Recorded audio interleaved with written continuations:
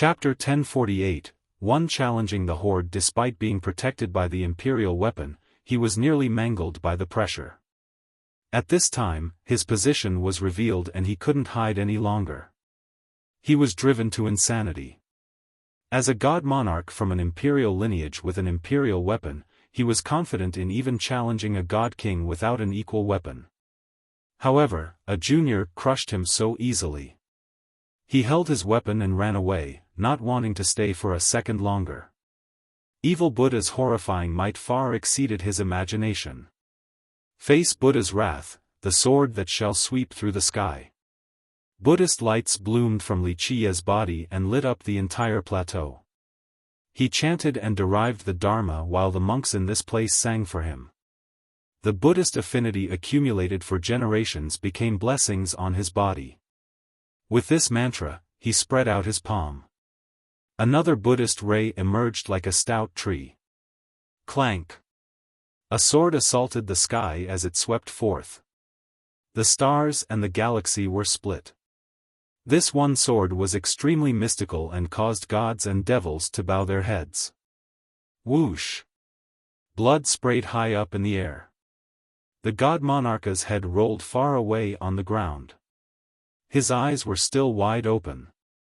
Despite running tens of thousands of miles away in an instant, he still couldn't dodge the Buddhist sword. An escaping god monarch, despite having an imperial weapon, would have a weakened defense. After he was killed, the weapon didn't pause at all and instantly disappeared into the horizon. The world stood still once more while the Buddhist lotus quietly floated above the lake. At this moment, no one dared to cross the line at all. Wuxia took his time walking to the lotus and nonchalantly stood on top of it. At this moment, he gathered the affinity of the plateau again. Its rhythm swayed to his will. He became extremely holy while standing on the lotus. Anyone who was close to him would have the urge to prostrate and join the Buddhist order. Despite Wuxia's attempts to limit his aura to prevent it from converting people, it was still immensely terrifying. No one dared to come close. One thought to become Buddha, another to become devil. In the Buddhist city, South Emperor watched the whole event and said, "He is Buddha, capable of controlling the entire plateau." So many ignorant fools running to their deaths. The whole world was silent while Wuxia stood on top of the lotus, undisturbed. As for the soaring heavenly saintess, she had run away long ago. He glanced past the crowd and slowly asked, "Anyone else want to take this Buddhist lotus?" At this moment, the majority of the experts looked at each other in order to figure out what to do. No one dared to take half a step past this pond of thunder. Jikong Wudi, Zhanshi, and the mortal king were silent with ugly expressions. "Very well, O merciful Buddha. It seems like all of you are still unwilling. I will give you young ones a chance." Wuxia saw their cold expressions and unwillingness to leave. He smiled, you, and all of you, come together." Wuxia casually pointed at Jikong Wudi's group, including Bing Wuxia and Bai Jianjun.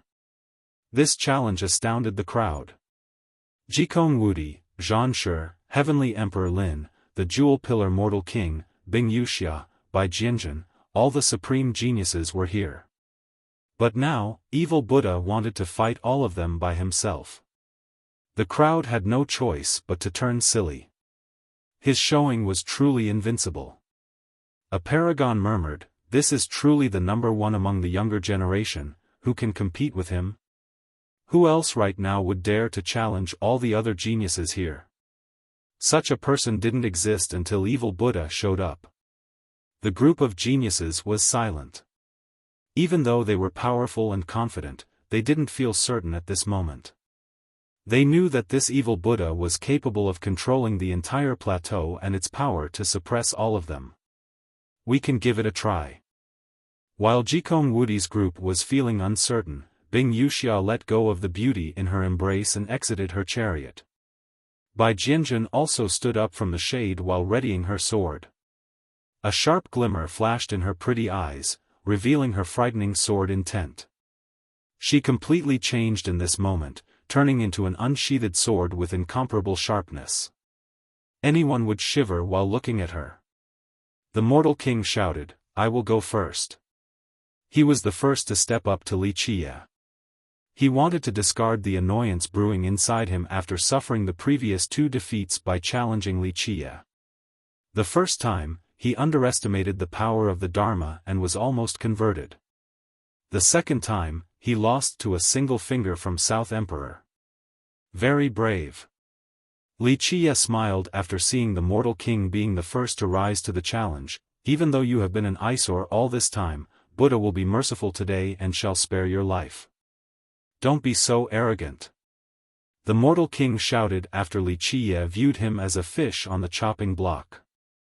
He had fought experts from all over the world, so being looked down on by evil Buddha like this was truly shameful. Buzz, a ray of light bloomed. After his shout, a treasure appeared above his head. It was as white as jade and poured down a sacred imperial power capable of suppressing gods and devils. An imperial weapon. Though people didn't recognize its background, even the foolish ones knew that it was an imperial weapon. Everyone knew that the sacred school had never produced an immortal emperor. However, Jewel Pillar had an imperial weapon right now. This was indeed worth musing over.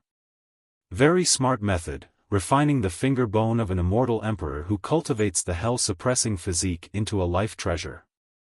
It can avoid conversion as well as increase your own physique's power. Wuxia smiled after seeing the weapon. He naturally knew who it belonged to. Seal. The mortal king didn't waste time speaking and shouted. Light erupted from his body in the form of strings. The hell-suppressing physique suppressed the entire world. Even the void was trembling and the area lost its brilliance. At this point, he turned into a gigantic prison in an instant. A dark light floated around this huge cage, causing the celestials to dim. Pop! When this cage came down, the void shattered. Nothing could stay intact under its pressure. Even gods and devils could only accept being imprisoned for an eternity. The mortal king had exerted his physique to its limit. Anyone would be horrified after seeing this. The absolute suppression from this physique was horrifying. The grand Tao shattered and myriad laws screamed. Amitba. Wuxia didn't even move while facing this physique cage. He only chanted and formed a Buddhist mudra with both hands. Boom! Thousands of Buddhist laws from the plateau shot into the sky. Each of them was as grand as a waterfall that had Buddhist images engraved on them. It was a very spectacular scene. Clank! In the blink of an eye, the waterfalls came together to form a Buddhist mudra. Everyone here felt that the plateau was sinking. Even its vast territory couldn't handle the weight of this seal. Boom! The physique cage couldn't outsuppress Wuxia. Under the smashing of the mudra, it shattered completely. The mortal king was blown flying while spurting blood. Even though the hell-suppressing physique was extremely tough, people could still hear his bones breaking. He was smashed flying and disappeared into the horizon. The mortal king is really unlucky. Many went silent after seeing this. The mortal king had challenged evil Buddha 3 times and all 3 ended in his defeat. The rest of the geniuses stared at Wuxia. They didn't have a strategy to deal with him, but fleeing without putting up a fight was not their style either. Wuxia looked at them and chuckled, "Are all of you coming together or one at a time?" "I'm going." Bing Wuxia rushed forward and immediately flipped her delicate hand. Boom! A monstrous stone tablet fell from the sky. It had countless runes etched on the surface. The world was sealed along with myriad Tao upon its arrival. In this split second, she severed all things. Myriad laws lost their power while myriad Tao lost their colors. One could even say that she had severed Wuxia's connection to the Buddhist funeral plateau. At this time, he couldn't control its power and had lost its protection. Did she do it? The crowd was ecstatic at this sight because evil Buddha was too heaven-defying. People wanted to see a miracle that resulted in his defeat. Jikong Wudi, Lin Tiandi, and Zhan Shi were all startled at her method of severing the connection. This was the first time they saw Bing Wuxia doing this. Pop. However, no one clearly saw what evil Buddha did right afterward. His hand crossed through time and space. Even the tablet capable of cutting through all things couldn't sever this hand. This penetrating hand instantly slapped Bing Wuxia's sweet buttocks. One slap and one squeeze, all at the mercy of his whim. Chapter 1049, Only Domination. Bing Wuxia quickly leaped back and stared at him in horror. This evil Buddha didn't only achieve the impossible by piercing through her heaven-cutting technique, the part that shocked her was that only one person would do something like this. Girl, wait until you perfect your heaven cutting, then you can come back and challenge me. You still have a long, long way to go. Li Qiye patted his palms that still carried the fragrance and smiled. After leaving the fight, she stared at evil Buddha and immediately realized many things. No wonder why evil Buddha seemed so familiar, as if they had met before. With Bing Wuxia out of the fray, Jikong Wudi's group of 3 glanced at each other and took deep breaths. They all came forward at the same time. Each of them took one corner to form a horn-shaped formation to surround and destroy Li Qiye by delivering a fatal blow. If even these 3 couldn't defeat evil Buddha, then others would fall into despair for the bleak future of the competition for the heavens' will. Time stood still. Everyone held their breaths while watching this top-level battle of the younger generation. They were eager to see the result. Jikong Wudi, Heavenly Emperor Lin, and Zhan Shi all stared intensely at Li Qiye. They didn't attack right away as they were looking for an opening. It seems like you all don't wish to attack first. Li Qiye noticed their intent and smiled. Fine, I'll go first. With that, he formed the Anjali Mudra. In an instant, an endless amount of Buddhist light blossomed along with chants. All the sacred monks in the plateau sang for him once more just like before. The light engulfed the 3 geniuses and seemed to be casting a layer of gold on their bodies. Even those watching on the distant horizon were shocked and exclaimed, "Conversion! Boundless Supreme!" Lin Tiandi let out a long yell while chanting his Taoist scripture. In the blink of an eye, a magnificent light descended from above as if a world of immortals was opening. It wanted to illuminate the entire plateau. Heavenly Emperor Lin is truly amazing. He is actually using a different immortal law to resist the Buddhist conversion. Someone praised quietly while watching the immortal light try to purify the Buddhist light. Though Lin's light was quite powerful, it was far inferior to the Buddhist's brilliance. At this moment, Li Qiye's light was the culmination of the entire plateau. Thus, when the immortal light came down, it was slowly purified and dyed a pure gold. It was about to become a part of the Buddhist light. Long live the Supreme! He took out a physical immortal scripture and flipped the pages, then began to chant again. The nearly converted immortal light lit up once more. This allowed it to barely stop the Buddhist conversion. Now! Jikong Wudi shouted. He understood full well that even if the scripture in Heavenly Emperor Lin's hand was incredible, it still couldn't withstand the power of conversion. They only had a split-second's opportunity. Buzz! Zhan Shi took several steps forward with the most powerful offensive rhythm he could muster. Even though he didn't attack just yet, his pace was leading the rhythm of the Grand Tao. The world moved to his whim while his steps seemed to be stomping on the Tao hearts of others to an unbearable extent. With that, he took out a halberd and, with a shout, rushed forward to attack. There were no profound techniques or fancy variations. The halberd carried an unstoppable momentum. It was not just a thrust from a weapon, it was also Zhan Shi's will. He moved forward, unfaltering and heroic. Revered one of the world. Li Qiye didn't look at the direct attack from the halberd. He simply created the mudra again by placing his palms together. A Buddhist will flew out from behind his head. Boom! Zhan Shi's halberd struck the wheel to no avail. His attack could thrust through all things, but it couldn't penetrate this wheel. Die! Jikong Wudi made his attack and unleashed the ancient talisman that he obtained from the Emperor-era hall. He had completely grasped its profundities. Buzz, the talisman stretched out and myriad eras passed by in the blink of an eye. No one could clearly see his attack as it arrived right in front of Wuxia, aiming for his forehead. It was only 1 foot away by the time people realized. Watch over all sentient beings. Wuxia chanted a Buddhist phrase as the attack was about to pierce his head. At this moment, time seemed to slow. Without a doubt, the talisman's effect was to alter time in order to accelerate Jikong Wudi's death blow.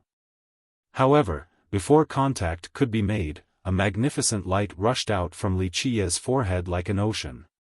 Even if Jikong Wudi was swift, he would need millions of years before he could fly through this endless Buddhist ocean. Zzz, among the endless ocean, a Buddhist eye opened and emitted a shining radiance. It illuminated all living beings in order to grant them salvation. Jikong Wudi was immediately frozen under this eye as his body exuded a Buddhist light.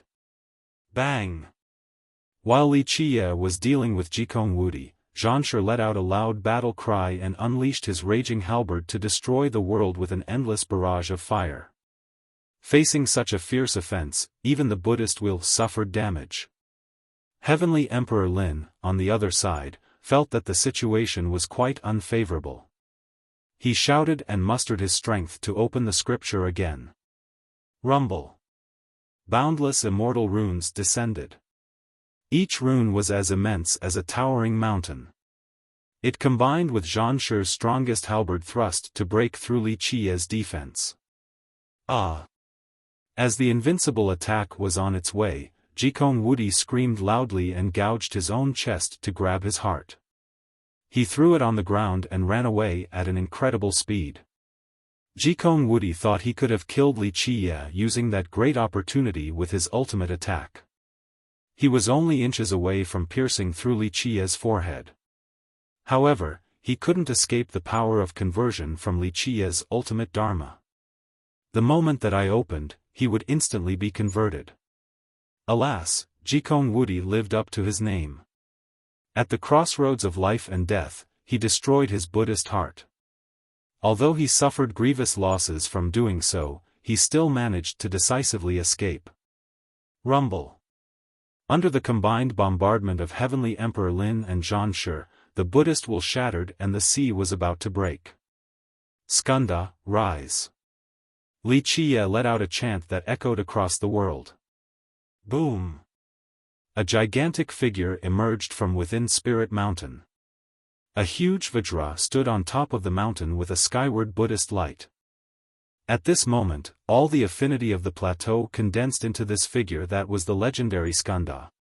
Skanda shouted. Even though he was thousands of miles away, his Vajra weapon was not limited by distance. Boom!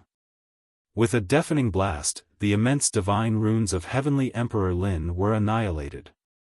Zhan Shi's endless barrage of thrusts collapsed as well under the attack of this Vajra weapon. No matter how domineering and strong their attacks were, they shattered before Skanda's might. Nothing could withstand his attack. Both Lin and Zhan Shi were blown to the horizon while vomiting blood. Clank! A sword hymn resonated throughout the 9 heavens. Right as Skanda defeated Lin and Zhan Shi with one strike, Bai Jianjun made her move. Her sword slashed through the sky, causing the stars and myriad existences to lose their light. This imperceptible sword was simply too fast. However, people still quivered before the unknown since they could feel the horror of its edge that was capable of destroying all things. Once the exchange became clear to the spectators, they saw Wuxia's fingers holding onto something as if he was picking flowers from the ground. However, he was not picking flowers and instead was tightly clasping Bai Jianjun's sword. You have reached the essence of the Tao of the sword and know when to deliver the fatal blow. Unfortunately, your opponent is me. Wuxia easily held onto her sword while she couldn't move it the least bit. Despite all of this, Bai Jianjun was still coldly glaring at Wuxia without any emotion. She was as cold as the steel edge of a blade. Nothing could shake her emotions. At this time, she abandoned her sword and shouted, "Die!" Her sword Dao emerged. She slightly turned her hand and her Dao turned into a heavenly sword. With this, she became an entirely different person, a sword goddess that loomed above the 9 heavens. Her sword could sweep through myriad laws. Myriad realms quaked before the heavenly sword. It turned into countless swords that frantically attacked with an endless bloodthirst. The entire world shook before them. Mad sword, the world turned into a sea of swords with Bai Jianjun at the center. They rampaged inside like torrential whirlwinds, leaving nothing behind. It gave off the feeling of a mad tyrant with her sea of swords destroying an entire civilization and world. Anyone would shiver before such rage. The end of days had come. Chapter 1050, I Alone Am Invincible Mad Sword was Bai Jianjun's sword Dao. Perhaps she was not the most invincible in the younger generation, but she was certainly incomparable with regard to the sword. She was at the apex, an unsurpassable supreme existence. In the past, the mortal king had lost to this mad sword Dao and was cornered by her.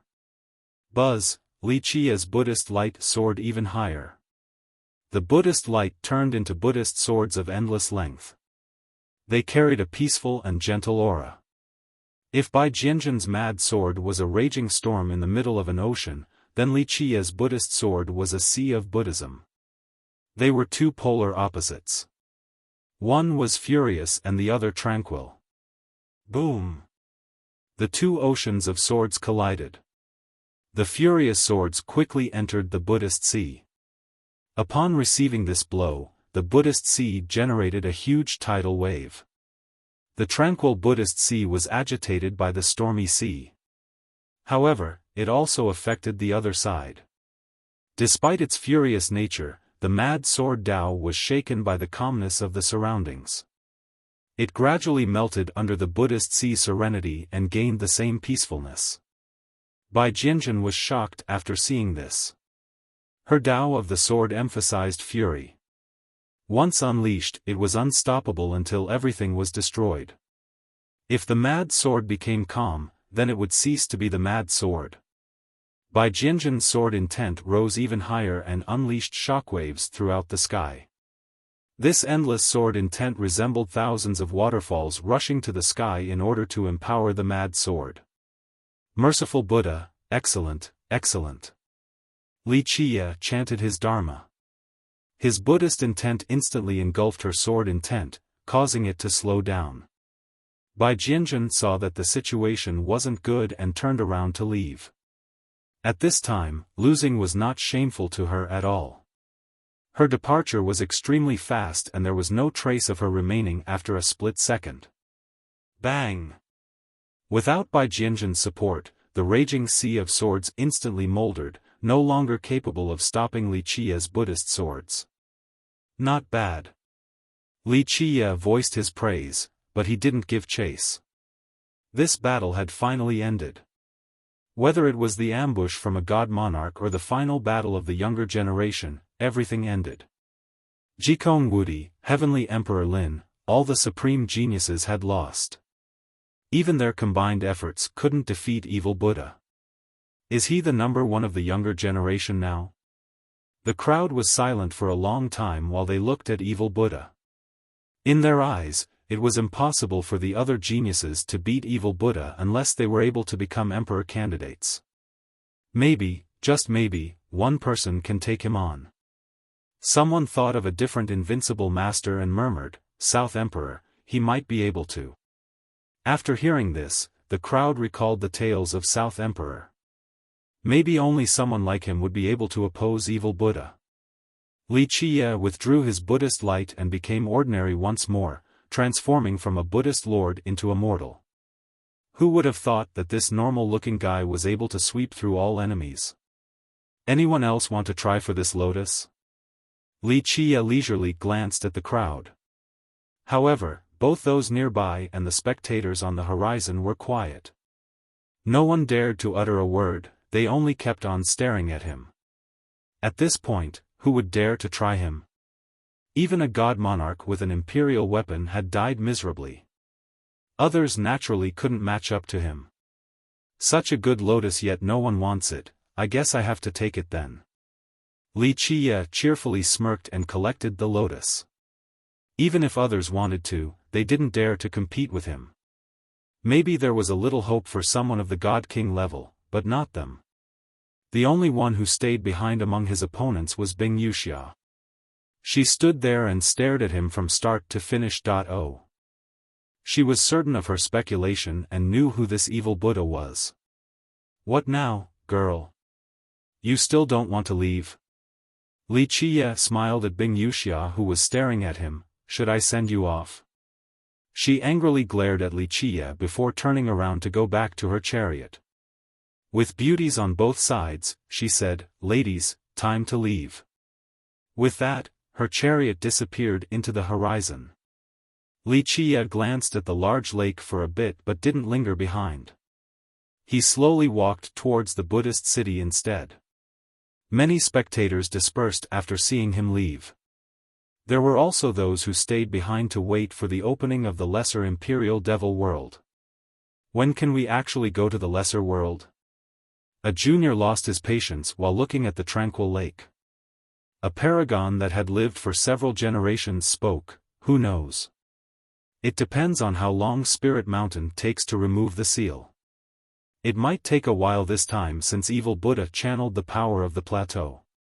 That might have had a great impact on Spirit Mountain. Evil Buddha is back." Someone shouted right when Wuxia appeared in the Buddhist city. The entire city erupted into a clamor. Those who saw him took the long way around, no one dared to come close. He was someone who was feared by all people and even made devils nervous. It was not an exaggerated response to the killing of a god monarch and defeating all geniuses. In the eyes of many, no one except the South Emperor could compete with him among the younger generation.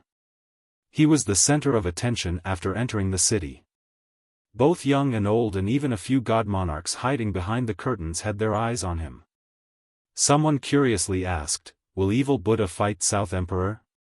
This was the question on everyone's minds. In fact, it could even be said that the crowd wanted nothing more than for this to happen. It would be a good thing regardless of who won. Jikong Wudi's group all lost. A pedestrian murmured. Everyone knew that this group was the most promising to compete for the heaven's will. However, they lost completely. Even Jikong Wudi, Heavenly Emperor Lin, and Zhanshi fighting together couldn't hurt evil Buddha in the slightest. It was an utter defeat. I wonder how strong evil Buddha truly is. In fact, paragons from the previous generation with keen insight wondered, if he leaves the Buddhist funeral plateau, will he still be invincible? The insightful in the crowd all saw that evil Buddha had never revealed his true power. From beginning to end, he only borrowed power from the plateau. In this way, his true strength was a mystery. Many people wanted to unravel it, but they didn't dare to do so. If he leaves the plateau, he probably isn't a match for Deity's group. He is only unbeatable by relying on the plateau. A few youths stated. All of the young geniuses had many supporters who unavoidably felt indignant after seeing them lose. In just one night, the entire city was talking about evil Buddha. Even after such a great battle, no one knew anything about him, including his identity and real strength. Because of this, rumors about evil Buddha started circulating. Some said that evil Buddha was born in an imperial lineage. Upon birth, a bright Buddhist phenomenon emerged, so he started practicing Buddhism at a young age while keeping his hair. Others said that he cultivated the legendary heavenly Buddhist scripture, which is why he is so invincible and never met his match during the Buddhist debates at Spirit Mountain. A more ridiculous version claimed that before even coming into this world, he was a Buddhist embryo. This made him destined to become the only Buddhist emperor since the start of time. Rumors spread everywhere overnight and became more outrageous by the minute. However, they were nothing more than figments of the gossiper's imagination. Boom! On this night, a Buddhist light erupted above Spirit Mountain. A golden grand Tao from the mountain paved the way straight to the Buddhist city. At this moment, one person walked onto the path. It was a Vajra with a huge Buddhist kingdom behind him. Inside the kingdom were millions and millions of sacred monks. There were also Buddhist lords, bodhisattvas, and other Vajras. All of the living beings there worshipped Buddhism. The leading Vajra's appearance filled the entire plateau with chants. They were all reciting scriptures for him. His appearance caused countless stupas to rise. One could easily see that he had accomplished countless acts of kindness in his life. The Vajra was carrying a huge Buddhist pestle. This pestle on his back seemed to have endless weight, capable of crushing the sky and suppressing all evil. Each of his steps caused the entire plateau to quake, as if it couldn't bear his weight. This Vajra coming out shocked countless people in the plateau. Even god kings had serious expressions on their faces. Chapter 1051, Vaisravana Vajra. The people inside the Buddhist city were startled to see this Vajra approaching. Both Buddhist worshippers and mortals dropped to the floor in worship. Who is that? Someone murmured while looking at the Vajra. Not to mention the younger generation, even many of the older paragons didn't know who it was. Vaisravana Vajra, the legendary guardian Vajra of Spirit Mountain. An old god monarch recognized him and spoke. Even though the guardian protector of Buddhism is Skanda Vajra, no one has seen him before. However, Vaisravana Vajra is indeed the guardian of the mountain. Oh. Of course, although I won't go bother you all, I will be more than happy to slaughter all of those immortal emperors, generals and invincible god kings if they are without eyes and come to provoke me in the near future. The power of the Buddhist funeral plateau, this is good. Let the world witness the invincible might of the plateau, the strength of our Buddhism. What do you think, Vaisravana? Wuxia leisurely smiled. The Bodhisattva has anticipated sacred teacher's wish. Eventually, Vaisravana spoke helplessly, so, he has sent me here to hand it over to sacred teacher so that you can go to that place. However, whether you can obtain that other thing or not has nothing to do with Spirit Mountain. With that, he handed a Buddhist container over to Wuxia. Wuxia opened it for a look and then closed it before smiling. It is still the radiant Bodhisattva who understands me the most. He is truly extraordinary with peerless wisdom. If he didn't join Spirit Mountain to become a monk at your plateau, I would have wanted to groom him into an immortal emperor. Vaisravana didn't know what to say. Being watched over by an existence like this sacred teacher was the same as being a fish on the chopping block. He was a hawk who would not let go until he spotted and caught the rabbit. Your Spirit Mountain can rest easy, I am a man of my word. Wuxia put the box away and smiled. I have taken your item, so from today onward, I shall not use your Buddhist funeral plateau's power. Thank you, sacred teacher. The Vajra formed a mudra and bowed towards Wuxia. Wuxia smilingly said, you all can relax now. Tell those other monks to keep chanting in peace. Something like today won't happen again, no one will try to strip them of their faith. The Vajra didn't say anything else. He bowed again and left. Meanwhile, the people in the city were all watching Evil Buddha's place. They were looking forward to an earth-shattering fight between Vaisravana Vajra and him. Unfortunately, such a battle did not happen. They only watched the Vajra leave with no discernible change in his calm demeanor.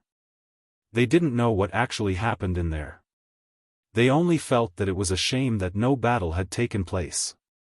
However, on the second day, many temples in the plateau received a message. From now on, there would be no more absorption of the Buddhist affinity in this area. The countless monks here could continue their days as usual while chanting and meditating. Is it true? Many cultivators heard this news as well. One person curiously asked, does that mean evil Buddha won't be able to use the power of the Buddhist funeral plateau anymore? While many were quite skeptical of this news, another rumor quickly spread in a short amount of time. Evil Buddha has quietly left the Buddhist city, and no one is certain of his direction. No one knew who the first was to receive this message, but it traveled across the city like wildfire. Chapter 1052, Venerable Nine-Sword, Evil Buddha left the city?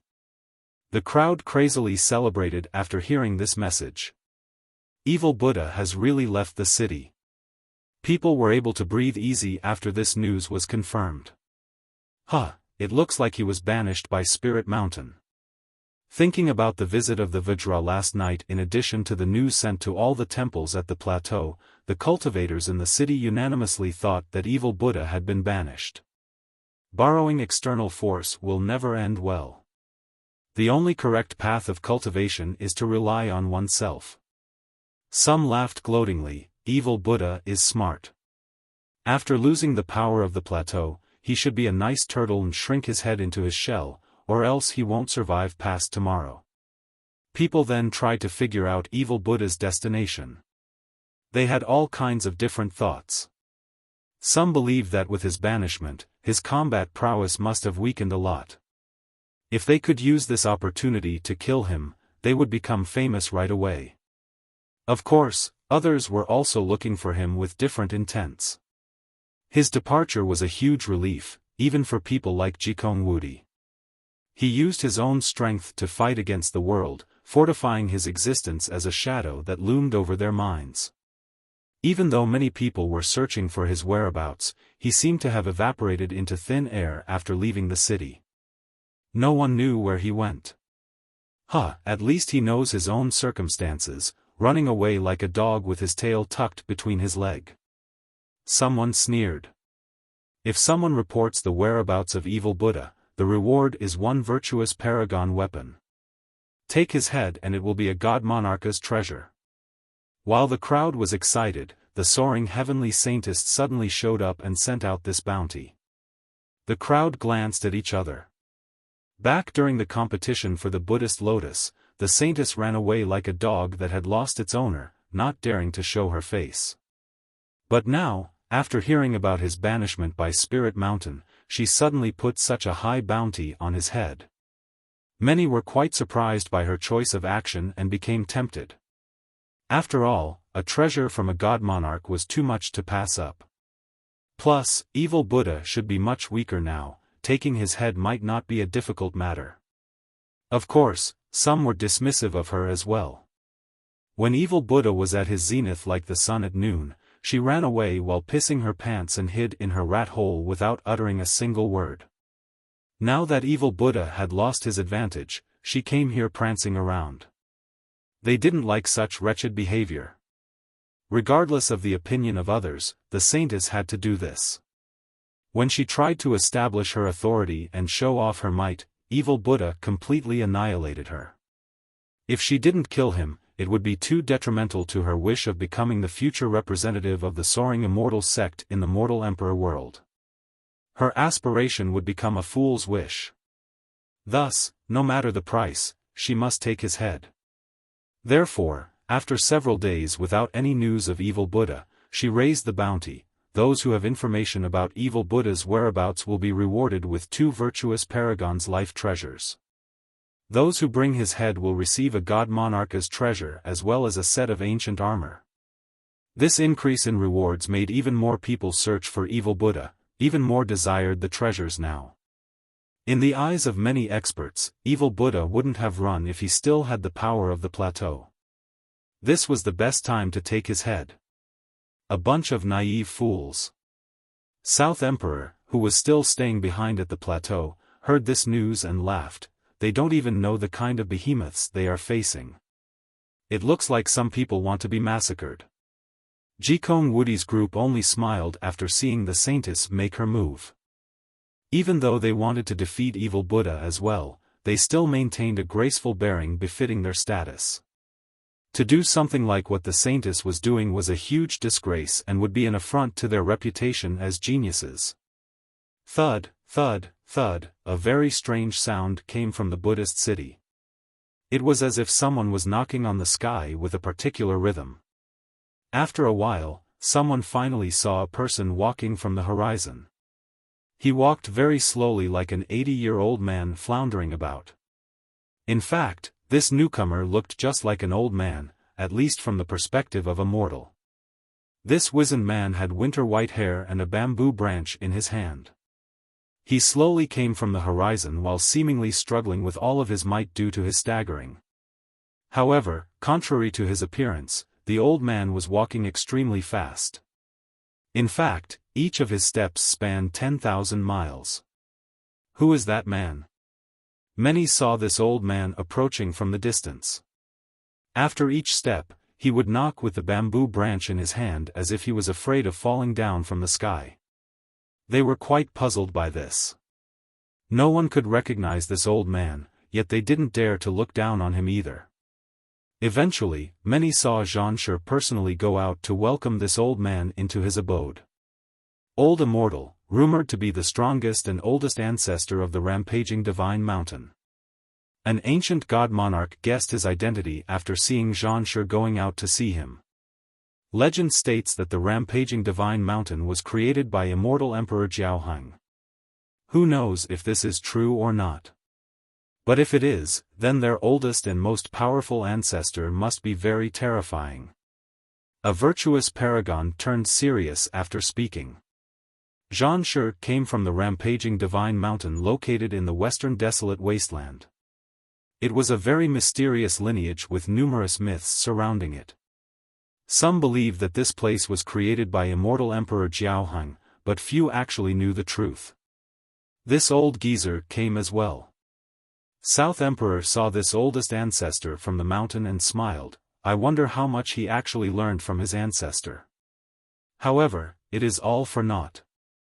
If he actually obtained immortal Emperor Xiaohang's legacy, then it would be worth seeing. Alas, his ancestor was only an old servant of the emperor. South Emperor was one of the very few who knew about the rampaging divine mountain's origin. It was not created by immortal Emperor Xiaohang, but his old servant instead.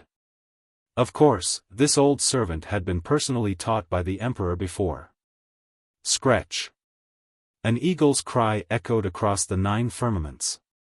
After the old immortal from the divine mountain came to the Buddhist city, the cry of this eagle disturbed everyone. They all went outside to take a look. A gigantic demon king was flying at swift speeds. Its wings blotted out the sun, causing the region to be drowned in darkness. A beastly aura assaulted everyone in the sky, giving the sensation that millions of heavenly eagles were soaring closer. Another big shot is coming. Many people couldn't sit still after seeing this demon king flying towards the Buddhist city. Virtuous paragons and eternal existences recognized this demon king and were quite shocked. Heavenly Eagle Demon King, an ancestor, was aghast after sensing the murderous and powerful aura from the demon king and murmured, "This is a vanguard from immortal Emperor Takong's legion. Which one of immortal Emperor Takong's generals is coming?" The spectators were shocked after hearing this and had to take deep breaths. People knew that the Space Trample Mountain was Jikong Woody's backing, and it was quite powerful. Jikong Woody didn't let people down either. With an aptitude that consisted of 3 saint-level constitutions, he was destined to become a deity of this generation. Today, an unparalleled character finally arrived to the dismay of the crowd. Venerable Nine Sword is coming. A god monarch behind the scenes knew the Space Trample Mountain very well and spoke. The Heavenly Eagle Demon King is a great demon below the Venerable as well as his scouting vanguard. His arrival means that the Venerable is coming as well. Sure enough, not long after the Heavenly Eagle Demon King came to the Buddhist city, a rumbling sound came from the distance. A chariot soared through the sky. This chariot was not luxurious and instead was quite simple and old. There were no superfluous decorations, for it was laden with battle scars from swords and broken arrows. Without a doubt, it had seen many battlefields. An old man was sitting on the chariot with 9 divine swords on his back. Even though he didn't emit a heaven-shattering aura and had his eyes closed, people knew that the moment he opened his eyes, the world would have to change its color. Even virtuous paragons quivered after seeing this old man. An expert's intuition told them that this old man ahead was extremely frightening and mighty. Venerable Nine-Sword, an invincible general under immortal Emperor Ta Kong. An ancestor murmured with an aghast expression. The city became silent right away. First, old Immortal came, and now it was Venerable Nine-Sword's turn. Which other powerful existences were about to arrive and shock the crowd? As for the cultivators with humble backgrounds, they were clever enough to hide without saying a word. Chapter 1053, Broken Metal. They saw Jikong Wudi personally go greet Venerable Nine-Sword. It was a very simple ceremony, but people were still shaken all the same. An ancestor from the previous generation had seen the Venerable in action before. He murmured in dejection, "Venerable Nine-Sword. When all 9 blades come out, they will destroy the world. Who will be able to stop him?" Everyone knew that every imperial lineage had their own power and resources. It could even be said that the majority of them had buried generals to keep them alive until now. But the more shocking thing was still the Space Trample Mountain. Because immortal Emperor Ta Kong was the most recent emperor, he was too close to the contemporary times. Many ancestors still recognized his generals or had even seen them sweep through this world. Therefore, the generals that remained in this world were truly stirring. Moreover, these generals were younger than those of any other imperial lineage. Old Immortal from the Rampage Divine Mountain and Venerable Nine-Sword from the Space Trample Mountain. Why did these 2 giants come? A junior was confused about their sudden appearance. To protect the Tao, the older generation clearly understood, the path towards immortal emperor will be increasingly brutal, so the most powerful Tao protectors behind Jikong Wudi's group are all coming into being. After hearing this, the crowd recalled the fight several days ago when evil Buddha swept through all the geniuses. Against a heaven-defying existence like him, ordinary Tao protectors wouldn't do, since he could easily kill even god monarchs. They understood that Jikong Wudi's group felt threatened. Against opponents like evil Buddha and South Emperor, their current Tao protectors would most likely only die in a confrontation. Only existences like Venerable Nine-Sword would be able to handle them. I heard the Jewel Pillar Mortal King's Tao protector is also here. I'm told that after the last time this Tao protector saved him from Bai Jianjun, he had not appeared again. This time, he is finally here at the Buddhist city. A well-informed bystander heard this news very quickly. This Tao protector had always been very mysterious.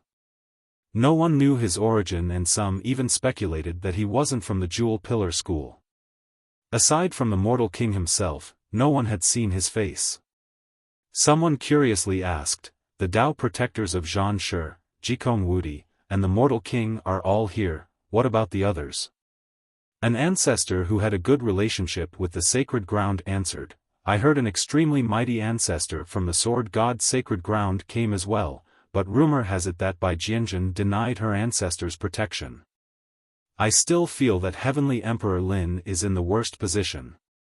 A big shot commented, "In my opinion, among the younger generation, Heavenly Emperor Lin has the weakest background but was able to reach the same height as the rest of the group. It makes sense to say that he is even more remarkable than them." No one denied this claim. Everyone knew that Heavenly Emperor Lin came from a mortal family with a literary background. Even with this, he still surged forward without the aid of a powerful master. In the end, he was not inferior to Jikong Wudi's group. Everyone admired him for overcoming his humble background. Sigh, I'm afraid Heavenly Emperor Lin will always be at a disadvantage in the future battle for the heavens will.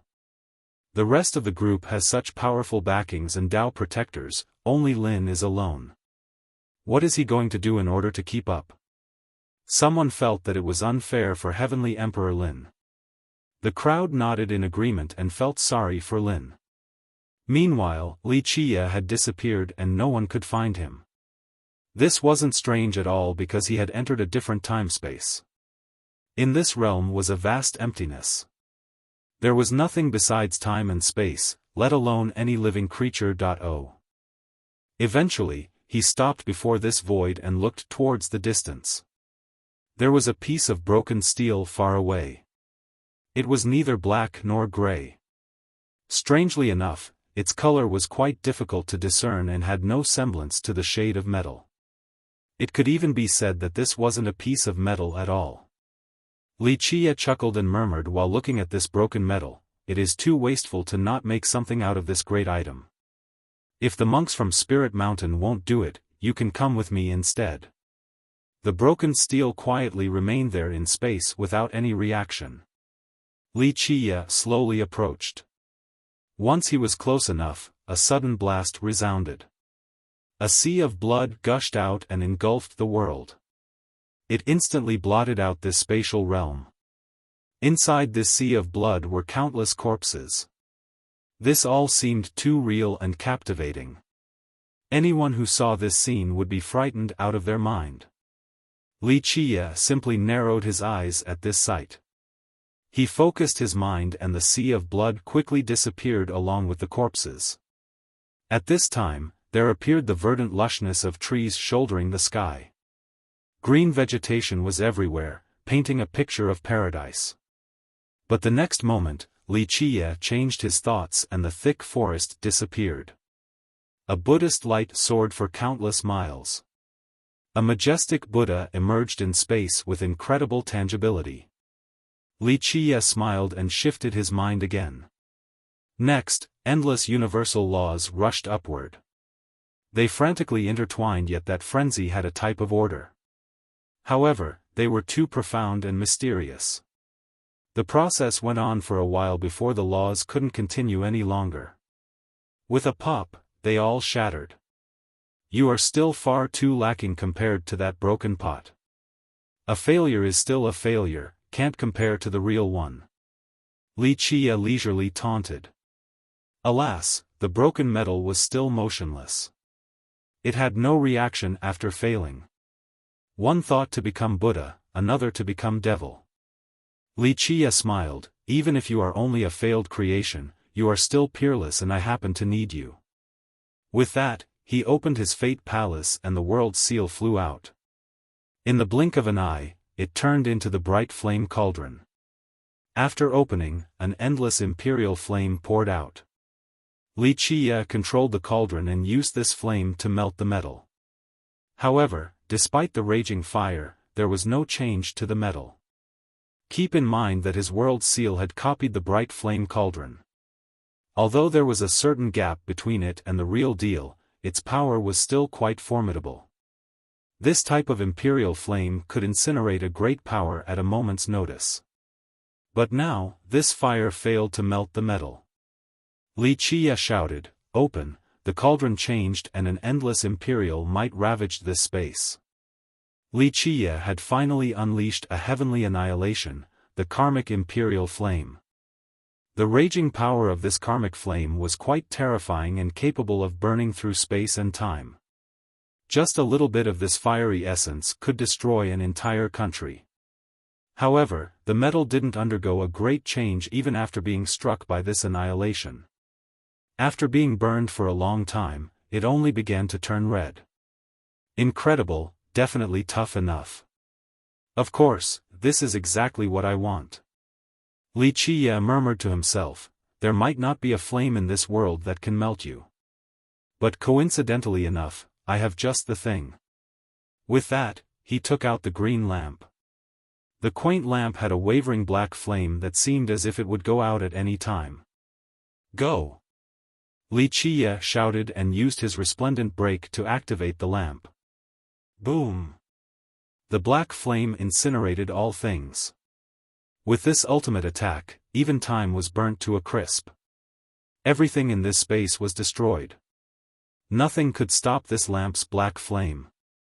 Even if immortals existed in the heavens, this black flame would still burn them to ashes. This attack was really too powerful, even god kings would be annihilated. Finally, under the heat of the constantly scorching flame, the piece of metal began to melt. Wuxia channeled his merit law and all four inner physiques emerged at the same time: hell suppressing, soaring immortal, sky destroyer, and void imperfection. At the same time, he opened his palace while singing an immortal scripture. The most profound law in this world surfaced while the strands of laws inside the broken metal were being melted down. Wuxia channeled his supreme art to refine this metal. In this zone, there was no sun and moon, so one couldn't tell the time.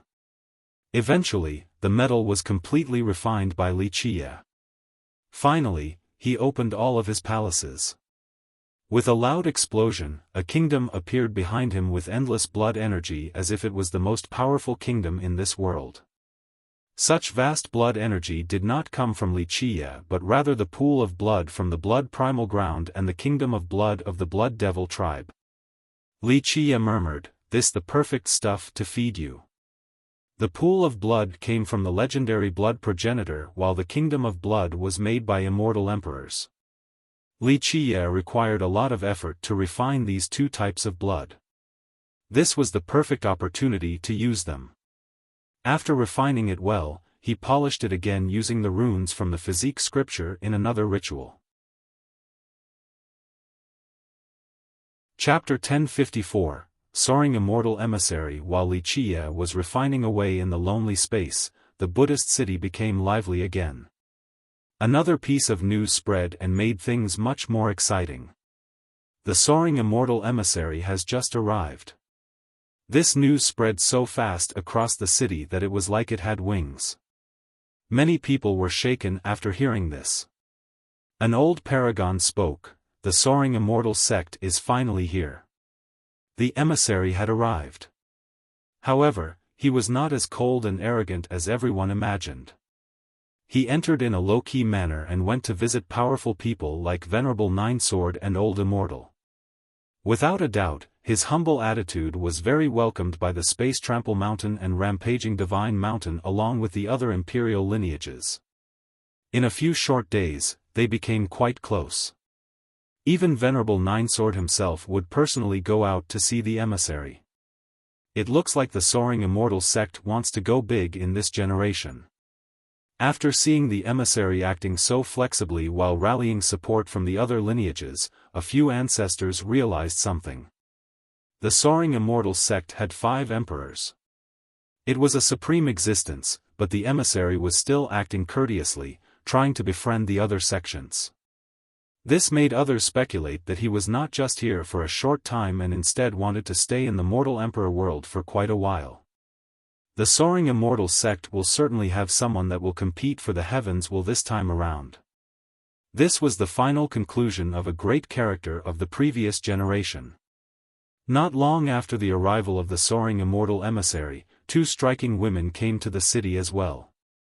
They both had peerless charm. One was hugging her sword while the other had a saber in her hand. Every location would brighten up with their presence. Li Shuangyan, Chen Baojiao, someone inside the city recognized these two and had to murmur, "That must mean fierce Wuxia is about to come too. Fiercest is coming to the Buddhist city." Even though no one had seen Wuxia yet, this news exploded all over the city. Fiercest is on his way. The Buddhist city became rowdy right away. Someone else said, "It is gonna be really fun this time. Fiercest has never given anyone face and is prone to killing. I want to see who will attempt to halt his steps this time around." Some were happy and some were sad to hear about Fiercest coming to the Buddhist city. Of course, some were happily gloating over the pain of others. They loved it when supreme geniuses met their match, and Fiercest was the perfect person to do just that. After all, he caused storms wherever he went. The stench of blood follows Fiercest. I wonder who will be unlucky this time. One person was too excited to watch the fun. Recently, Evil Buddha and South Emperor had overshadowed the others while Fiercest maintained a low profile. Everyone nearly forgot about his existence. Today, the legendary Fiercest was about to come to the Buddhist city. This was quite shocking to some. They knew that he had a feud with the blood race. Not only did he nearly kill the storm god, the daughter of an immortal emperor, he also massacred the Blood Devil tribe. His grand showing was enough to shake the southern region, so people were eagerly anticipating his arrival. Some were secretly cheering, wanting to see how he would massacre these supreme geniuses. Some young geniuses prayed for Fiercest to kill Jikong Wudi's group. If that happened, perhaps the world might be their stage in the future. Just thinking about this left them drooling in their daydreams. While people were gossiping about Fiercest, the soaring immortal emissary sent out invitations for a meeting between the great powers. He was planning a summit at the Rainflower Terrace to discuss world events. Many cultivators naturally wanted to participate in such an event to bolster their knowledge. However, those who were invited only consisted of rulers or supreme geniuses like Jikong Wudi's group. At the same time, the Saintess became active again. With the emissary as her backer, she worked with the other sects and became the person in charge of communications. She relayed messages from the emissary to the other sects and vice versa. Because of this, her status immediately soared. After obtaining this prestigious position, she was very excited and carried herself with a smug air. The Soaring Immortal sect is doing something really big. They are inviting all the young geniuses, so they must be trying to take control of the mortal emperor world. Anyone would feel quite dreadful because just one emissary was enough to gather this great group. I'm afraid that it is a matter of course. This sect has not only reigned over the 9 worlds in the past, they did so for several generations. An old man gently sighed. If they really wanted to take control of this generation, I don't think it will be too difficult. Besides the other geniuses, the emissary also invited Fiercest Li Qia. However, Li Shuangyan and Chen Baojiao accepted the invitation in his stead. Chen Baojiao asked Sikong Taotian, "Hey swindler, where did our young noble go?" He put on a bitter face and replied, "Grandmas, please, how would this lowly one know? Grandpa goes wherever he wants, he doesn't report to me." The mortal monarch was assembling the item inside, so Sikong Taotian had to stand guard by the door. He didn't dare to leave. Li Shuangyan glanced over the invitation from the emissary and said, "Should we wait for young noble, or should we go?" "Of course we're going, why not?"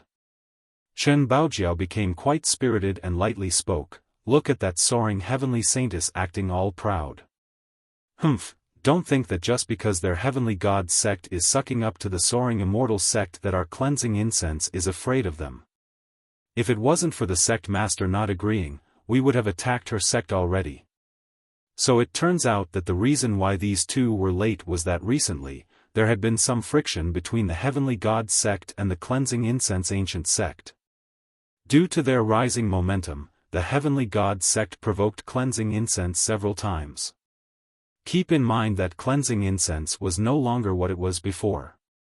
Its younger generation was extremely powerful and was developing at a rapid pace. This was especially true with the sudden appearance of their 3 immortal physiques. Anyone would be quite wary of such a force. Moreover, due to its relationship with the Heavenly Tao Academy and War God Temple, the Heavenly God sect had been very honest, they simply didn't want to mess with cleansing incense. However, because they were able to latch onto the soaring immortal sect's thighs, they started acting imperiously and began to provoke cleansing incense. This made the hot-headed Chen Baojiao want to show her might. She took several disciples to take care of several establishments of the Heavenly God sect. As a result, the Heavenly God sect calmed down quite a bit. It could be said that when Chen Baojiao and Li Shuangyan worked together with their physiques, people would be hard-pressed to find a worthy opponent for them. They always stayed together so people didn't dare to act recklessly before them, not even virtuous paragons. Chen Baojiao spoke directly due to her frank nature, "Even though young noble has yet to return, we can go in his stead, lest that saintess begins to think that we are afraid of them and the soaring immortal sect." "Fine." Li Shuangyan gently nodded, "That saintess is definitely provoking our sect. If she chooses to be unreasonable, we'll teach her a lesson even if the soaring immortal sect is her backer." Li Shuangyan was much calmer and rational than the hot-blooded Chen Baojiao. However, she was very proud as well and wouldn't show weakness before others. As for Xikong Taotian, he wanted to attend the event as well. His thinking was that he could take advantage of this opportunity to do some business. However, since the mortal monarch was here, he didn't dare to mess around and had to obediently act as the housekeeper. The Soaring Immortal Emissaries event was held at the Rainflower Terrace. The venue became very lively with many sect masters from great powers personally attending. There was no lack of ancestors as well. These sect masters and ancestors brought their juniors along. In their eyes, this was a rare opportunity. If they could seize this chance to form a connection with the Soaring Immortal sect, it would only be beneficial to their sects in the future without any downsides. In fact, many of the young kids wanted to participate in such a grand event. They wanted to broaden their horizons and meet more experts. Unfortunately, only disciples from the great powers were eligible to enter. Jikong Wudi, Heavenly Emperor Lin, Zhan Shi, the Jewel Pillar Mortal King, Bai Jianjun, and Bing Wuxia were all present at this event. Of course, their Dao protectors, such as Old Immortal and Venerable Nine Sword, didn't come. Apex experts like them had no need to lower their standing and come to this place. Only the Heavenly Eagle Demon King under the Venerable came as Jikong Wudi's companion. The Demon King was the general's vanguard. His presence was the best declaration. It clearly implied that if anyone wanted to attack the descendant of the Space Trample Mountain, they better ask Venerable Nine Sword for permission first. It was a very deterring move. The emissary sat in the master seat of this event. He personally presided over this meeting while the saintess stood beside him. Without a doubt, he was trying to train her and give her more chances to meet the great experts of the mortal emperor world. Chapter 1055, Direct Confrontation. Before the event officially began, the honored guests quickly sat down. Mei Suyao also came by herself around this time, keeping a very low profile. However, she couldn't hide her presence even if she wanted to, for she was otherworldly like an immortal. No matter where she went, she would attract all gazes. Thus, the guests turned towards her. The younger ones became intoxicated after looking at her. In the contemporary times, many people considered her to be the prettiest beauty in the mortal emperor world. Countless youths lost precious hours of sleep because she was haunting them in their dreams. Goddess Mei is here. Someone couldn't help but exclaim after catching a glimpse of her. In the past, she traveled with great panache in the form of visual phenomena and had many fans chasing her. Now, she was solitary with a natural demeanor, as if she had returned to the origin. The emissary went to greet her before gracefully sitting down again. Meanwhile, many of the youths here couldn't divert their eyes from her. Chen Baojiao and Li Shuangyan arrived a bit after Mei Suyao. Although they were not as supreme as Mei Suyao, they were still kingdom-toppling. Anyone would have to praise and marvel at the sight of them. Cleansing incense dual blades messengers are here, so where is fiercest? Someone wondered after seeing the two ladies. Everyone knew that Li Shuangyan and Chen Baojiao were part of Li Qiye's crew, so when they appeared, the crowd looked behind them to see if fiercest was there as well. To the disappointment of many, there was no one behind them. The group of great geniuses like Jikong Wudi also glanced over to look for Li Qiye as well. These days, Li Qiye's notoriety had spread far and wide. The group had no choice but to watch out for this opponent. After seeing Li Shuangyan and Chen Baojiao sitting down, the soaring heavenly saintess snorted and coldly asked, "Your master Li Qiye isn't coming?" She felt that she was in a commanding position with great status. At the same time, their sects were mortal enemies. This was exacerbated by Chen Baojiao and Li Shuangyan leading their disciples to wipe out several branches of her sect. The saintess couldn't swallow this anger and wanted to use this opportunity to counter. "Our young noble is busy, so we are attending in his stead." Chen Baojiao directly responded to the saintess' provocative tone. Li Shuangyan, on the other hand, was just sitting there like a cold glacier, too lazy to answer the saintess. Humph, don't tell me he's too afraid to come. The saintess sneered, I heard he has enemies everywhere. Now that all the heroes in the world have gathered here, he is probably afraid of people seeking revenge, so he chose to act like a cowardly turtle. Before coming, Chen Baojiao had already guessed that the saintess would use this opportunity to show her aggression. Their conflict was inevitable due to the history of their sections. Chen Baojiao harshly stared at her and countered, our young noble isn't afraid of anyone. You are not qualified to comment on our young noble. I dare you to say it in front of him. Humph, fiercest or whatever, there's nothing special about him. The saintess mocked, I don't even put him in my eyes, so why should I talk to him? Who the hell does he think he is? Mei Suyao, who was sitting to the side, quietly shook her head after hearing this. The saintess was too inexperienced. After obtaining this measly bit of power, she immediately raised her tail without knowing what kind of person she was opposing. Your words alone warrant decapitation. Chen Baojiao's eyes suddenly turned fierce. She immediately stood up and walked forward while holding her saber, the glints lighting up the venue. Such a big tone. The saintess currently had a great backing and also a god monarch protecting her. She was full of confidence and was not afraid of Chen Baojiao. She sneered, this is the territory of the Soaring Immortal sect, not a place for you to run amok. She wasn't very bright, but she was well versed in using other people's prestige for her own goals. The emissary slightly frowned. He was a bit unhappy with the saintess' conduct. However, she was still his junior in the end. Even if she was in the wrong, he couldn't sit by and watch. Young miss, this is not the place for you to swing your blade. The emissary lowered his tone. His speech carried a commanding persuasiveness. The mortal king told Chen Baojiao, junior sister, take a step back and all will be well. She coldly glared at him and uttered, who is your junior sister? The mortal king didn't become angry. He flatly said, junior sister, I know you were bewitched by the others back then, so you have some grievances with our school, but in the end, you are still from the Jewel Pillar Sacred School. Ever since her immortal physique reached half completion, the school had wanted to drag her back.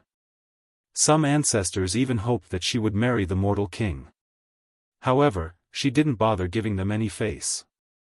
In her eyes, she had severed the relationship long ago. She interrupted him without showing any sensibility, there's no need to utter such unctuous words.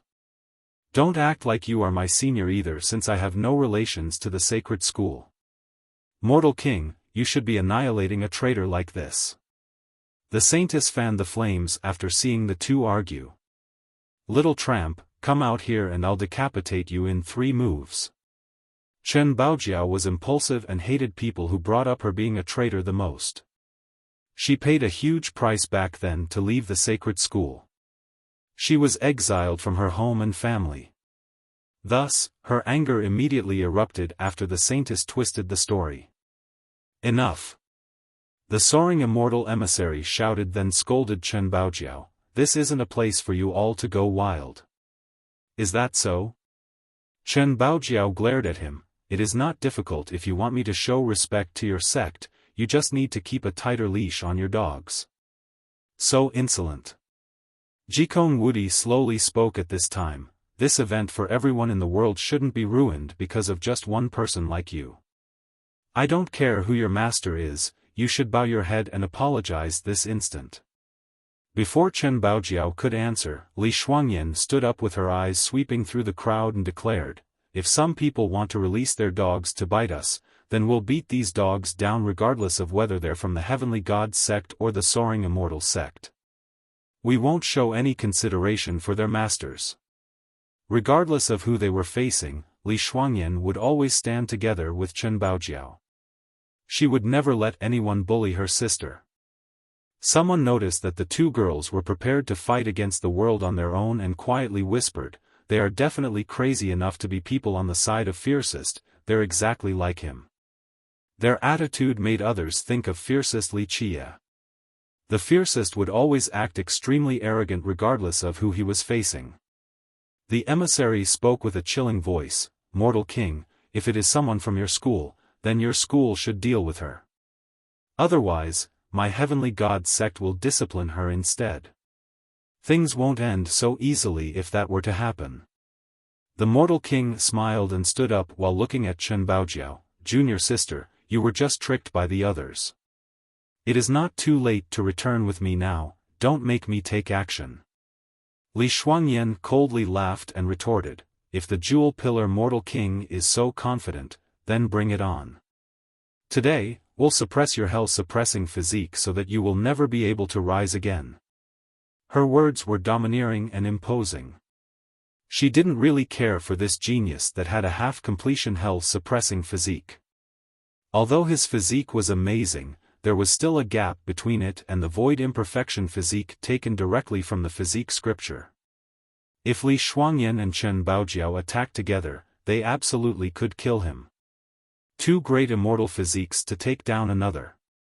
Everyone's heart skipped a beat. They all knew that both girls had half-completion immortal physiques as well. Their joint effort would definitely subdue the Mortal King. The Mortal King's eyes turned cold as he showed a slight grimace. "If Miss Li wants to fight someone, then even though I am weak, I will still exchange a few moves with you," Jikong Wudi slowly uttered at this time. He had a feud with Li Chia, so without a doubt, he was on the Mortal King's side. "If you want to fight someone, then I will exchange a few moves with you." Another clear voice resounded. The speaker was the cross-dressing Bing Wuxia. She was still holding a beauty's hand at this moment while looking down on Jikong Wudi. Regardless of the situation, she would unconditionally be on Li Chia's side. After all, their relationship was quite strong. In just a moment, several supreme geniuses became involved in this storm, causing the crowd to look at each other. They vaguely felt that these geniuses had already begun to form alliances for the sake of competing for the heaven's will. Meanwhile, Zhanshi sat there still as a rock and Heavenly Emperor Lin only smiled without making a comment. Mei Suyao slightly shook her head. She understood that the emissary wanted this to happen. Nothing could be better for their soaring immortal sect than these supreme geniuses of the mortal emperor world killing each other. They would benefit from this whole dispute. Chapter 1056, Unbeatable Style. At this time, the atmosphere was tense to the extreme. Both sides were anxious and many great powers beneath the terrace didn't dare to utter a single word. To these great powers, no matter whether it was the soaring immortal sect, the Mortal King, or the girls, these were all people who they couldn't afford to provoke. They could only stand to the side and watch. No one tried to meddle or persuade them not to fight. The earth suddenly shook as if something had slammed into it. Ah! Miserable screams resounded from outside the terrace, creating a scene of chaos. The experts glanced at each other in confusion after hearing this commotion. Who was it, to actually cause trouble outside? At this moment, all the geniuses were here, along with the emissary from the soaring sect. Whoever dared to cause trouble truly didn't know life from death. Jikong Wudi frowned and issued an order, "Demon King, go outside to see who is causing trouble and capture him for me." Even though the emissary was presiding over this event, the Space Trample Mountain was actually responsible for keeping order. In fact, it was more than strong enough. Everyone knew that Jikong Wudi was here and that Venerable Nine Sword was back at the Buddhist city. These troublemakers must be tired of living to come here. After receiving the order, the Heavenly Eagle Demon King shouted and spread his wings, blotting out the sun. He instantly flew out of the terrace. A bit later, it became quiet. Good, it is peaceful again. Jikong Wudi looked at the group and said, "We'll continue the meeting. No one will be able to disturb this event from now on. Otherwise, I'm sure the emissary will give out the order to take them down." Jikong Wudi was quite imposing at this moment. He indeed had the strength to do so since among the younger generation, one would be hard-pressed to find someone on his level. Moreover, the Venerable was in the city as well. Who would dare to maneuver against their space trample mountain? Who would dare to oppose them at this moment? Jikong Wudi tried to build a good relationship with the Soaring Immortals sect as well. In his opinion, earning this sect's support would definitely be favorable for him in the future. Well said, no one, regardless of who they may be, will disturb this event. The Mortal King gravely added, otherwise, they will be dealt with. At this time, everyone clearly saw that Jikong Wudi and the Mortal King were siding with the Soaring Immortal sect. Meanwhile, the Soaring Immortal emissary, in the most prestigious seat, stared at Li Shuangyan and Chen Baojiao while raising his voice. If you two ladies apologize to me, I trust that everyone will understand and act as if nothing happened. Boom. Before he could finish the sentence, the sky turned black. A gigantic figure came flying at a great velocity and smashed a crater into the ground, startling everyone and forcing them to retreat. Heavenly Eagle Demon King. When everyone finally took a look, they saw that this figure that fell from the sky was the Demon King who just flew outside earlier. Blood began to flow through the cracks on the ground where the Demon King was lying while a person was standing on top of him. This person had his foot pressing on the Eagle Demon's head so he couldn't stand up. Such a scene was too shocking. Keep in mind that this demon was a vanguard of Venerable Nine Sword, someone who had swept through the world with immortal Emperor Ta Kong. He was an extraordinary demon king, yet he was being trampled upon by someone else. Evil Buddha! Someone shouted in horror after seeing the person on top of the demon king. The group of geniuses were shocked and immediately stood up. Everyone knew that Evil Buddha had been chased away by Spirit Mountain, so he quietly left the city. No one expected him to come back and instantly trample the Heavenly Eagle Demon King. Wasn't this too domineering? Jikong Wudi's expression took a turn for the worse. The Demon King was their vanguard, but he was being stomped on by someone else in front of everyone. The Demon King wanted to get up, but Li Qiye stomped on his neck. One could hear a bone cracking. The Demon King immediately screamed miserably. Anyone who heard this scream would shiver and feel a tingling sense of pain as well. Evil Buddha, you are too presumptuous. Jikong Wudi had to shout out. This Buddhist's actions were a merciless slap towards their space trample mountain. However, Li Qiye was too lazy to look at Jikong Wudi. He got down from the Demon King's body and leisurely looked at the Soaring Immortal emissary. You better look in a mirror and carefully evaluate yourself before asking my people to apologize. Such words left the crowd puzzled.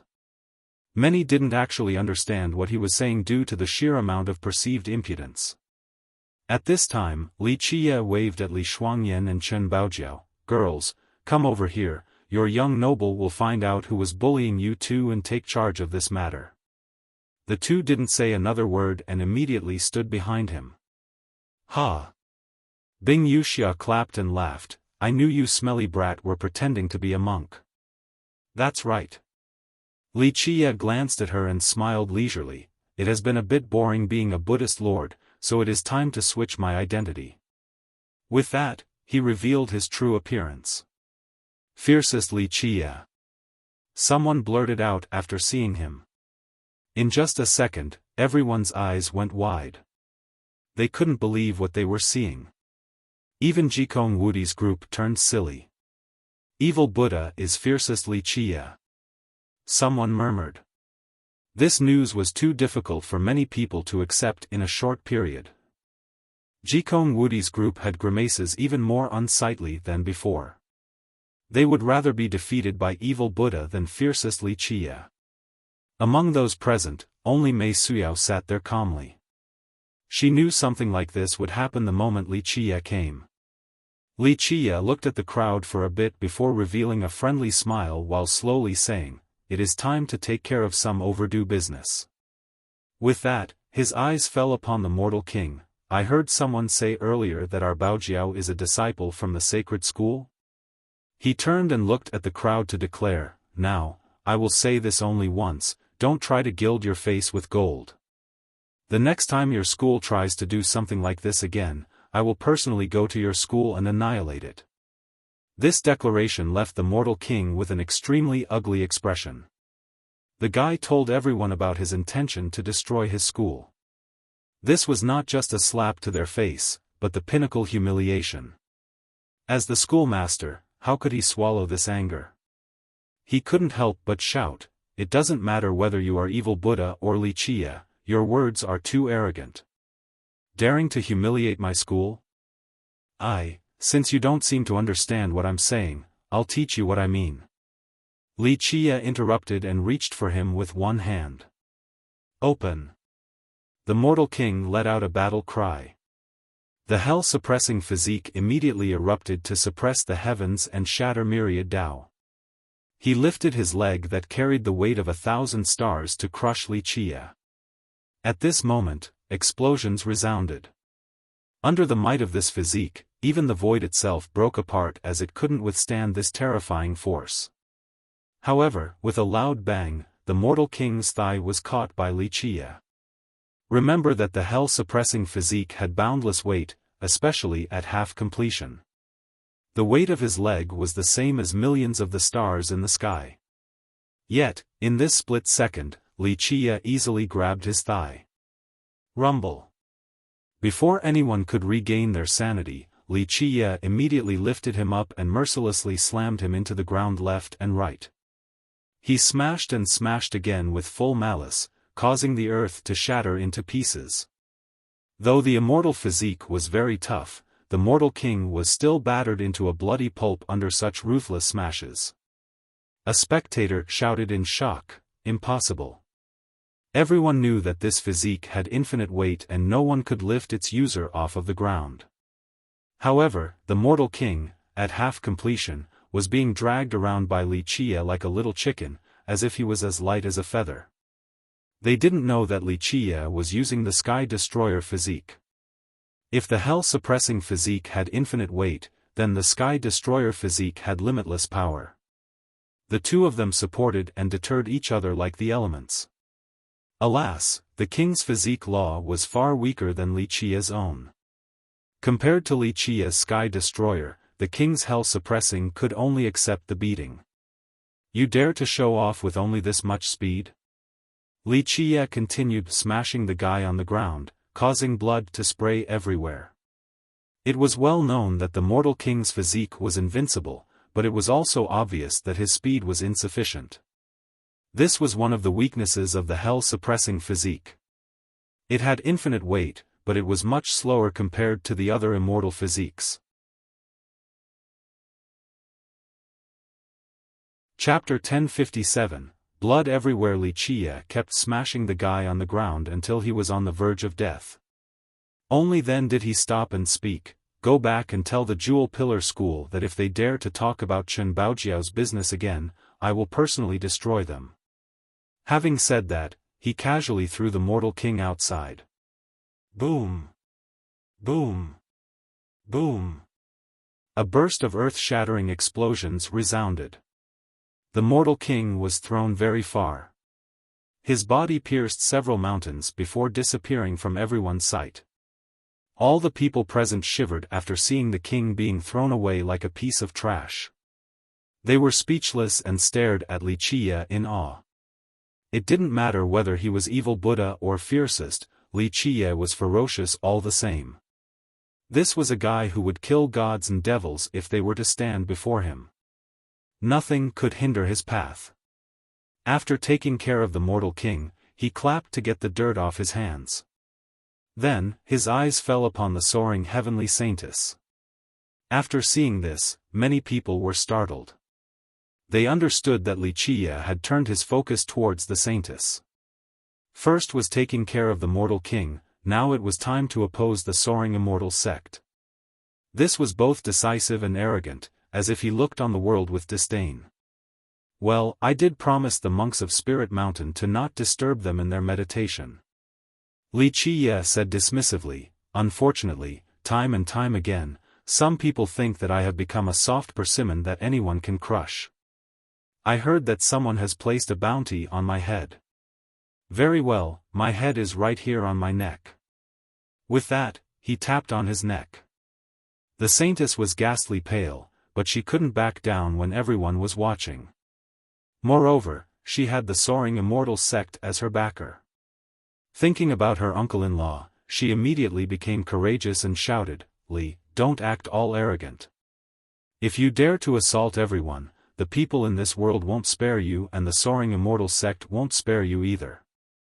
At that time, you will die without a grave. Even your cleansing incense sect will have a calamity befall, ugh." Before she could finish, her neck was gripped by Wuxia. Her body was lifted up high so she couldn't move at all. His speed was swift to the point where no one could see him clearly. Even the Night Scorpion God Monarch standing behind the emissary found it too late despite wanting to help. I am someone who only likes to listen to flattery and sycophants, but sometimes, I also like it when people curse me. To tell the truth, if you called me a bastard or a little animal, I could act as if I didn't hear it and only treat your words as a fart. He gripped her head and slowly shook his head. However, if someone threatens me, then I won't be happy. And if I'm not happy, then it will not be pretty. I might even destroy their entire family. Having said that, he let out a chilling glare towards the saintess. "Uncle, save me." The saintess finally felt fear with her life hanging by a thread. She felt that a death god was beckoning for her at this moment. The emissary shouted, "Junior, let her go now to avoid making a huge mistake." Wuxia maintained his grip and stared emotionlessly at the emissary. "And if I don't?" "Death is the punishment for killing a Soaring Immortal disciple." The emissary spoke gravely, "If you let her go, we can let bygones be bygones." Yes, the saintess felt her courage surge again after the emissary stood up for her and had to add, "I am a Soaring Immortal disciple." Snap. Her words couldn't come out since her neck was wrung by Wuxia. Her pretty eyes widened in disbelief. Even in death she still couldn't believe that this was the moment of her doom. She was still full of spirit, dreaming about joining the Soaring Immortal sect. It was her time to represent the sect to order the rest of the mortal emperor world. This stunned all the spectators. The emissary had recognized her as a disciple of Soaring Immortal. This meant that she could definitely join it. But now, Wuxia has snapped her neck. This was killing a disciple from Soaring Immortal in front of everyone. Just how arrogant and overbearing was this? No one was more imperious than Wuxia, the guy who had just challenged Soaring Immortal. The other supreme geniuses like Jikong Wudi wouldn't dare to do so, but Wuxia did it without a care. Wuxia nonchalantly threw away her body and spoke, "Even if you are the daughter of an immortal emperor, I'll still kill you if you provoke me." It was an incredibly tyrannical statement that caused everyone to take a deep breath. However, no one dared to say anything. Not long ago, Wuxia killed the storm god, the daughter of an emperor. Buzz. While Wuxia was distracted with talking, a glint flashed. Someone moved at an unbelievable speed to try and pierce his forehead to deliver a fatal blow. This strike was too fast, beyond visual perception. The ambusher was the Night Scorpion God Monarch. He wanted to use this opportunity to kill Wuxia. Though the saintess was dead, the emissary was still there. If he could successfully kill Wuxia, it would be quite beneficial for him. "Watch it!" Chen Baojiao and Li Shuangyan both yelled, but it was too late. Pluff! Blood spurted everywhere. A forehead was pierced, but it was not Wuxia's, it was the God Monarch's. His eyes showed disbelief and didn't know who pierced his forehead. The opponent's speed was 100 times faster and was more accurate than him. The person didn't use any techniques or laws. It was the most simple thrust and it instantly penetrated all of his defenses to send him to his end. At this time, people finally saw the one who attacked. It was an Iron Man whose body was made out of exquisite parts. Only his head was that of a human. There was too big of a gap between a God Monarch and the mortal monarch. He only needed one move to kill the scorpion. Splash! Blood splattered again. The mortal monarch ripped out the scorpion's head along with his spine and casually threw it to the ground without showing the slightest trace of emotion. From beginning to end, Wuxia didn't even bat an eye while standing there calmly. Everyone held their breaths at the sight of a god monarch being slaughtered like a helpless chicken. This scene was simply too horrifying and sent chills down everyone's spines. This existence that looked like a man made out of metal was too horrifying. Your arrival has scared away all of those little pests. Wuxia gently shook his head. The mortal monarch didn't say anything. He stood there with a chilling air next to Wuxia. His eyes, however, swept through the sky a little bit. Wuxia slowly approached to the soaring immortal emissary. The emissary's expression sank. He coldly said, "Junior, what are you doing?" Wuxia glanced at the guy and smiled. "We initially had no enmity with each other. You didn't know me and I didn't know you, so we could have had peace together. Unfortunately, I heard people say that you are the heavenly god sect's backer and want to maneuver against my sect. Then there is no other choice. I am someone who finds it very difficult to show mercy to my enemies." The emissary was jolted. However, he still put on a calm expression and spoke, "If you want to resolve this grievance, then we can sit down and talk instead of threatening me. My soaring immortal sect has never accepted anyone's threats." Whoosh! Just like before, another victim couldn't finish speaking before Wuxia pierced his chest. His cultivation was much weaker than the night scorpion god monarch. Although he was an emissary, he was only an ordinary one and was not powerful at all. The emissary had to look down at his chest in disbelief. He didn't expect that Wuxia would kill an emissary like him so quickly and without any precursor. Pluff! Wuxia instantly took out his heart and looked at him with scorn. "You are too weak to be prancing around in front of me. Not to mention an ordinary emissary, even if the chief ambassador of the 9 worlds personally came, I still wouldn't put him in my eyes." With that claim, he casually threw the heart away. Bang! The emissary's body fell to the ground. It could be said that he died an indignant death. Even though he was only an ordinary virtuous paragon, he was still the representative of the soaring immortal sect in the mortal emperor world. No matter who they might be, even imperial lineages would have to show him some consideration and reception, let alone attack him. Even at the time of death, he couldn't understand where this junior came from to actually dare to kill an emissary from soaring immortal. The scene remained quiet all the same. One could even hear a needle dropping to the floor. Outside of faint breathing, there were no other sounds. Wuxia slowly sat down in the chair that the emissary sat in earlier and wiped his hands clean.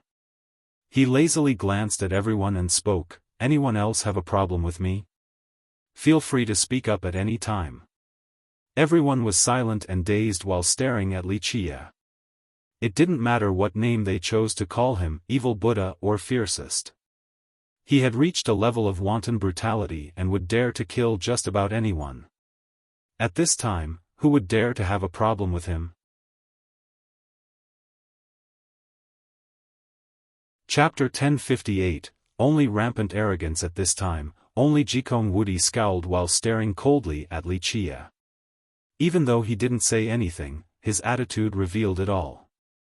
The enmity between them had solidified even further. "You want to challenge me, right?" Wuxia looked at him, then glanced over at Zhanshi's group and smiled. "I welcome it at any time. But remember this, I will not always be so merciful. On the next challenge, remember to bring a coffin to avoid dying without a grave." Jikong Wudi carried an unsightly expression. Back at the Heavenly Tao Academy, he and Wuxia had a feud. Not long ago, he was almost converted and had to dig out his heart just to escape. Today, Wuxia crippled the Heavenly Eagle Demon King before everyone. This feud had reached an irreconcilable level. In the end, he didn't say anything and carried the Demon King away. Even though there was a furious flame raging in his heart, he still contained it. Challenging Li Qiye right now was extremely unwise. He had lost once already and needed sufficient preparations before challenging Li Qiye again. The path for the Grand Tao is endless. I will challenge Brother Li again in the future. Zhan Shi also wanted to leave. The difference was that he was still as calm as ever, unlike the furious Jikong Wudi. Even though he had lost to Li Qiye as well, they had no life and death hatred. On the contrary, he believed that winning and losing were normal for cultivators. Thus, he was still able to speak calmly towards Li Qiye. Li Qiye gently nodded and looked at Zhan Shi. I don't mind sparring, but if you want to compete for the heaven's will, my former statement will apply, prepare for death with a coffin. If it's not you, it will be others who shall die on the path for the heaven's will. Zhan Shi gently sighed and didn't say anything before turning around to leave. He understood Li Qiye. In fact, this had been the case for many generations now. There was no friendship on this path since there was only one heaven's will. Unless one decided to exit the competition, it would be a fight to the death, just like Li Qiye had said. The green hills are still there along with the clear flowing water. Brother Li, see you again. Heavenly Emperor Lin left as well after clasping his hands towards Li Qiye. Li Qiye couldn't help but smile while looking at Heavenly Emperor Lin and leisurely said, You are truly someone who can maintain a cool demeanor. Others might not understand what Li Qiye meant, but Heavenly Emperor Lin naturally got the point. He only smiled freely and floated away. Many people praised the emperor's demeanor. He had lost to evil Buddha before but was still so carefree and nonchalant, there were no traces of hatred or resentment. Bai Jianjun was the next to leave. She stared at Li Qiye for a bit without speaking. They had known each other even longer than some of the others here. I remember that we still have one sword left in our duel. Li Qiye looked at the sword-hugging woman and smiled. Back at the Heavenly Corpse burial ground, they had a duel of 3 sword moves. They only had time for 2 before the Nantian young king interrupted the third. Bai Jianjun remained silent when the past was brought up. She quietly hugged her sword without replying, showing a demeanor as cold as her blade. In the end, she also left without a care. The last to leave was Mei Suyao. The people here were holding their breaths to see if she wanted to do anything. Among the current geniuses, none had won against Li Qiye.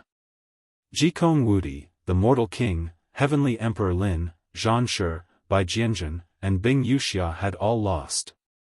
The only person not included in this list was Mei Suyao. Someone quietly murmured, maybe Goddess Mei has a chance. Back then, the Mortal King challenged her twice and lost both times. After that, he never dared to challenge her again. Rumor has it that she has cultivated an invincible Dao. Without becoming an emperor candidate, the Mortal King has no chance of beating her. The crowd was full of anticipation because they wanted to see Mei Suyao challenge Li Qiye. She was the only one in this current generation who still had a chance of defeating him.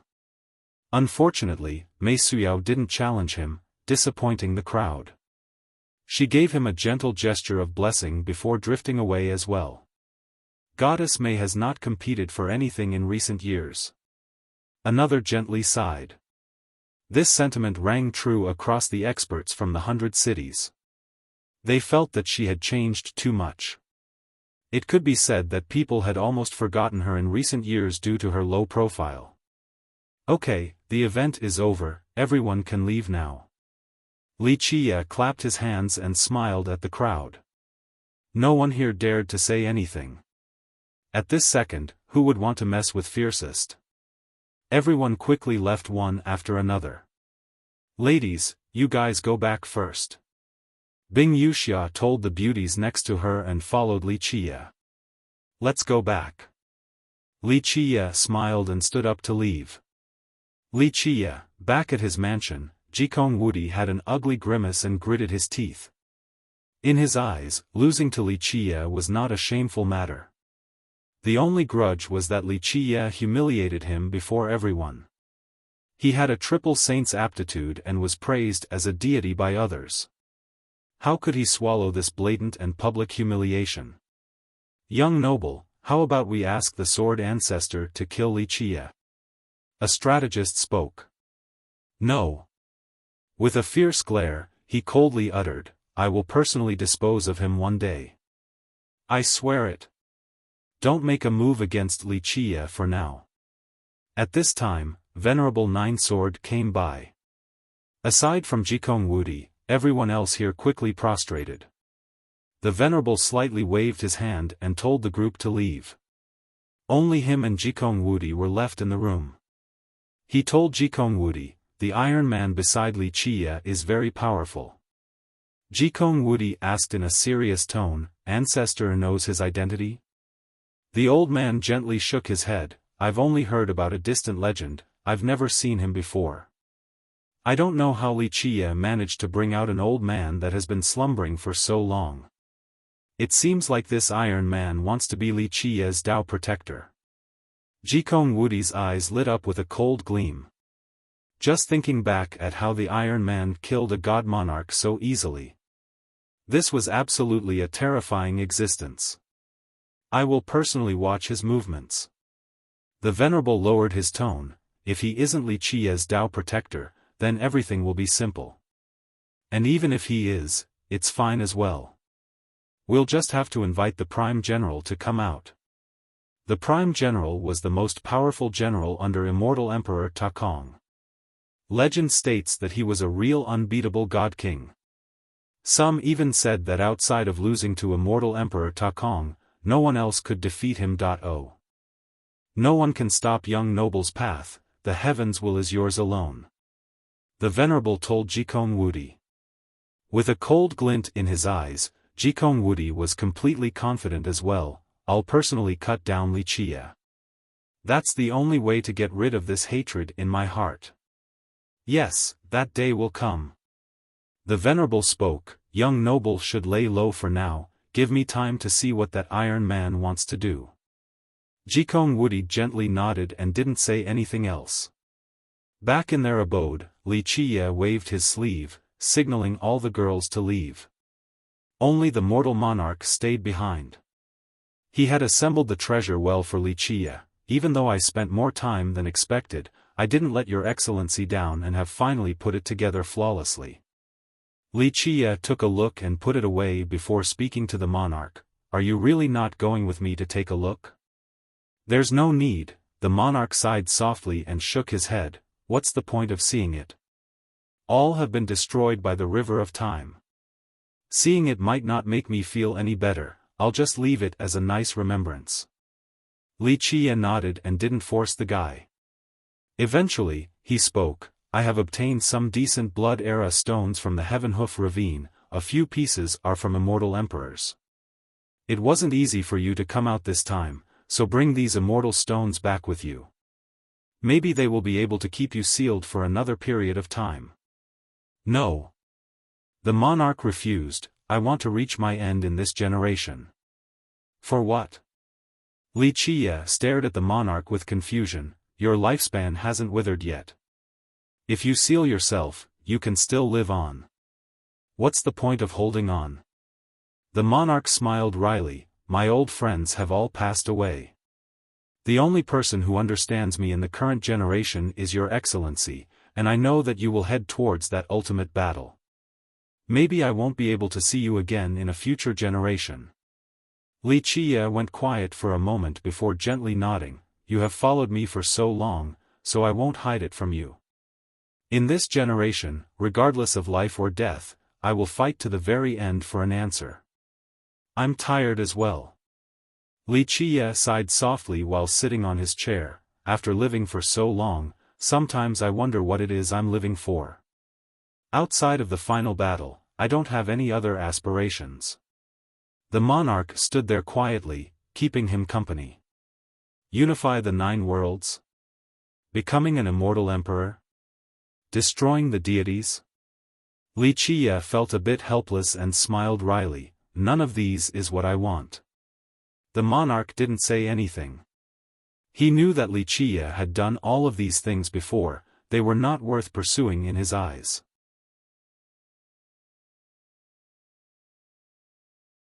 Chapter 1059, Bing Yuxia's beauty. At this time, the mood in the room was slightly somber. Li Qiye had been sitting there in a daze before he eventually smiled faintly to say, "You are right, I might die in the final battle in this generation. That will be my end, the closing of the curtains. I believe in your excellency." The monarch spoke, "I trust that ultimately, you will be able to stand above the high heavens and become the one and only across all the eons. Perhaps the result doesn't matter." Li Qiye smiled, "I just need to keep on working hard and I will definitely get my answer one day."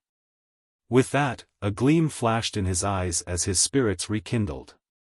The monarch understood that Li Qiye had always maintained an invincible temperament. Even when he became sentimental, it would pass by very quickly. "If you want to live through this generation, do you have any wishes?" Li Qiye looked at the monarch and asked, "If you want anything, just tell me." "Your Excellency, I have no wishes." The monarch gently shook his head. "After returning, I will teach some juniors and enjoy the rest of my years. Even though I have no direct descendants, all of the disciples in the valley are my children. I am happy that you are able to see things so clearly. Not everyone can be so open-minded before death." Li Qiye smiled and was sincerely glad for the monarch. For millions of years, countless invincible god kings didn't mind paying any cost to prolong their life. The monarch bowed deeply towards Li Qiye and spoke, "If your excellency ever requires my service in the future, I will be waiting at the heaven's secret valley. Let this be our farewell." Li Qiye sighed softly and patted the monarch's back, "I'll see you off." The monarch didn't say anything and quietly walked alongside Li Qiye. Perhaps this was the last time he could walk next to his excellency, his last chance to assist him. When they reached the gate, the monarch beckoned for Sikong Taotian. The guy immediately ran over and kneeled. The monarch spoke, "You are coming back with me." After hearing this, Sikong Taotian put on a painful expression and looked pitifully over at Li Qiye. Li Qiye couldn't help but scold the thief. "The mortal monarch thinks that you are worth grooming, so he wants you by his side. This is your fortune, something that people can't even dream of." "Thank you, ancestor," Sikong Taotian bowed. He had no other choice at this time. He was also aware that it was a wondrous creation. For people from the heaven's secret valley, to be taught by the mortal ancestor was a great honor, a once-in-lifetime opportunity. However, he was a restless person. He was afraid that he would be stuck back at the valley for a long time. This thought alone gave him quite a headache.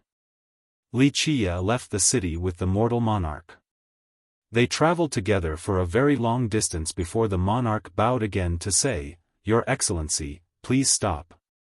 Li Qiye paused to look at the monarch. He sighed in the end and commented, "Even if you see a friend off for 1,000 miles, in the end, you will still have to part. Take care." The monarch bowed one last time before flying away with Sikong Taotian. Li Qiye stood there quietly with his eyes fixated on the departing monarch until he disappeared into the horizon. At this time, he sighed once more. For millions of years, parting was a common occurrence to him. He had sent many friends away and thought that he would be numb after all this time. However, his heart remained sentimental. Despite being wrapped in layers of calluses, it was still beating and full of life. Time is compassionless, but humans are full of emotions. In the end, he lamented and returned to the Buddhist city. Li Qiye went back to his abode and Bing Yuxia immediately pounced on him while mercilessly beating on him. "Smelly Qiye, you actually dared to molest me. Watch how I'm going to deal with you." Li Qiye couldn't help but laugh while slapping her buttocks and squeeze them. "Damned girl, if you keep on messing around, I'm going to push you onto a bed and have my way with you." Bing Yuxia blushed after hearing this and felt her body becoming hotter. She kicked him hard and said, "Smelly Qiye, you are just a pervert." Li Qiye leisurely replied, "Little girl, don't judge me with your narrow view. Your beauty alone isn't worthy of my attention. It could even be said that being molested by me is your honor. She was angered by his taunt and put her hand on her waist to retort, my ass. Li, this lady, no, this young noble is the one who doesn't care for you. Seeing the cross-dressing girl ahead in her pouty gesture left Li Qiye smiling, girl, you should be thanking me. If I didn't point out your mistakes, you wouldn't be as accomplished today. Humph. She snorted.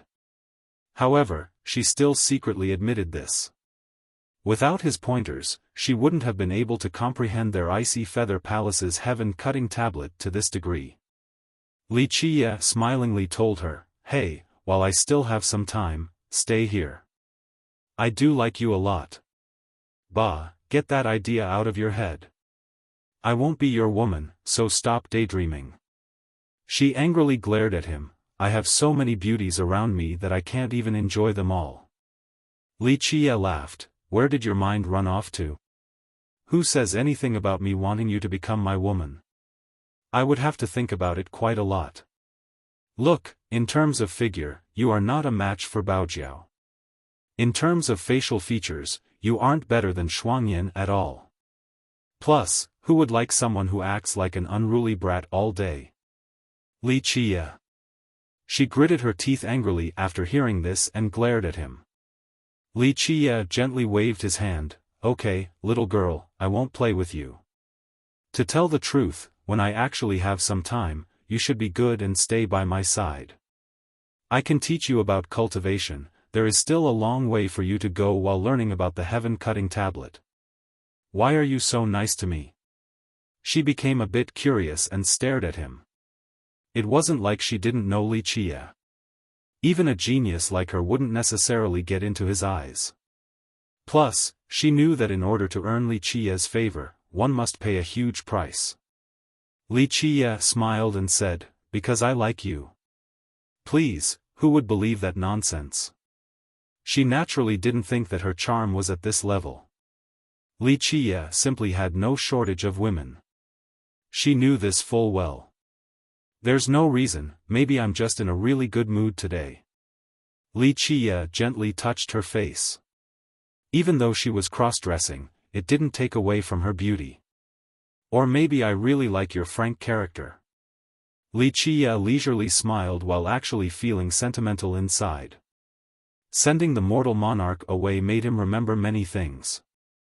Looking at Bing Wuxia reminded him of immortal Emperor Bing Yu back then. This made him a bit emotional. Even though time was compassionless, it did leave him with many things. She looked at him and softly asked, have something on your mind? Don't look at her usual penchant for cross-dressing and masculine demeanor and be fooled. Sometimes, she was also very caring and acted with a difficult-to-describe gentleness. She caught a glimpse of loneliness before it quickly disappeared from his eyes. Nothing really. Maybe I am now old and have become a little sentimental. Li Qiye smiled faintly. Hold it. She punched his shoulder and said, calling yourself old at this age? Don't you feel embarrassed at all for saying that? Li Qiye looked at her and chuckled without saying anything else. At this time, Chen Baojiao came in and informed Li Qiye, young noble, Goddess Mei wants to see you. He slapped Bing Wuxia's butt and said, okay, go. If you want to repay me, you can carry my palanquin next time. The victim of such indecency fiercely glared at him before leaving. Li Qiye waved his sleeve and told Chen Baojiao, let her come in. A moment later, a fragrant breeze floated by. Mei Suyao came with her transcendent appearance and saw Li Qiye. She gently gave him a gesture of blessing again in a gentle and calm manner.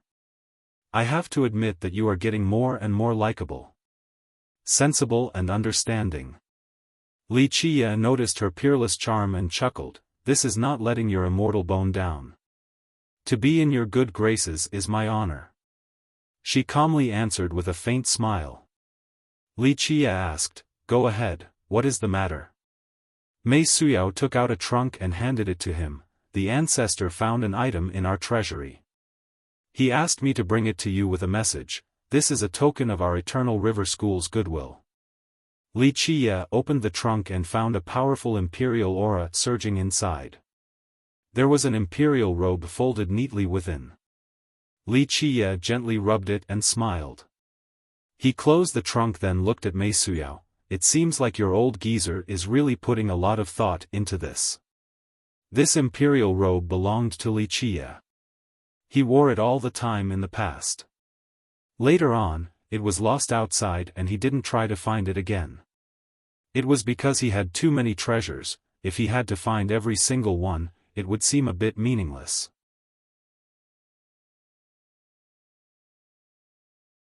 Chapter 1060, Mei Suyao's path. Li Qiye was not reserved and accepted the imperial robe. He smiled. It looks that old geezer really understands me. The ancestor said that it might have some use for young noble's trip to the lesser Deva world. Mei Suyao smiled. He continued on, that old man is really not bad. However, he still hasn't grasped the true meaning of the Buddhist funeral plateau as well as the lesser Deva world. They are both places where external items are useless, only the Tao heart matters. Li Qiye pointed at his heart. The imperial robe is only a proof of entry, a ticket. However, I do appreciate his thoughtfulness. Mei Suyao gently nodded and didn't say anything else. Adding her own comments would only be showing one slight skill before an expert. He looked at her and chuckled. What does your Eternal River School want? She shook her head. The ancestor does not seek anything from young noble, he only wants to show our good faith. The old geezer, a bit interesting. Li Qiye smiled and asked her, then what do you wish for? Mei Suyao pondered for a moment before gently shaking her head. I won't hide it from brotherly, I do not wish for anything. Li Qiye stared straight into her bright eyes. I want to hear what is truly on your mind, regardless if it is out of consideration for your progenitor or the goodwill of your old geezer. I can solve quite a few things. She wondered a bit more and gently sighed before lifting her head to meet his gaze in a calm and natural manner. To tell the truth, I'm at a loss. I'm not sure what I want. He looked into the depths of her eyes and slowly spoke. You have lost your goal and do not know where to go from here. Perhaps you can put it that way. My heart desires more than the heavens, yet my life is thinner than paper. I really do not know. She gently sighed. You are mistaken. Li Qiye smiled and shook his head. If what you say is true, then everyone in this world should be lamenting since the statement applies to everyone. The crux of the issue is that you are too arrogant. I won't deny that. Mei Suyao revealed a wry smile that did not take away from her charm. I started cultivating at a young age and have always worked hard for the day when I can compete for the heavens' will to become an immortal emperor, to stand at the peak, above myriad races and the 9 worlds. Alas, I understand that the throne of this generation is not meant for me. She sighed, with young noble here, all of my efforts are for naught. Regardless of one's powerful ambition, in the end, both ambition and will shall be nailed into the ground and only a lamentable wail can be heard. Even struggling is in vain. You can try going all out. Li Qiye smiled and said, even though the war for the heavens will is ruthless, I can spare you in the future battles out of consideration for your school. What's the point? She bitterly smiled. Young noble should know that I am not belittling myself. Among the countless geniuses in this generation, I can defeat people like Jikong Wudi and Zhan Shi. I am even confident in fighting against the descendant of the soaring immortal sect. Even South Emperor does not deter me. I can let it all go and take him on in the future. Yes, what you lack is time and time alone. There is still some time before the heavens will war. With your talents, becoming an emperor candidate is definitely not a problem, so you really do have a chance of fighting against South Emperor. The outcome will depend on your own fortune. Li Qiye nodded and acknowledged her claim.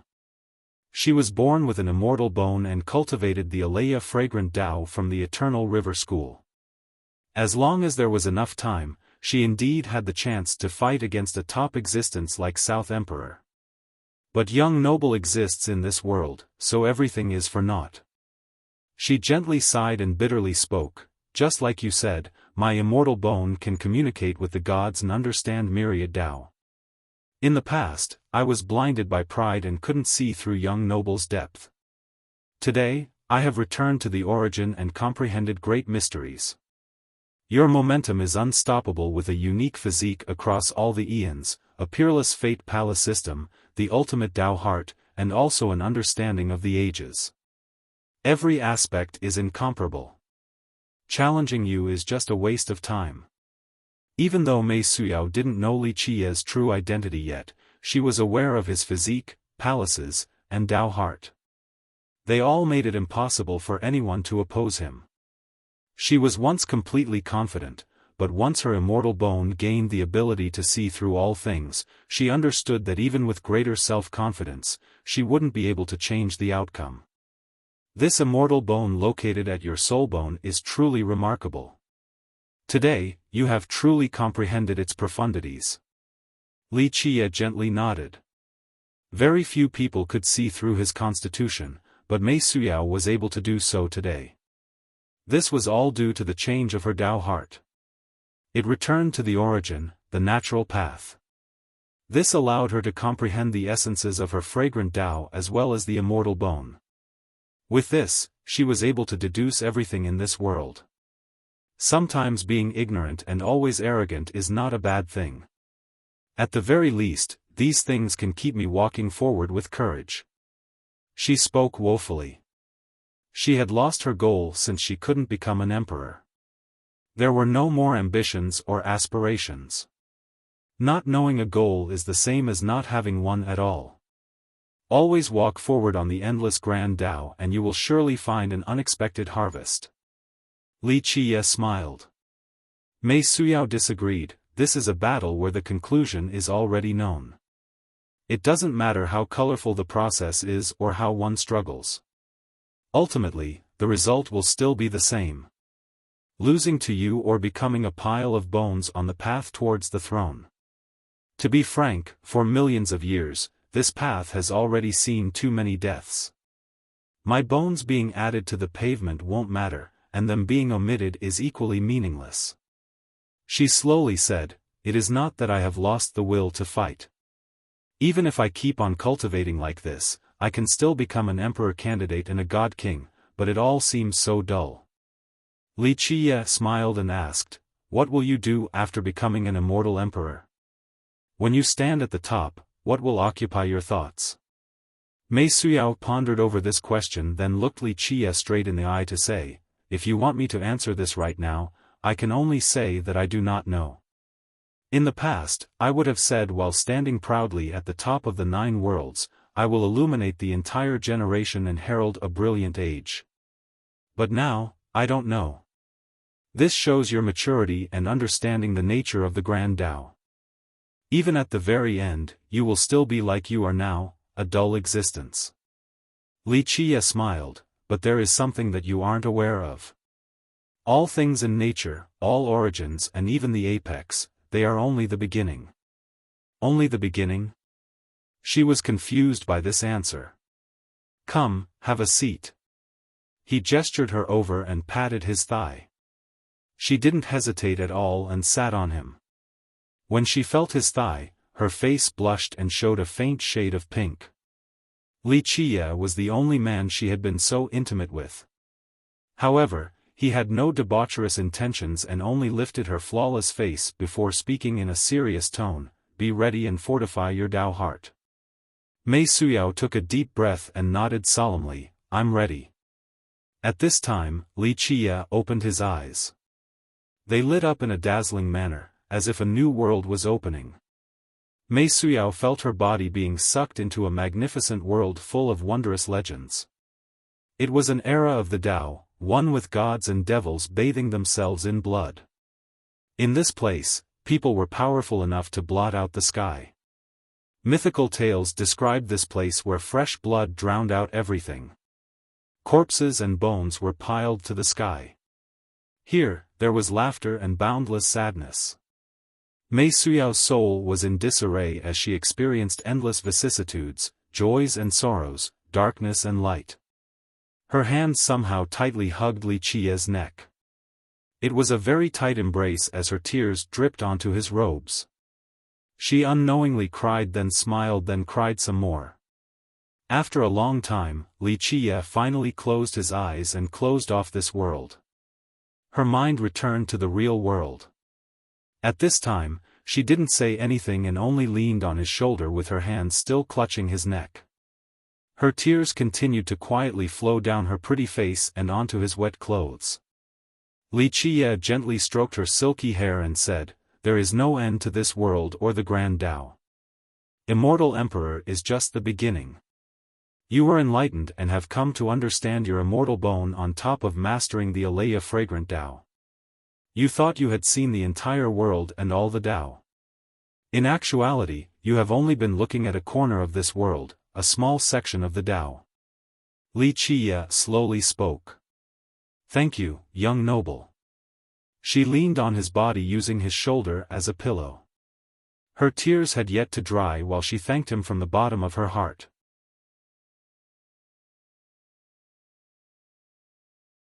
Chapter 1061, Sleepless Night. After a very long time, she finally got up slowly. She leaned over and gently and sincerely kissed Li Qiye on the forehead. "Go. When you have made up your mind, come and find me again." Li Qiye gently waved his sleeve. Mei Suyao didn't say anything else. She bowed towards him before leaving.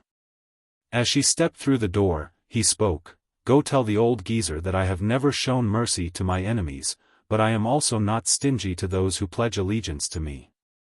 It is a good thing that he is very sensible and smart. I will relay the message." She gently nodded and drifted away. Not long after she left, Li Shuangyan and Chen Baojiao came in. Chen Baojiao checked him out and said, "Young noble, don't tell me you bullied her. It looks like she cried earlier. Does your young noble look like someone who bullies women?" Li Qiye smiled and shook his head. "I only helped her open her mind to a new world." Li Shuangyan curiously asked, "What kind of world?" Li Qiye chuckled and replied, "It is a world that you two do not need to see because you already have happiness, joy, and aspirations. She is not the same. With an immortal bone for her soul bone, she became apathetic to all things after understanding them. If I didn't show her a new world, she would continue down this path and her end would either be converting to Buddhism or living in seclusion. That would be a waste to someone with her talents. So young noble is saying that you want to take in the prettiest girl in the mortal emperor world?" Chen Baojiao blinked and spoke in a misleading manner. He smiled and shook his head, "I'm only valuing her talents. The Eternal River School's ancestor has been trying to win my favor, so I'm simply giving her a chance. The old geezer has been very sensible this whole time. Goddess Mei is the #1 beauty of our mortal emperor world, so you should take her in. Who else would be a match for her except you?"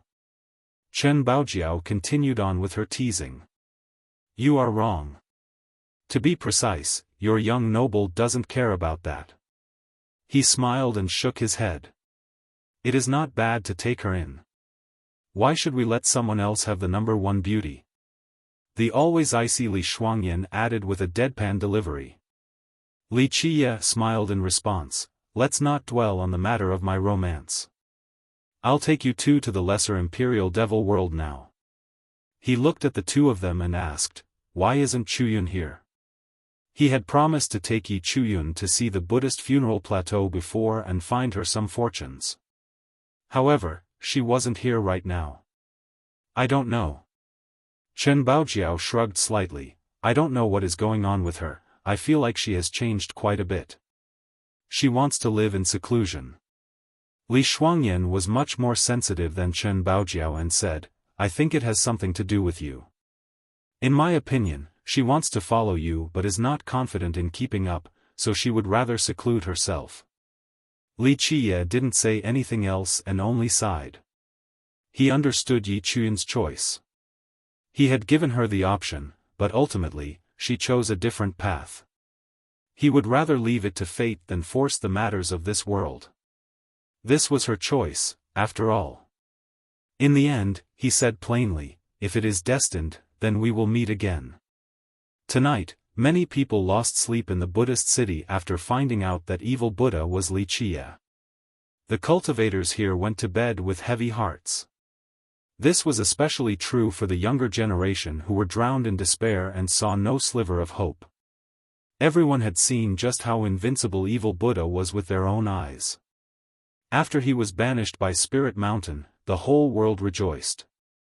In their eyes, it was finally time to say goodbye to this evil Buddha fella. But now, evil Buddha's real identity turned out to be Wuxia. It didn't matter whether he was a monk or a cultivator, he was unbeatable all the same. The truth left people unable to sleep. This generation really leaves people in anguish. Even if Jikong Wudi and Zhan Shi's group is fairly strong, I'm afraid they still won't be able to compete with Fiercest. Someone said with emotions. The unluckiest is still the Jewel Pillar Mortal King. He lost again and again to Fiercest, so I wonder if his Tao heart was affected or not. Will he be able to rise from defeat once more? If he can't stand up from where he has fallen, it will truly be over for him. Another murmured. Sleep was out of the picture tonight. To all the other geniuses, Wuxia was empty-tied pressing on their chests, leaving them out of breath. Among them, Heavenly Emperor Lin was the coolest. He stared at the night sky above the city and chuckled, this great era will surely be brilliant. I can't wait to see senior brother meet a powerful rival. Even though Zhan Shi was not as nonchalant as Lin over this matter, he was still very determined. There is no one who is forever unbeaten in this world, the victor will only be decided at the end of the path. He was trying to bolster his Tao heart. Under the same moon, Bai Jianjun was embracing her sword and stood silently in place.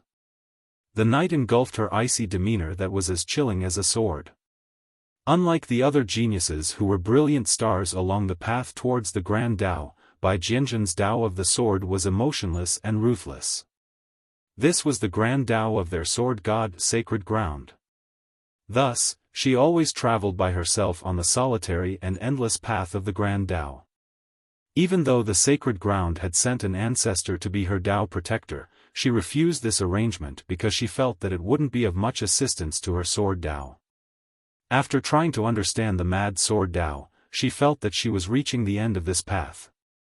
At that moment, she wanted to augment her Tao foundation to become an emperor candidate for the heaven's will.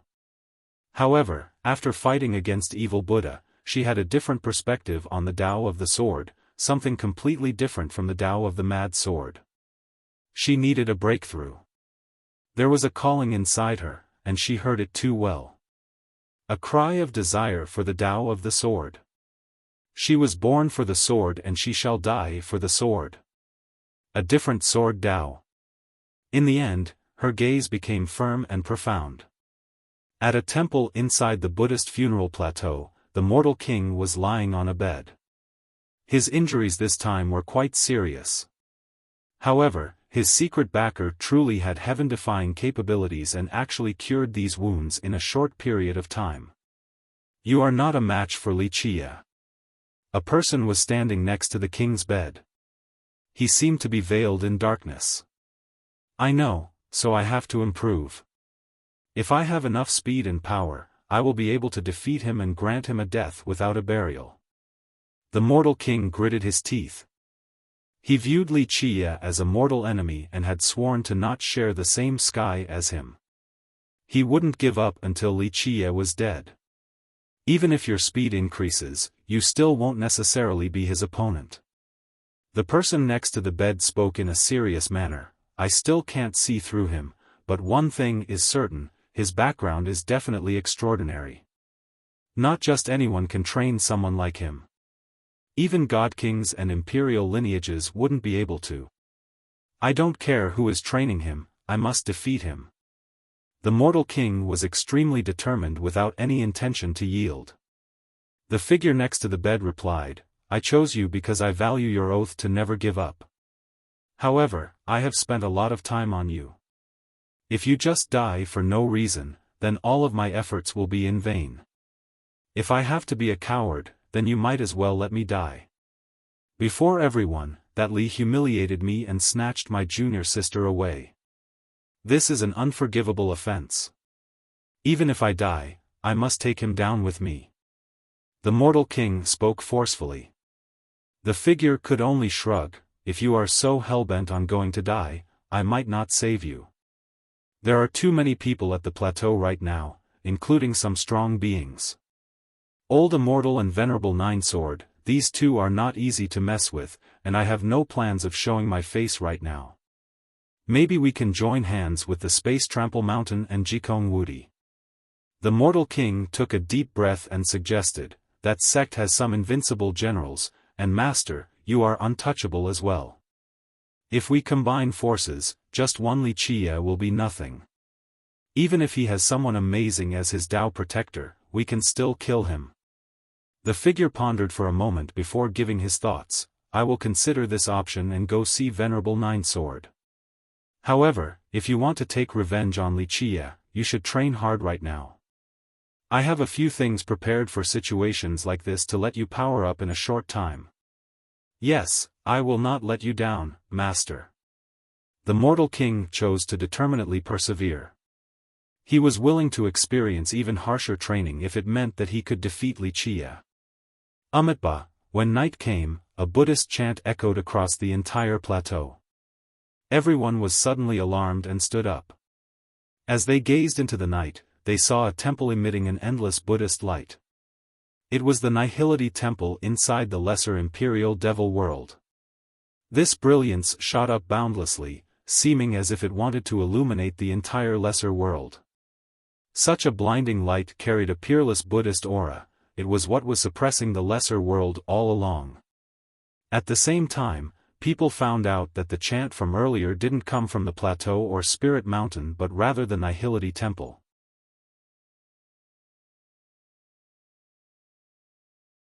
Chapter 1062, by Jianjin, the Lesser Imperial Devil World has opened. When night came, this news exploded to even the most remote corners across the plateau.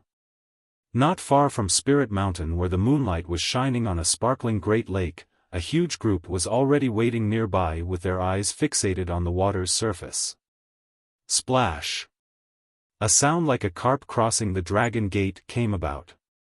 More bubbles appeared in a very lively and happy scene as if they had their own sentience.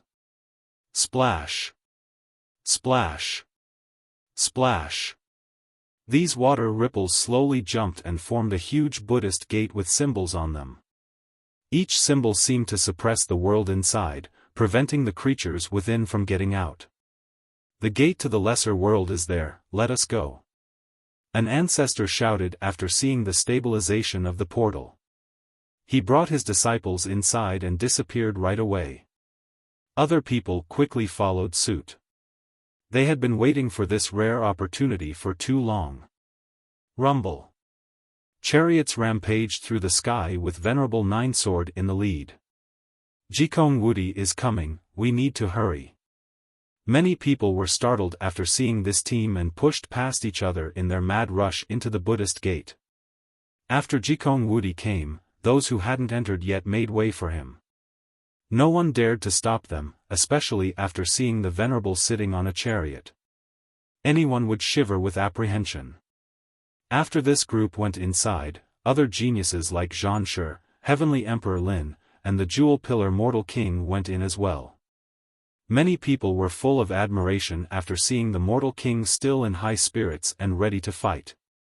Win some lose some, the Mortal King is indeed a war god. For cultivators, defeat is not scary at all. The scary thing is not having the courage to face defeat. As long as he never accepts defeat, he will be able to reach the top. A fan spoke. Experienced cultivators, especially the older ones, weren't afraid of losing. It was something that would eventually happen in life, even for immortal emperors. Hurry! The immortal grasses and treasures in the lesser world are waiting for us. Another ancestor yelled out and scrambled inside with his juniors. Even after nightfall, Wuxia still didn't make his move. On the second day, he told Li Shuangyan's group, ladies, get ready, get ready. We should be going to the lesser imperial devil world as well. Young noble, what kind of creations will you give us this time? Chen Baojiao smiled coquettishly with a spoiled appearance. She was already pretty enough, so this coy gesture contained an unstoppable charm capable of causing souls to sway. You guys do not need more creations. Li Qiye smiled and shook his head. We have plenty of treasures, and as for merit laws, what could be better than your immortal physiques? Li Qiye was right. After destroying imperial lineages like the Heaven Hoof Ravine, they were not lacking treasures at all. Then for what reason are you bringing us inside? Chen Baojiao continued to act cute. The spirit medicines and grasses in the devil world can be said to be the best in the world. They are pure and magical, so I plan to find some suitable ones for you too. Li Qiye answered while glancing at them. What you two lack right now is experience. This requires time and training, but the addition of some elixirs and potions will be quite effective. At the same time, you too will be able to see one of the mysticisms of this world. What item are you going there for this time? Li Shuangyan's coldness contrasted Chen Baojiao's charm. It had a different attraction. To finish some old wishes as well as to compete against the Nihility Temple. Li Qiye chuckled without elaborating. However, before they got on the road, a visitor came early in the morning. It was the famous Bai Jianjun. I want to duel against you. She coldly uttered the moment she saw Li Qiye. Duel? Li Qiye looked at her. Even though she was still as cold as a sword, there was a clear difference. She had an indescribable natural sensation to her.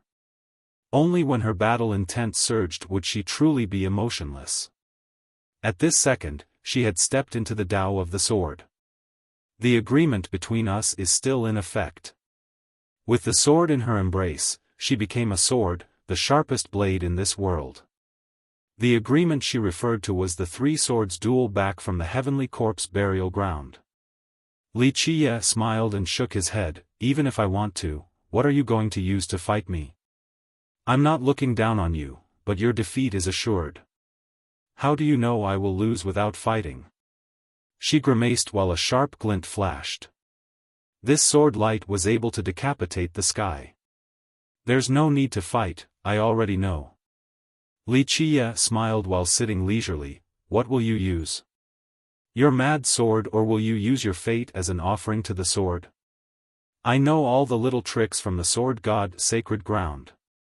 It's none of your business. She uttered slowly, I will die if I am defeated, but if I win, I only want your Buddhist sword. Buddhist sword? He chuckled. After reaching this level, you should know that the Buddhist sword is not about sword techniques or the Tao of the sword. It relies on the heart of the sword. Li Qiye pointed at his heart. I require your pointers. She stood there coldly like a divine sword that had left its scabbard. She was ready to begin the ultimate fight of her life. I won't fight you because it is meaningless to me. He looked at her and spoke, I have no use for a dead person. Your Tao of the sword and mad sword can't defeat me. The only thing that you can use to even compete is to sacrifice your life and fate for the sword. Even if I beat you, the only thing left will be your corpse, and I am not a necrophiliac. She stood there quietly. It was not that she lacked confidence, but the truth was that her mad sword was no match for him. Just like he said, she only had one real ace capable of defeating him. You have understood the essence of the sword Tao. He continued, however, what you have obtained is only a tiny corner of this essence. To focus on one Tao and reach for its limit, I am not saying that this is a flaw, since this is a type of cultivation, a way of the grand Tao. At the very end, all will return to the beginning. Just like your immortal Emperor Yi Ti, he still managed to become an emperor in the end. Having said that, he gently shook his head. However, your sacred ground sword Tao is too extreme. For example, Yi Ti proved his Tao by killing. Even though all the different Tao can eventually be used to reach the throne, using killing to prove one's Tao, and you with your crazed state, these are slanted paths. I don't want to speak about immortal Emperor Yi Ti with such a negative evaluation. The only thing I can say is that your path will sometimes determine your outcome. Do you know the outcome of immortal Emperor Yi Ti? He stared at her and asked. What was his outcome? Her eyes became serious. She had heard a little bit about their patriarch's legends, but there was no way to verify them. If you have the chance in the future, you will find out. He said insipidly, the Buddhist sword and the mad sword, these are both different parts of the sword Tao, and you can follow them to the end. As it is now, you want to obtain the Buddhist sword, but what about afterward? What do you think is after the Buddhist sword? She pondered quietly while looking at Wuxia and couldn't come up with an answer right away. I can guide you so that you can understand the true meaning of the Buddhist sword. I can even show you the way after the Buddhist sword. He slowly offered, however, there is no free lunch in this world. She eventually asked him with a deep tone, what do you want? He chuckled in response, stay and I will give you a home. In the future, you will surely become a sword god, a real sword god capable of slaying gods above and annihilating devils below. After a while, she answered, you already have a sword attendant. You're mistaken. Wuxia shook his head and smiled, you are different from Shuangyan. She is my personal maid, I don't want you to take care of my daily life. What I want is a general. He went on to say while looking at her, I appreciate your stubborn dedication to the Tao of the sword. This stubbornness is the most important prerequisite to reaching the apex of the sword. However, what I like even more is that you are a sword yourself, a sword that I can hold in my hand, sharp and dangerous to the point of being ruthless. Wherever I point shall be severed by you. She contemplated for a long time. After all, this was an important choice in her life. Follow me and I shall give you more than just the Tao of the sword. He lightly added, I can give you much more, such as taking you to the places that immortal Emperor Yi Ti had visited.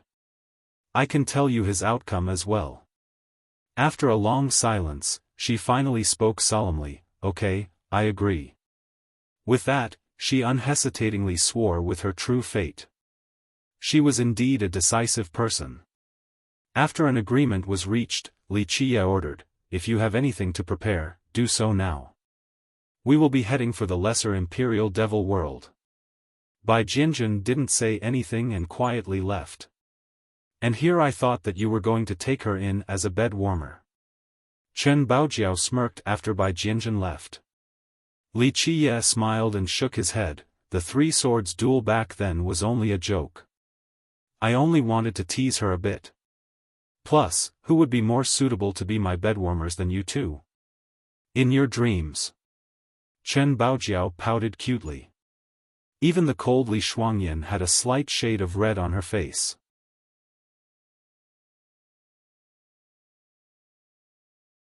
Chapter 1063, Bing Yuxia's choice. Wuxia departed for the lesser world with Chen Baojiao and Li Shuangyan. Bai Jianjun also came along since she stayed true to her deal with Wuxia. Li Shuangyan was as cold as ice and Bai Jianjun was the same when her sword was sheathed. It was a quiet coldness that was different from Li Shuangyan. The two of them walking together had an entirely different style. It was quite a scenic spectacle. I am willing to go with young noble. Another person came as they were on their way. It was Mei Suyao who was wearing a light white dress. Even though it was simple, her charm still left others breathless. At this time, her beauty was different from before. It was otherworldly yet natural. Everything was in accordance with her wishes, this gave her a freedom that was difficult to describe. Mei Suyao met Wuxia's gaze in a nonchalant manner, but deep in her pupils, Wuxia saw something extraordinary. The path towards the Grand Tao is long, but it will surely be colorful. Wuxia smiled and nodded his head. She replied slowly, please continue to guide me. Otherwise, I shall be stuck exploring a tiny corner for the rest of my life, like a frog at the bottom of a well. Li Qiye only slightly nodded again with a chuckle. I will be staying with sisters in the future, please take care of me. The natural Mei Suyao kept a very humble demeanor. Chen Baojiao chuckled and stared at her for a bit before shifting her glance towards Li Qiye. We can relax with Goddess Mei here. Li Shuangyan, on the other hand, only nodded slightly as a greeting. She was not talkative no matter who the speaker was. As for Bai Jianjun, she had no response at all. She was even more quiet and cold than the others, like a piece of metal. They went on their way to the lesser world. However, the moment they exited the city, Bing Wuxia was there. She sat on her chariot while still surrounded by beauties. Li Qiye saw her and looked at the sky a bit to smile. It seems like you aren't coming with me. Smelly Qiye, you have so many beauties next to you, yet you won't share a single one with me. Who would want to go together with you? I'm actually afraid that you will try to steal my girls. She glared at him and laughed. Of course, Li Qiye was not worried about her because an ancestor from the Icy Feather Palace was accompanying her. He only smiled and stepped into the sky to directly sit down on her chariot. While being next to her, she really resembled that person. He sat there comfortably and closed his eyes. Eventually, he looked at Bing Wuxia to say, "You have made up your mind." Bing Wuxia looked at him with a strange gleam in her eyes. After a while, she revealed a leisurely smile. The world is very beautiful. I wish to be free. Immortal emperors and invincibility are not important, don't you think? The world is indeed very beautiful. Everyone has their own aspirations. Li Qiye gently nodded. Being attached to the mundane world is also an enviable matter. Bing Wuxia clapped her palm with a folded fan and laughed. There are too many jade beauties around. I want to enjoy all the romance that this world has to offer. Li Qiye smiled and finally handed her a manual. This is some of my experience and findings that I wrote last night that relate to the heaven-cutting tablet. You should take a look. While looking at the manual in his hand, she became quite startled. She didn't expect this to happen since she had already chosen her path. Why? She murmured in a daze. Li Qiye gently stroked her hair and said, maybe it is a type of fate, or perhaps, you allowed me to see something else. She quietly put the manual away and gently nodded. Thank you. These words were softly spoken, but they carried a heavy sentiment. The 9 worlds are indeed colorful and worthy of someone spending their whole life to enjoy. Eventually, he patted her shoulder and spoke implicatively before leaving. At this time, she held her right hand and looked at him again.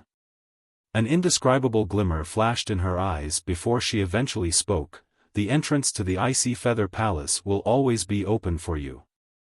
I'll wait for you there. Meeting is fate, but parting is also fate. Li Qiye smiled and left her chariot. In the blink of an eye, her chariot disappeared in the horizon. They were going ahead. On the other hand, Li Qiye and the girls continued forward without being in a rush. Fiercest is here. Someone shouted after Li Qiye came to the large lake. Many eyes were instantly fixated on him. Everyone quickly made a path since no one dared to get in his way. Fiercest, the dual-blade beauties, Sword Goddess Bai, and Goddess Mei. Someone murmured after seeing those behind him.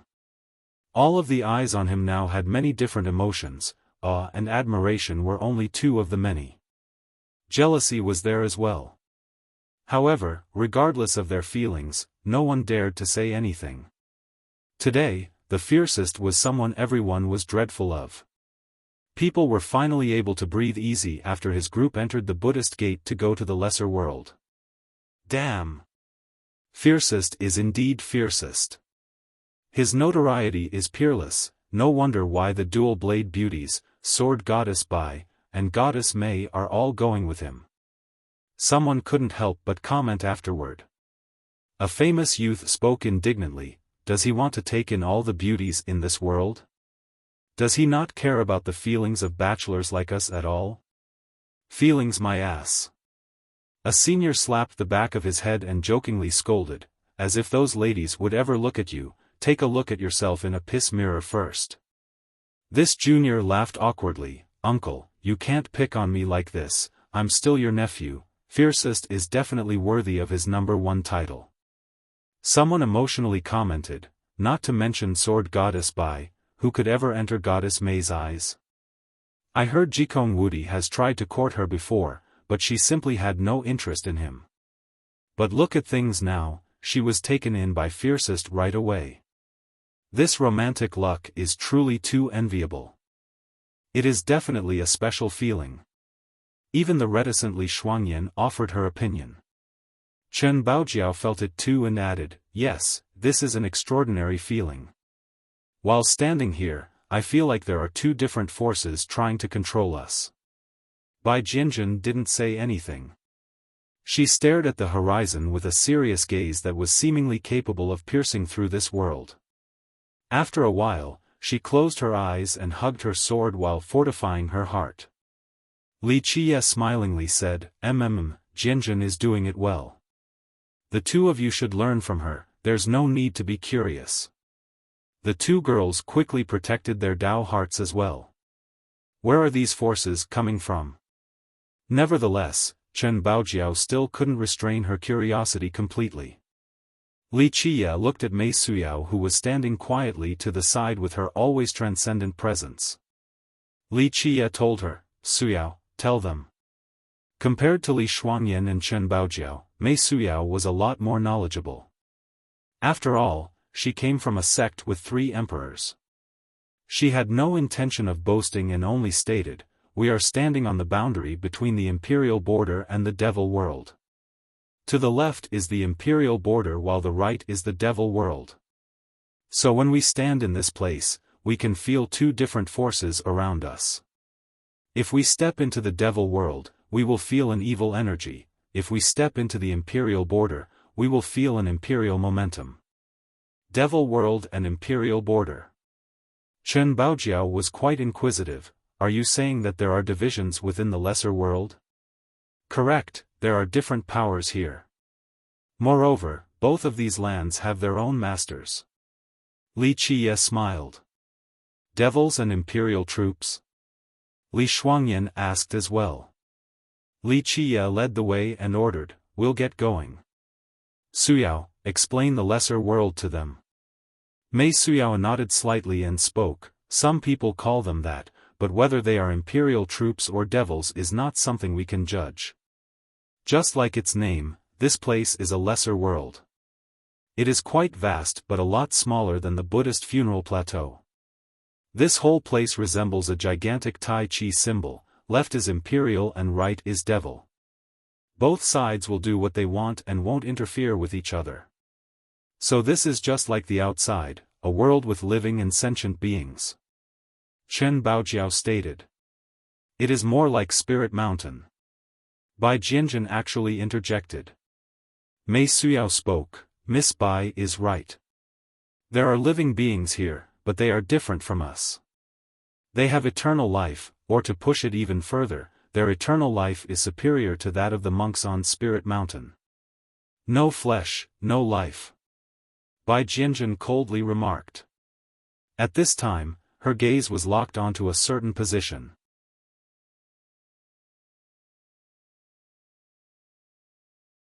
Chapter 1064, Lesser Imperial Devil World. At this time, a tree that resembled a bridge grew in front of a cliff. There was a fruit hanging from it that looked just like a lantern. Below this tree sat an old man meditating with his legs crossed.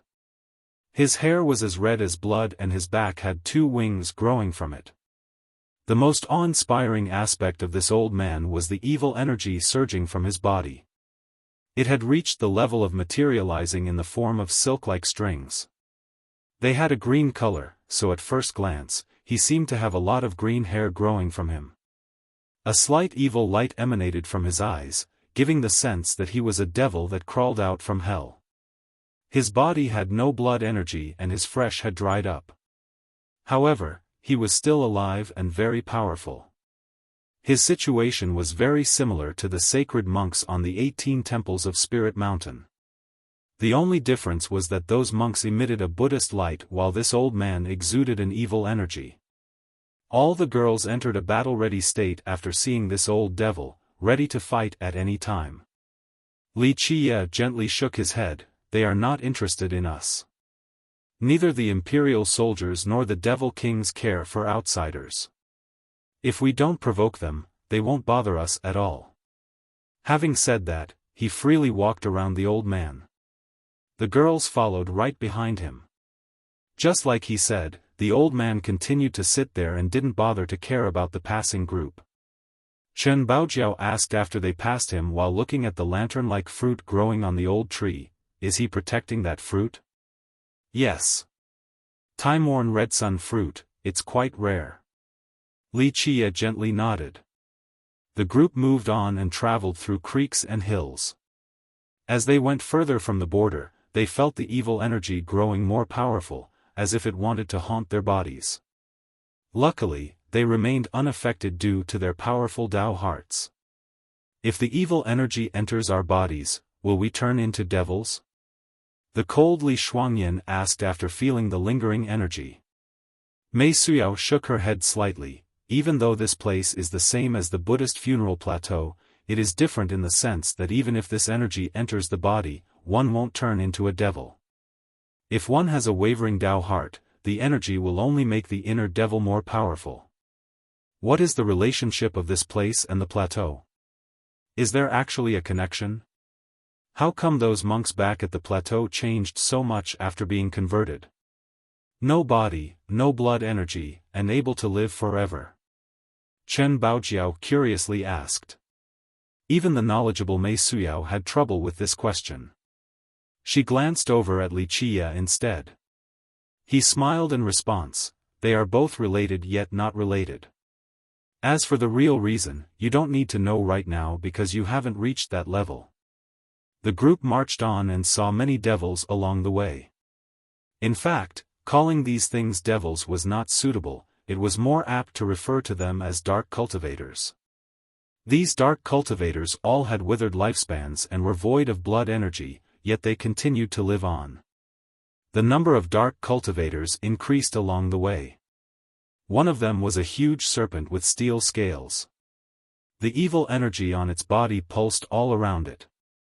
When it coiled its body, it looked just like a huge mountain. It was protecting a little rose. Another one was just a skeleton. Blood coagulated to form the muscles of this cultivator. In its eyes were two burning flames. It was squatting down on top of a sacred tree. One of them was just a slab of mud. This sludge slab continued to flow. When its evil energy surfaced, it would turn into a giant or a mountain. Occasionally, one could see an old vine growing on top of its body. The dark cultivators here came in all shapes and forms, but the basic principles remained the same. They were devoid of blood energy and lifespan, yet they were still living well. The girls all stared at these dark cultivators carefully. When they met a few of them in human form, they were especially attentive. However, even the most well-read among them, Mei Suyao, couldn't tell which era or sect they were from based on their appearance and clothing. They all wore archaic clothing that was beyond identification. Even if they have been immortal all this time, they must have had a starting era. Even the muted by Jianjun commented. Mei Suyao shook her head slightly. I have no way of knowing. There are no records, or at least my sect has no writings on this matter. She looked at Li Qiye at this point. Maybe he was the only one who could give an answer. Li Qiye smiled and replied, a very, very old era. I can only tell you guys that it is before the Buddhist funeral plateau came to be. However, it is difficult to say which between the imperial border and devil world is older. This requires more research and evidence. Even before the plateau. Li Shuangyan was caught off guard. Rumor has it that the plateau existed before the desolate era. All 12 burial grounds are extremely old to the point that no one can trace back to them. Some things can be, others can't. Li Qiye chuckled and didn't elaborate on the topic. Are all the dark cultivators here watching the spirit medicines and trees? They met many dark cultivators, but these cultivators simply had no interest towards outsiders. The devil world has spirit vegetation while the imperial border has royal metals. Mei Suyao explained, dark cultivators need elixirs and grasses while the imperial soldiers require royal steel. I heard they continue to live on just because of these materials. If no one bothers them, they will stand guard over these things forever. Why do they need elixirs if their lifespans and blood energy are already gone? Chen Baojiao was quite confused on this matter. Li Qie smiled, it is not that they need elixirs. Don't believe me? You can try to trade a king medicine to them and see if they want to trade or not. Having said that, he handed her a king medicine root. This action made by Jianjun and Mei Suyao look at him in bewilderment. They were both from imperial lineages, but their sects considered king medicines to be very precious all the same. However, Li Qie was treating this root as if it was just a simple cabbage. This only made Chen Baojiao even more curious. She grabbed the king medicine and ran to trade with a dark cultivator. This dark cultivator had a lion head and a human body. He was inside a cave under a cliff to protect a budding blade of a leaf. No matter how one looked at it, this young grass was not comparable to the king medicine in Chen Baojiao's hand. Alas, the dark cultivator ignored her request to trade. In the beginning, she was afraid that the dark cultivator wouldn't understand her, so she communicated with her divine intent. Regardless of the place and era, using one's divine intent was the most direct form of communication, anyone could understand it. Nevertheless, the dark cultivator simply ignored her. He eventually became irritated by her nagging and slammed down his hand. Chen Baojiao retreated in a hurry at this point. After she left the cave, this cultivator didn't chase after her. He only gave her a lazy glance before closing his eyes to enter deep sleep again. Fine then, don't trade. Did you need to be so rude? Chen Baojiao muttered to herself. She didn't understand and asked Li Qie, young noble, what's the reason for this? They have to know their stuff, right? Li Qie answered with a smile, I'll take you guys to go see something and you will understand right away. He led them until they eventually climbed a tall peak. In front of them was a ravine with an old vine tree growing at the bottom. Who knows how long this tree had been there for? Its vines were growing all over the ravine. It emitted a faint brilliance that resembled the moonlight in an incredibly beautiful manner. It has matured. Devil imploration is about to begin. Li Qie sat down on the peak and quietly watched over this vine tree ahead. Mei Suyao and the others sat down with him and patiently waited. Moments passed by. Eventually, an arachne climbed up from the bottom of the vine. Its upper half was human while the lower half was of a spider. This arachne was quite ancient. It looked around for a bit before a huge blast resounded. The evil energy in its entire body soared to the sky and instantly turned into a giant cauldron. Whoosh! Whoosh! The vines made a lot of sounds. The entire tree was sucked into the giant cauldron. Next, the evil energy turned into a flame. After bursts of refinement, the tree was turned into a liquid as green as jade. Boom! The cauldron suddenly sprayed this medicinal liquid out into the sky. Bang! In the blink of an eye, a portal opened in the sky with intersecting runes that were arranged in a mysterious and complex manner. No one could discern them. The portal instantly devoured all the medicinal essence. Next, an evil energy poured down like a surging river. The dark cultivator didn't think twice. It opened its mouth to swallow this evil energy. The portal then disappeared, and after devouring the evil energy, the evil flame around its body became even stronger than before. This scene left the girls astonished.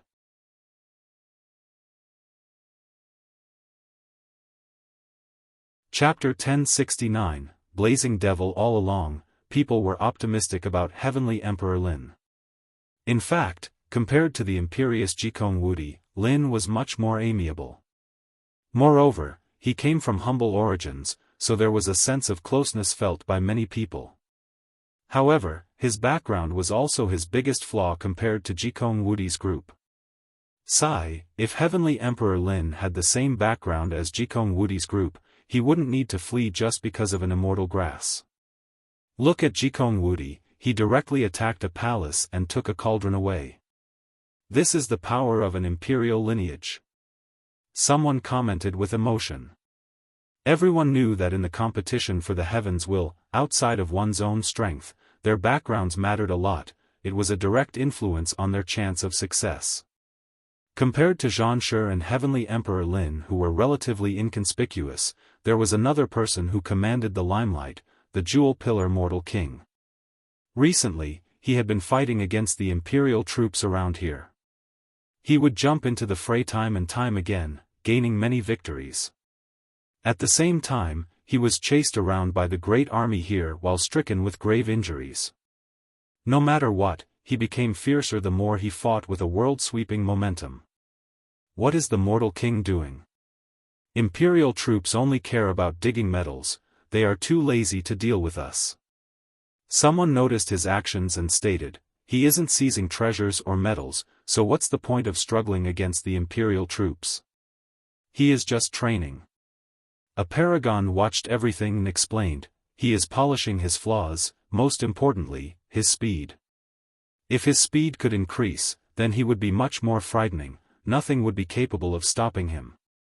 Someone murmured, does he want to take revenge against Wuxia? Everyone knew about his beating from Wuxia at the terrace a few days ago. Wuxia himself said that the Mortal King was too slow. In fact, it was no secret. The hell-suppressing physique had infinite weight, which resulted in its flaw of being slow. Many people who cultivated this physique all tried to find a way to make up for this shortcoming. That's for sure. Someone who knew the Mortal King well spoke, he definitely cannot swallow this anger after losing 3 times to Wuxia, but the last time was the worst. Moreover, the sacred school had been wanting to bring Chen Baojiao back to marry the Mortal King, so this is both a feud between the sects as well as a personal matter. The Mortal King will have to obtain vengeance. One of them will have to die. Wuxia is too heaven-defying though. Even the people from the previous generation could only say this about the situation. They knew that the Mortal King had nothing going for him against Wuxia. Contrary to the Mortal King's peers, Bing Wuxia was the most leisurely. She didn't seem to be treasure hunting at all with her large female entourage. They took many breaks during their scenic stroll. Gathering medicines and plants was only part of their relaxed process. Of course, no one wanted to provoke her. It was a big relief to others that she wasn't causing trouble herself. Wuxia led the girls to a very remote and barren land.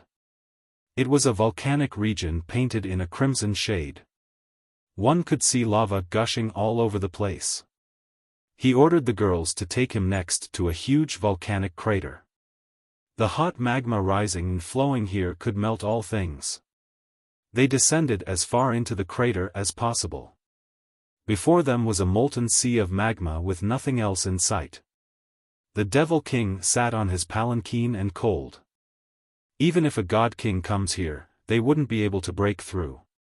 Having said that, he turned around and left. Others were disappointed to see him unwilling to take action.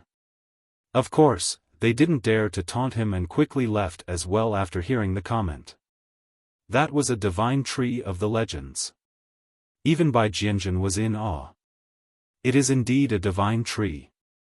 Wuxia glanced at her and chuckled, but that tree is not very useful for you. Can young noble actually take it? Chen Baojiao had to ask. In her eyes, there was nothing that her omnipotent young noble couldn't do.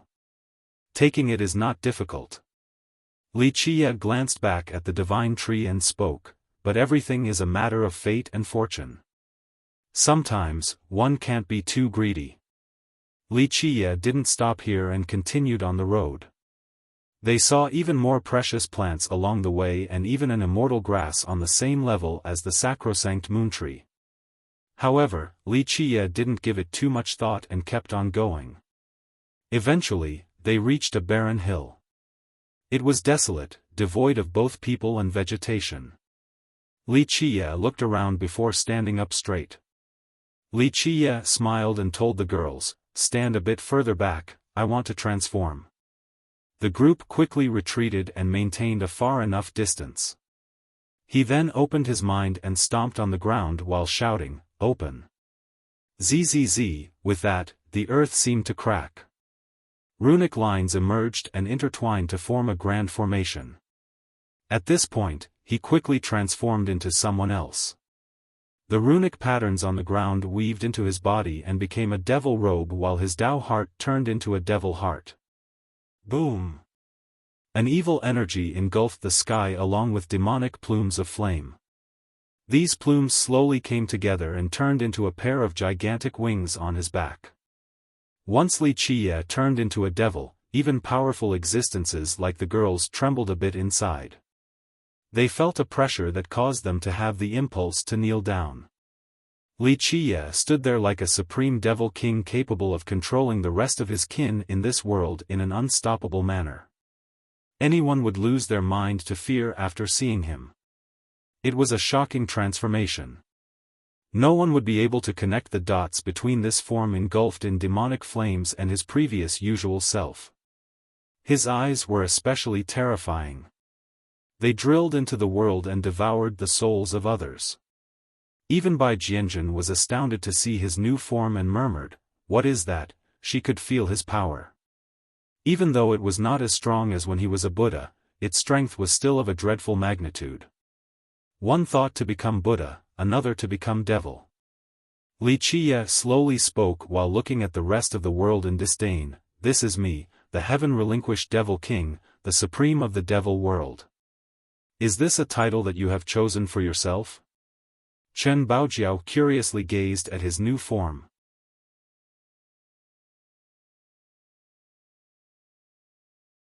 Chapter 1066, Heaven-Relinquished Devil King. No, Li Qiye gently shook his head while carrying a commanding presence.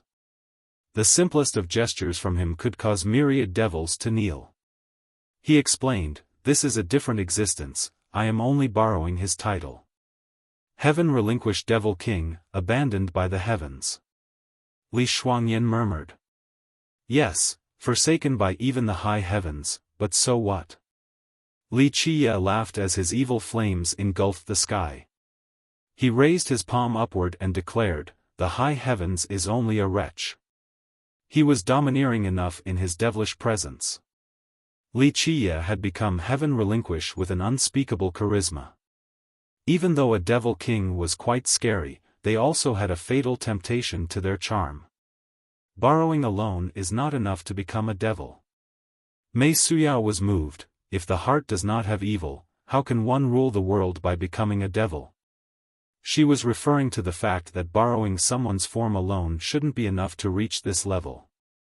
If he didn't have a devil heart, how could the evil flames be devouring the sky right now? How could he reign over the world as a devil? This place is the devil world where one thought can turn one into a devil. Li Qiye chuckled. In his current form, even his smile carried a strangely evil yet graceful aura. Just like evil Buddha, Bai Jianjun's expression shifted. Li Qiye had changed into evil Buddha and now a devil king. This transformation could be said to be without flaws, it was as if he was the real deal.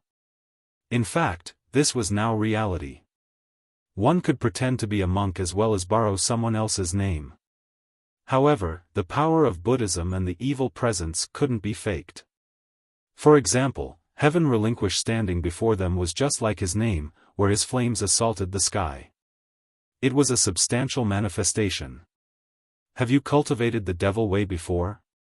Even Li Shuangyan found it astonishing. Prior to this, Li Qiye had cultivated Buddhism. In just a short amount of time, he became evil Buddha with an unstoppable dharma. One thought can turn you into Buddha, but one thought can turn you into devil as well. Li Qiye only chuckled. He naturally wouldn't reveal the secret in this. There was a period when he used to stay in this lesser world for a long time. He became an invincible devil king here, and before he left, he sealed his evil energy deep underground at this location. This time, he became a devil once more. However, he didn't use his own past name but rather one from a different devil king. There was a reason for this choice. "Where is the palanquin?" he ordered as an untouchable devil king. Li Shuangyan and Chen Baojiao had already prepared all the necessary items. They took out a palanquin for him. Li Qiye sat on the carriage and commanded, "Raise it, let's go. Remember, do not ask or say anything. Everything is up to me." The group acted as his bearers. Even a goddess like Mei Suyao could only take up this menial duty. However, she didn't hesitate in carrying the palanquin at all. Her expression remained carefree and natural since she didn't care for status. If anyone were to see this, they would be scared silly. Li Shuangyan and Chen Baojiao was one thing, but Bai Jianzhen was the current sword goddess and Mei Suyao was even nobler. Hailing from the Eternal River School, she had unmatched looks and was praised as the #1 beauty. But at this moment, both of them could only carry Li Qiye's palanquin. Li Qiye sat on it and closed his eyes to rest, just like a king looking down on the world. Geniuses and invincible characters could only be his servants. This was true invincibility. The four girls carried the carriage across rivers and hills into a remote region. Along the way, they met more dark cultivators who were protecting their spirit medicines. They were sleeping for the most part. However, when the palanquin came by, no matter how powerful these cultivators were, they immediately woke up to prostrate on the ground. Even though no words were exchanged, their expressions were full of respect. The devil world was a place where ranks mattered. Heaven Relinquish was an exceedingly high-ranked devil, so wherever he went, these dark cultivators would pay him respect. Eventually, under Li Qiye's guidance, the four girls carried the palanquin into a large river. After separating the current to make way, they instantly went down to the bottom of the river.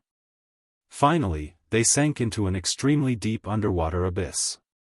They found that there were wisps of light in this region among the currents. In this place was a crystal palace.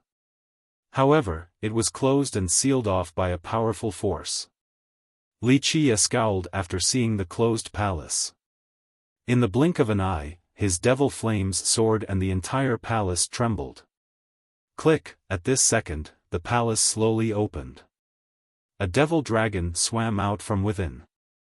This dragon was still a flood dragon since it had the unique characteristics of this race.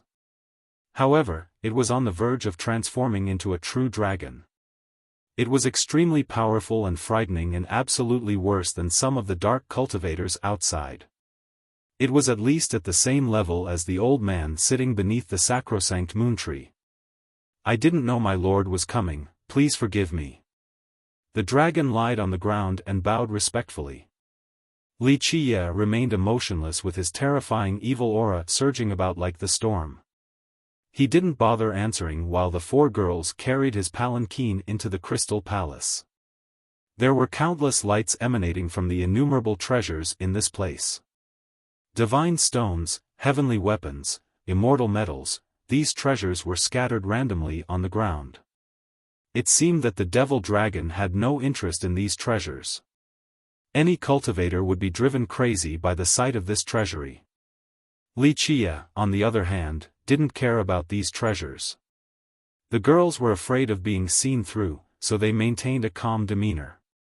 They focused on carrying Li Qiye's palanquin without batting an eye at the treasures. After entering the palace, Li Qiye sat on the throne without any hesitation. The devil dragon didn't dare to show any slight. He stood to the side in a subservient manner. Nevertheless, he still stole several glances at the girls. "What? Are you interested in my concubines?" Li Qiye coldly glared at the dragon as he sat proudly on the throne. The dragon quickly fell to the ground and said, "Please forgive me, my lord. This little one was only curious for a second." The girls blushed a bit after hearing Li Qie, but they didn't say anything to maintain the act. Li Qie didn't become angry. He said indifferently, I came to your place for just one item. May I ask what my lord desires? Just say the word and this little one will go grab it for you right away. The dragon responded instantly. Li Qie coldly spoke, in your crystal palace, the only item that can garner my attention is the flower in your inner chamber. The dragon began to hesitate after hearing the request.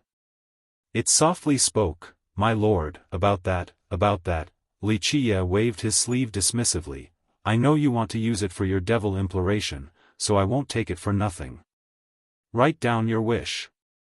On a different day on the evil slaying platform, your wish shall be on it. Thank you, my lord. The dragon no longer hesitated and quickly bowed before going to grab the item. After a while, the dragon came back and offered a jade box with both hands to Li Qie. Li Qie didn't bother looking at it and accepted it right away. My lord, this is my devil prayer. The dragon respectfully gave Li Qie his written wish as well. It was a divine jade engraved with his prayer. In the future on the evil slaying platform, go to that place and your prayer shall be answered. Li Qie spoke coldly. Thank you for your grace. The dragon prostrated again with true gratitude. With a heartless demeanor, Li Qie commanded, raise the palanquin. Having said that, he closed his eyes again with an imperious temperament. This was very suitable for his current identity as a devil king. The girls didn't dare to snub him in the slightest. They immediately obeyed and carried the palanquin out of the crystal palace. Once they left the river, Li Qie casually threw the jade box to Li Shuangyan and said, little girl, this nice item is your reward. Li Shuangyan was a bit surprised. She calmed down, caught the box, and opened it. A sacred light emerged in an overwhelming yet flawless manner. Anyone who saw it would feel pure inside, as if nothing was holier than this item. It was a lotus flower that resembled a jade carving. It was flawless, truly perfect. What kind of immortal lotus is this? Even those who didn't know better could tell that it was extraordinary from just a glance. Earthmother, sacred lotus. Li Qie lightly said, this flower is very useful for you since you cultivate the void imperfection physique. With it, you will be able to unravel the more mystical aspects of the physique. Thank you, young noble. Li Shuangyan thanked him and put away the jade box. Young noble swindled this immortal lotus from that devil dragon. Chen Baojiao said, if it finds out, it will definitely go crazy. Li Qie disguising himself as heaven relinquished to trick the lotus from the dragon was too clever. He didn't need to expend any effort and still managed to obtain such a peerless item. No, I didn't lie to him. Li Qie gently shook his head, though I am not the real heaven relinquish, I didn't truly deceive him. This answer left the group a bit confused. They didn't understand him. But you are not the real heaven relinquish. Chen Baojiao commented. Yes, I'm not him. Li Qie smirked, but the real heaven relinquish will help fulfill their prayers.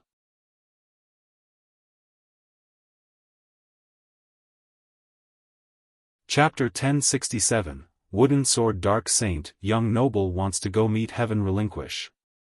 Li Shuangyan's expression changed. After looking at her young noble, she knew just how terrifying this devil king was. If the two met while Li Qie was still in this disguise, the consequences were easy to imagine. No, heaven relinquish will come and see me. Li Qie smiled. Legend states that he has been missing for a long time, but I know he is still here in the devil world. You are trying to bait him out. Mei Suyao immediately understood Li Qie's true purpose. He chuckled, that and grabbing some treasures along the way. It would be foolish not to do so since the medicines here are indeed supreme. Young noble, just what is the evil slaying platform?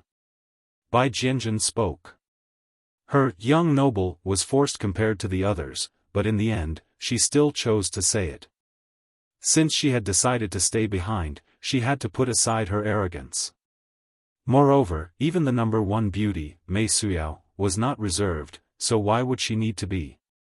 In terms of background, talents, and creations, Mei Suyao was above her. Evil slaying platform. Li Qie glanced into the distance and eventually murmured, "It is a very interesting location. Don't worry, after taking care of a few matters, I'll take you guys there."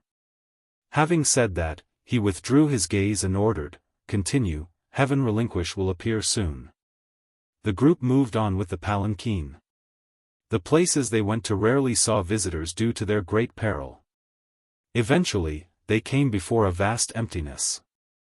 The sky here was shattered in several places. It was easy to see that a supreme war took place here. After crossing this shattered space, they found a huge mountain with a bamboo forest at the peak. The gentle breeze caused the bamboo to flutter, giving a very pleasant feeling.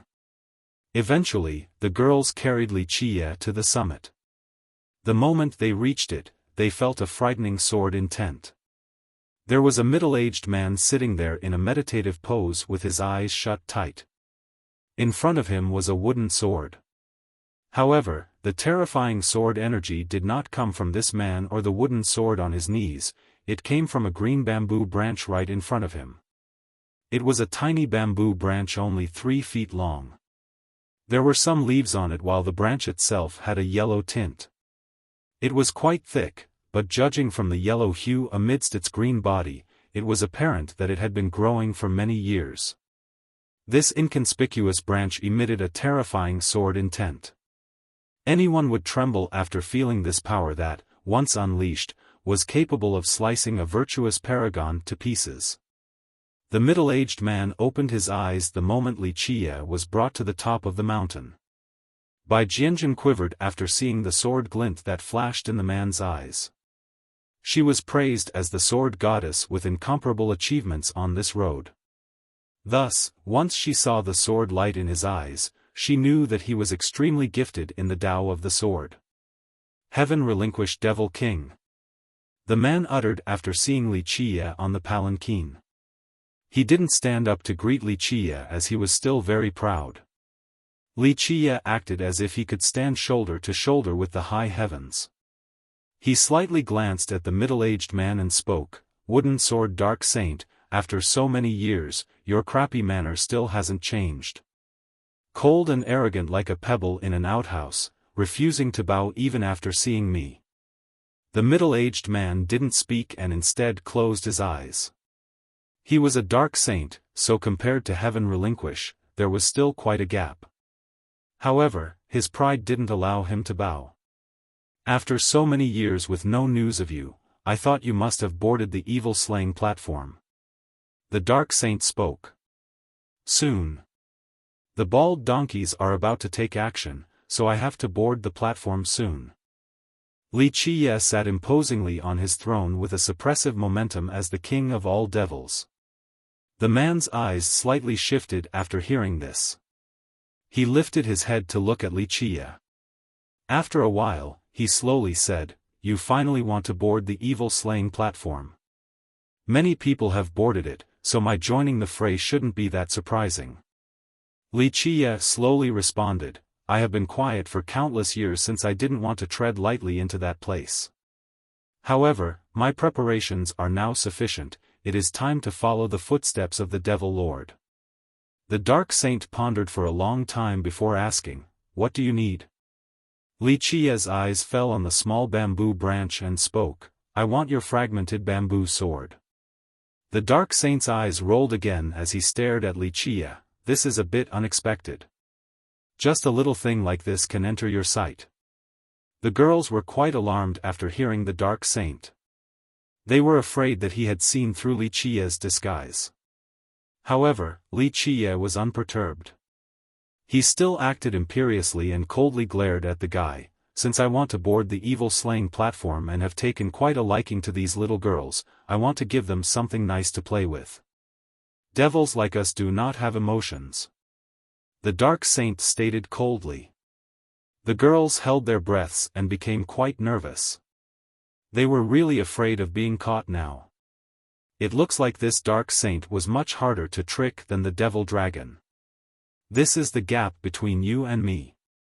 Your current state can't even catch up to me, let alone thinking about catching up to the devil lord.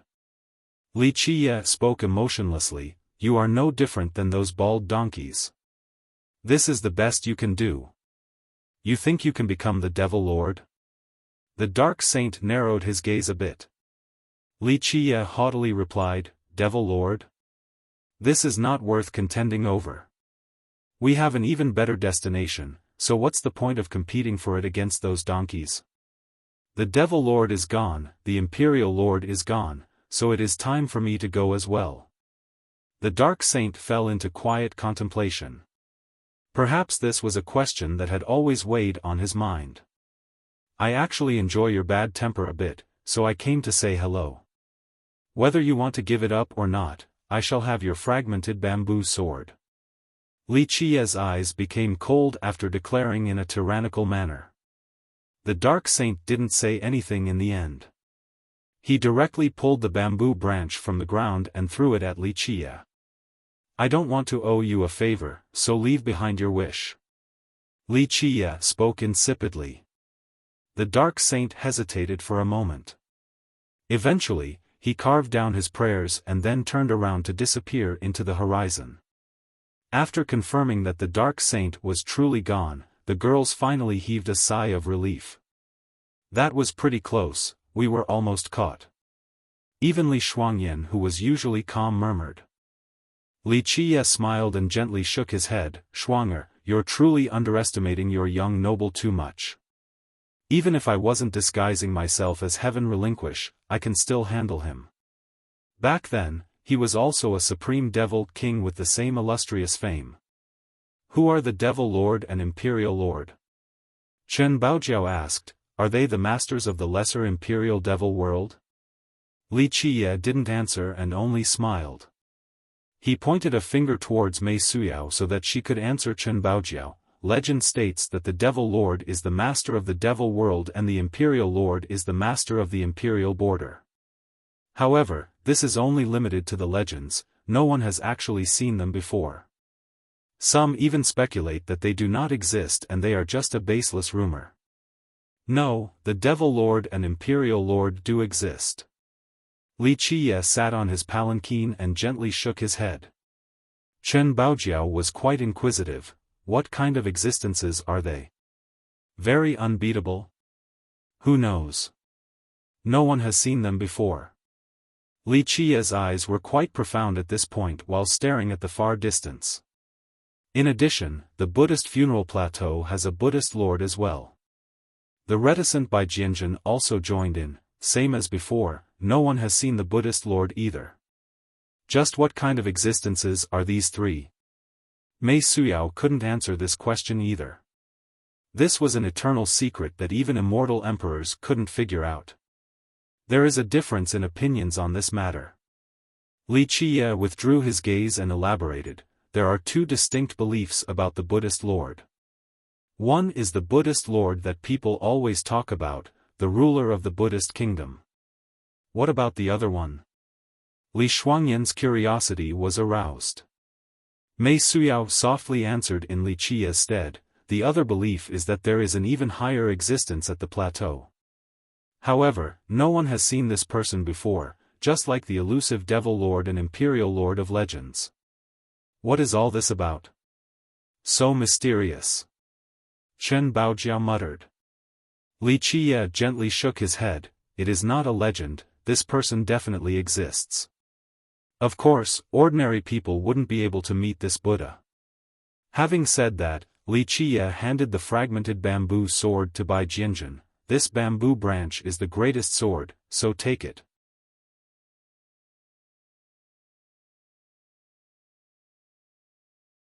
Chapter 1068, A Sword's Sharpness. After accepting the fragmented sword, Bai Jianjun was dazed for a moment before she spoke, I already have a sword, it is of the finest rank.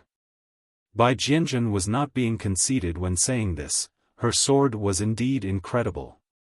Her sacred ground didn't have a lot of treasures, but they did have an abundance of swords. If there was a place with the best swords in the world, then it would certainly be her sacred ground. Otherwise, how could they have produced a sword god?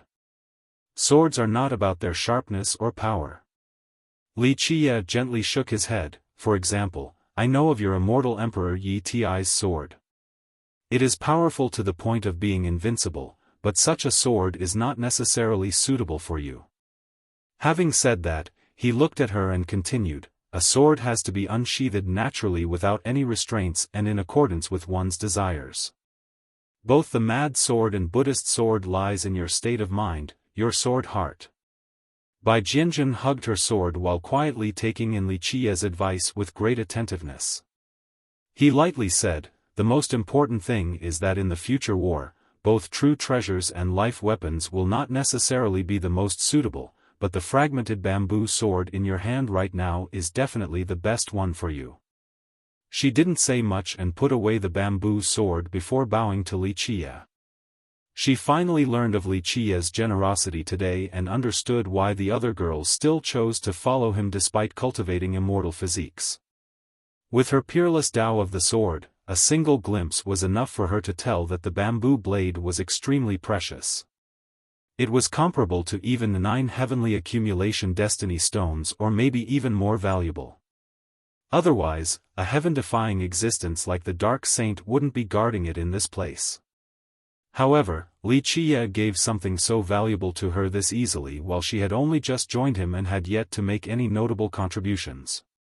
How could people not follow a lord that was so generous to those under him? Li Qiye let the girls carry his palanquin again. Along the way, they met a few regular cultivators and experts. Their eyes revealed their astonishment after seeing the female bearers. Needless to say about Li Shuangyan and Chen Baojiao, they had immortal physiques and great mastery of the sword and saber.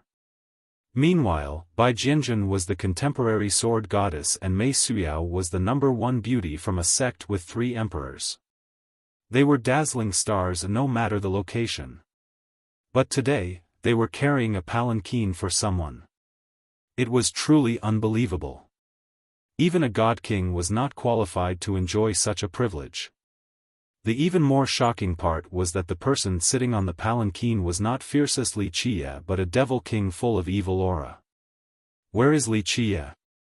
A stunned spectator murmured at this sight. Li Qiye must have provoked the great devil king and got annihilated while the girls were captured. A youth sneered gloatingly. Fool, how can you become a sect master with this kind of vision? His senior slapped him and coldly said, that person is Li Qiye. Many experts from the previous generation noticed the girl's natural demeanors and understood that the person on the carriage was Li Qiye. What is he doing? First he disguised himself as a Buddhist lord, and now he is playing as a devil king? A virtuous paragon saw the Li Qiye shrouded in evil energy and became quite puzzled. Very quickly, their question was answered. Wherever Li Qiye went, the dark cultivators would prostrate on the ground. Even if they didn't come out, their reverence was obvious. He is pretending to be a devil king. An old paragon understood right away, what is the best identity to take to travel freely at the devil world? Naturally, it is a devil king. This was a source of inspiration to many people, especially the powerful older generation. They immediately changed their appearance and let their disciples carry their palanquins to pretend to be devil kings. After the transformation, they went to fool the dark cultivators, trying to trick them out of their spirit medicines. However, not one was successful. The White Bell ancestor wanted to copy Li Qiye. He turned into a devil king and tried to fool a dark cultivator protecting a myriad era vine. Alas, he was immediately killed on the spot. Not just the White Bell ancestor. An eternal existence copied Li Qiye too and wanted to catch an immortal river clam, but the devil guarding that location sucked away all of his blood energy. Indeed. The Cloud Saint child also pretended to be one. He hadn't done anything yet, he only walked by a sleeping dark cultivator, but the thing woke up and chopped him to death. Someone laughed while recalling the event. In a short day, those who tried to imitate Wuxia all died miserably. Their deception was without reward, unless death was considered a sweet release. Why is it that Wuxia can pretend to be a devil king and be treated so well by the dark cultivators? They're even kneeling on the ground respectfully. But when we do it, the only fate that awaits us is death. What kind of joke is this? A great power's disciple exclaimed bitterly after a senior from his sect failed and died. Because he has a devil heart. An eternal existence saw through the mystery and murmured, one thought to become Buddha, another to become devil. At this time, he is a devil, there's no need for pretension. He's even a devil king at that. He went on, just like back at the plateau, he was not playing as Buddha, he was one. Thus, he was able to control the power in that place. This brat is too devilish and heaven-defying. Another perceptive ancestor spoke with emotions. Many people trained for thousands and thousands of years just to begin the process of converting to a Buddhist heart, but he immediately changed into one right away. Buddha and devil at his whim, for his heart has both. Just what kind of terrifying Tao heart is this? Many people knew that the conversion process was not completed overnight. The popular phrase was supposed to be only a legend, but now, Wuxia was able to carry it out to their dismay. Of course, outsiders didn't know that in the distant past, Wuxia spent countless years to become a devil. This process and pain were beyond imagination. While Wuxia was infiltrating the devil world as the heaven-relinquished devil king, there were also a few notable others in the lesser world. The most eye-catching one was Jikong Wudi. Under the protection of Venerable Ninesword, he entered a palace and managed to steal an ancient imperial cauldron at the imperial border. Jikong Wudi is quite a badass. Many people lamented while talking about this. He entered so swiftly and made his way into a palace, then forcefully snatched a cauldron. Truly a great vanguard. Such actions, however, caused more people to become vigilant. An ancestor murmured, "The kingdom of the imperial border has many powerful existences." Jikong Wudi wasn't the only one who contributed. His army had great merits in this assault as well. An old cauldron shouldn't warrant such a grand maneuver from him. Perhaps there is something else going on behind the scenes. A different paragon spoke. A junior curiously asked, "Something else?" The senior angrily glared at the kid and knocked on his head, "Use your damned brain instead of just swinging your fists around all day. Just what kind of existence is Space Trample Mountain? Jikong Wudi doesn't lack treasures, so why did he suddenly attack a palace? Why the need to show off his might? He, or perhaps Venerable Ninesword, simply wants to show others that their sect is strong enough to fight just about anyone." Yes. A different senior nodded. Recently, Fiercest's momentum has soared since Jikong Wudi's group all lost to him. Right now, even Goddess May and Sword Goddess Bai are siding with him. This is enough to show that no one in the younger generation can oppose him. Wuxia's might is making the other geniuses insecure. The paragon continued, "I'm afraid all the young ones right now are worried that one day, Wuxia would suddenly go crazy and make mincemeat out of them all. Right now, Jikong Wudi's attack on the palace is the same as the Space Trample Mountain, giving everyone a warning. No matter how powerful you are, you cannot touch Jikong Wudi, since their mountain has the strength to fight anyone." Besides Jikong Wudi, other geniuses also took actions that attracted a lot of attention. However, they were more subdued compared to attacking a palace. For example, Zhanshe had been staying at the imperial border the entire time and observed all the battles that were going on. What is Zhanshe trying to do? He's not looking for treasures or medicines. People became curious since Zhanshe was using all of his energy to observe fights. He wants to build an invincible legion on top of becoming an immortal emperor. A sect master personally went to check on Zhanshe and said, he has a powerful legion that consists of 8 members. Moreover, all of them are the same age as him. I heard this team has challenged Jikong Wudi before and came out with their bodies intact. A different person who was maintaining a low profile was Heavenly Emperor Lin. He entered the devil world and stole an immortal grass from a dark cultivator. By the time they reacted, Lin had already long escaped. Many people felt sorry for him. I feel that Lin Tiandi has more potential than anyone else. What a shame that he is a vagrant cultivator.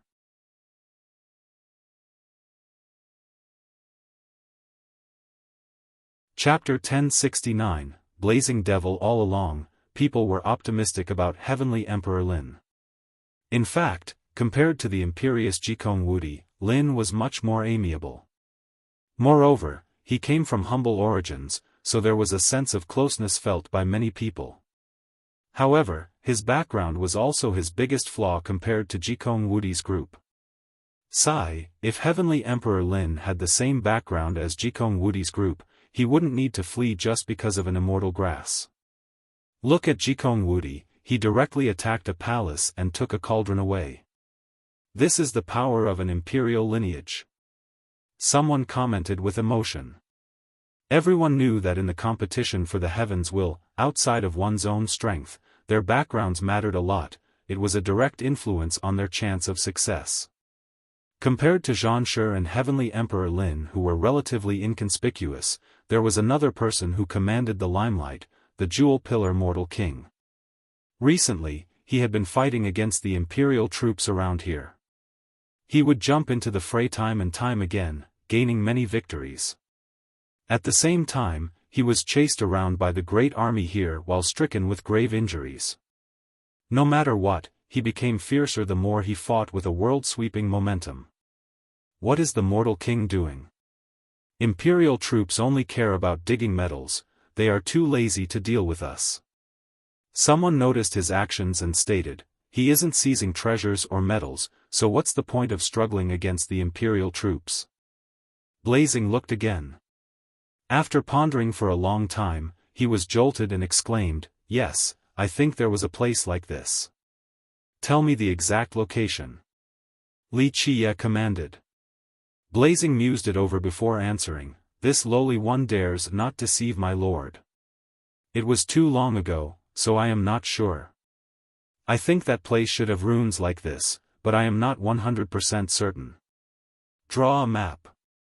As long as you remember the terrain, it should be simple. He ordered once more. Blazing naturally didn't dare to snub Li Qiye. He held a calligraphy pen and began to draw. After each stroke, he tilted his head in contemplation and made many modifications since he didn't dare to make the slightest mistake.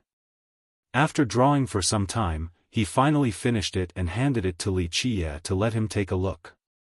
Li Qiye checked it meticulously and gently nodded, this should be right.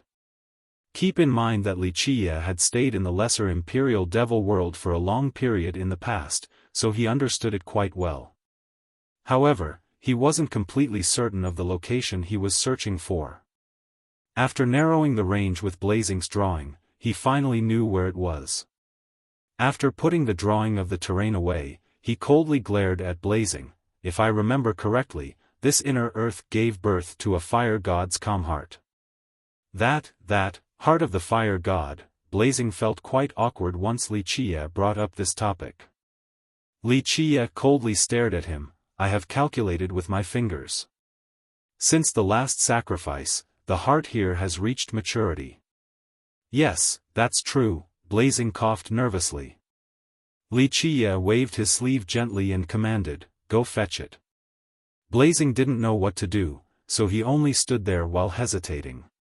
You have been protecting it through the long years, so I won't mistreat you. Heaven relinquish, never owe anyone a favor. Li Qiye imperiously declared, I will grant you a devil wish. My lord wants to climb the evil-slaying platform. Blazing startlingly murmured after hearing this. That's right. Li Qiye chillingly confirmed without batting an eye. Blazing stood there in a daze. After a while, he spoke, ever since the god-tyrant Devil King went up there, no other kings have done so. If my lord is going this time, who will be the future holder of the key to the Dark Maxim Palace? You don't need to know that. Just leave behind a devil wish. Li Qia's eyes turned cold. Blazing didn't dare to make Li Qia unhappy. He immediately took out the fire god's calm heart. He knew that his refusal was useless. Who could actually stop heaven relinquish if he wanted to seize it by force?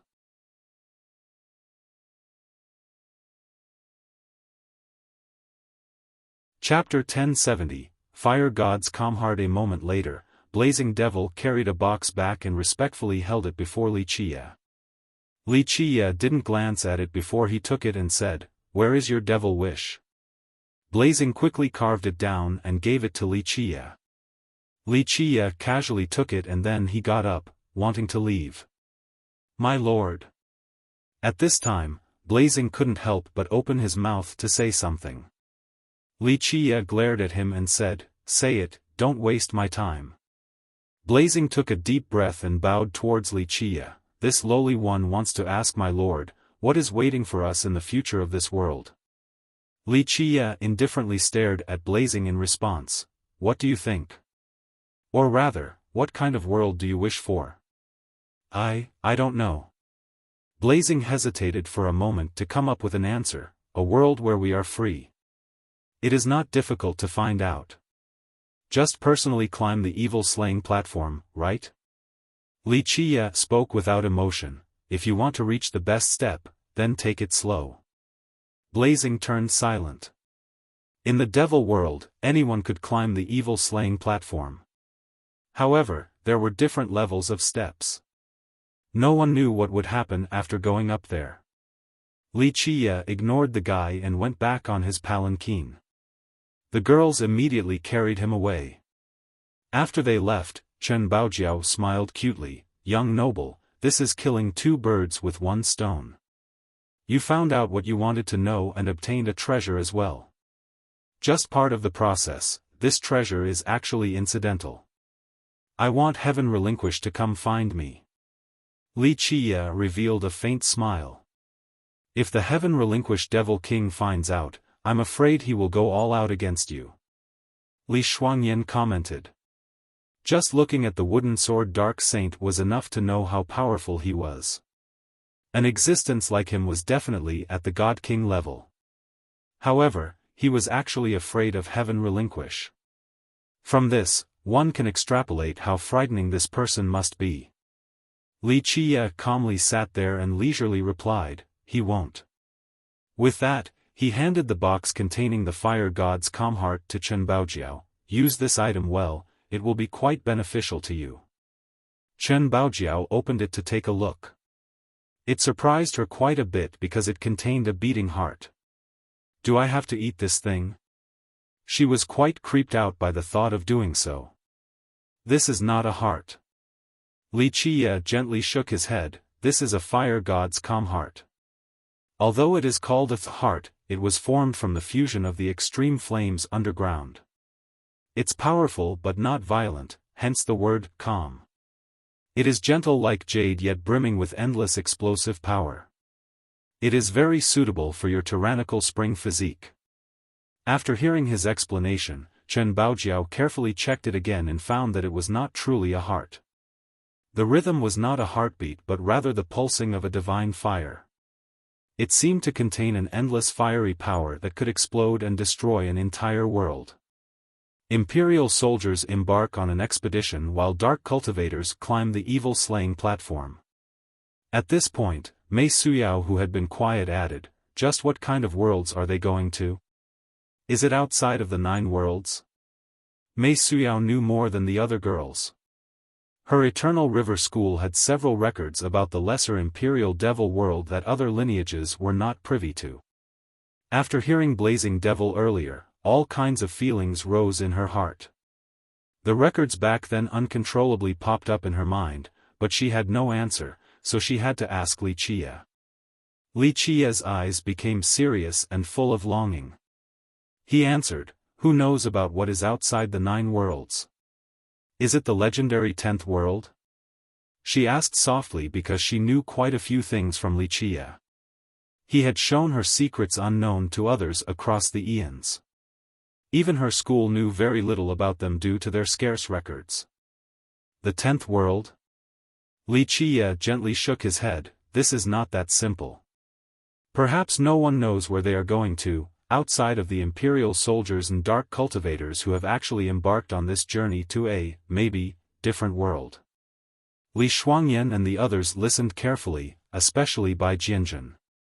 She tried her best to understand the secrets within using this rare opportunity from listening. Only when one goes to that world would they be able to know what it is. He ended with a profound glimmer in his eyes. The lively Chen Baojiao asked, even though I don't know any of that, why is it that dark cultivators have to go on the platform and imperial soldiers have to go on their expedition? Li Qiye couldn't help but smile. Why is it that cultivators have to compete for the heaven's will? Why do so many people break their heads from fighting just to vie to become an immortal emperor? You can think of it as our will or an external temptation. In short, this is their aspiration. Just like us who embark on the road to the throne, we tread forward knowing that there might not be a way back, knowing that we might become nothing but heaps of dried bones paving the path for another. The girls turned quiet after hearing this. For millions of years, too many people had tried to become an emperor, but only one could succeed each generation. Let's move on. Does young noble need to find a treasure or spirit medicine for Miss May as well? Chen Baojiao didn't wish to dwell on this heavy topic and smiled coquettishly. Compared to her time back at the Jewel Pillar Sacred School, the current Chen Baojiao had become very lively. She was already enchanting enough, but her youthful fire made people's hearts sway even more as they became lost in insanity from her beauty. I'm already satisfied with learning so much by following young noble. Mei Suyao smiled. She was as pretty as always, especially in her simple yet transcendent state that was so close to the origin. Suyao does not lack treasures. He smiled. If she wants treasures, she actually does not even need to come here. Mei Suyao smiled back. It was true that she followed Li Qiye and carried his palanquin not for treasures, but because Li Qiye had given her something that was more precious than any artifact. Okay, we have traveled for quite a while, so we should stop and take a bath. Li Qiye stretched and smiled. Nice try. Chen Baojiao coquettishly quipped as her face became red for some reason. A huge forest could be found in the southern region of the Devil World.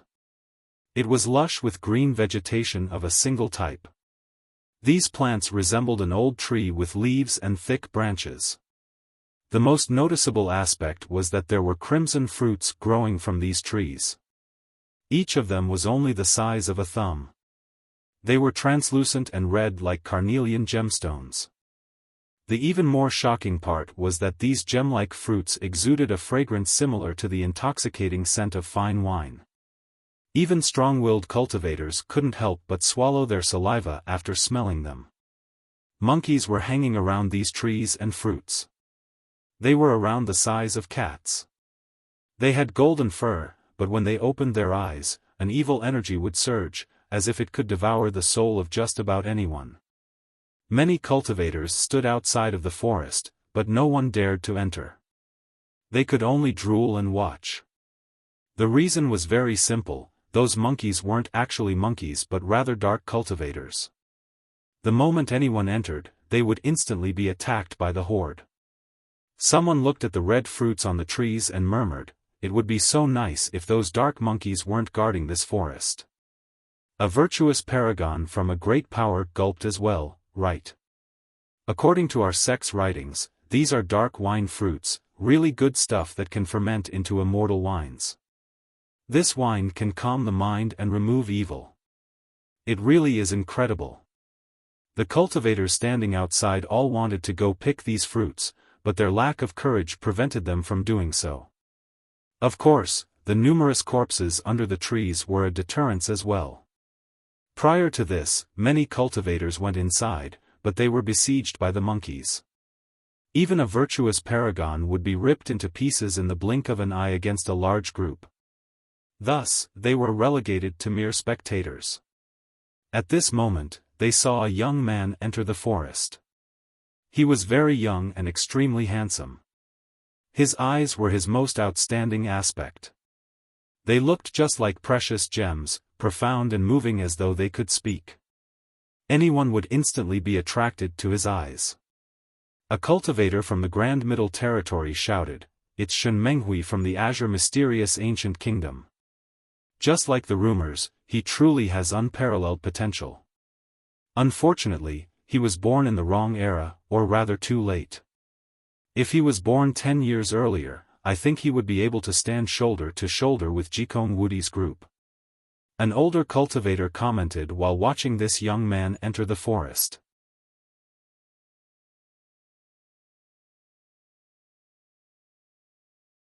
Chapter 1071, Shen Menghui is going in. Many people held their breaths while watching this young man enter the thick forest. However, a strange scene unraveled. After he went inside, his gaze swept through the nearest dark monkeys. The monkeys continued to hang on the trees in a sleeping state. How can this be? People found this astonishing since the monkeys closest to him didn't attack. One thought for slumber. A paragon from the Middle Territory murmured, "He is truly the descendant of the divine ancestor." After being personally taught by him, Shen Menghui can instantly bring these dark monkeys into a state of dreaming where they can't wake up. So heaven-defying. These dark monkeys are so violent, but he can hypnotize this many at once. Maybe he really is qualified to compete for the heavens will against Jikong Wudi's group. If only time waited for people, a youth commented in awe.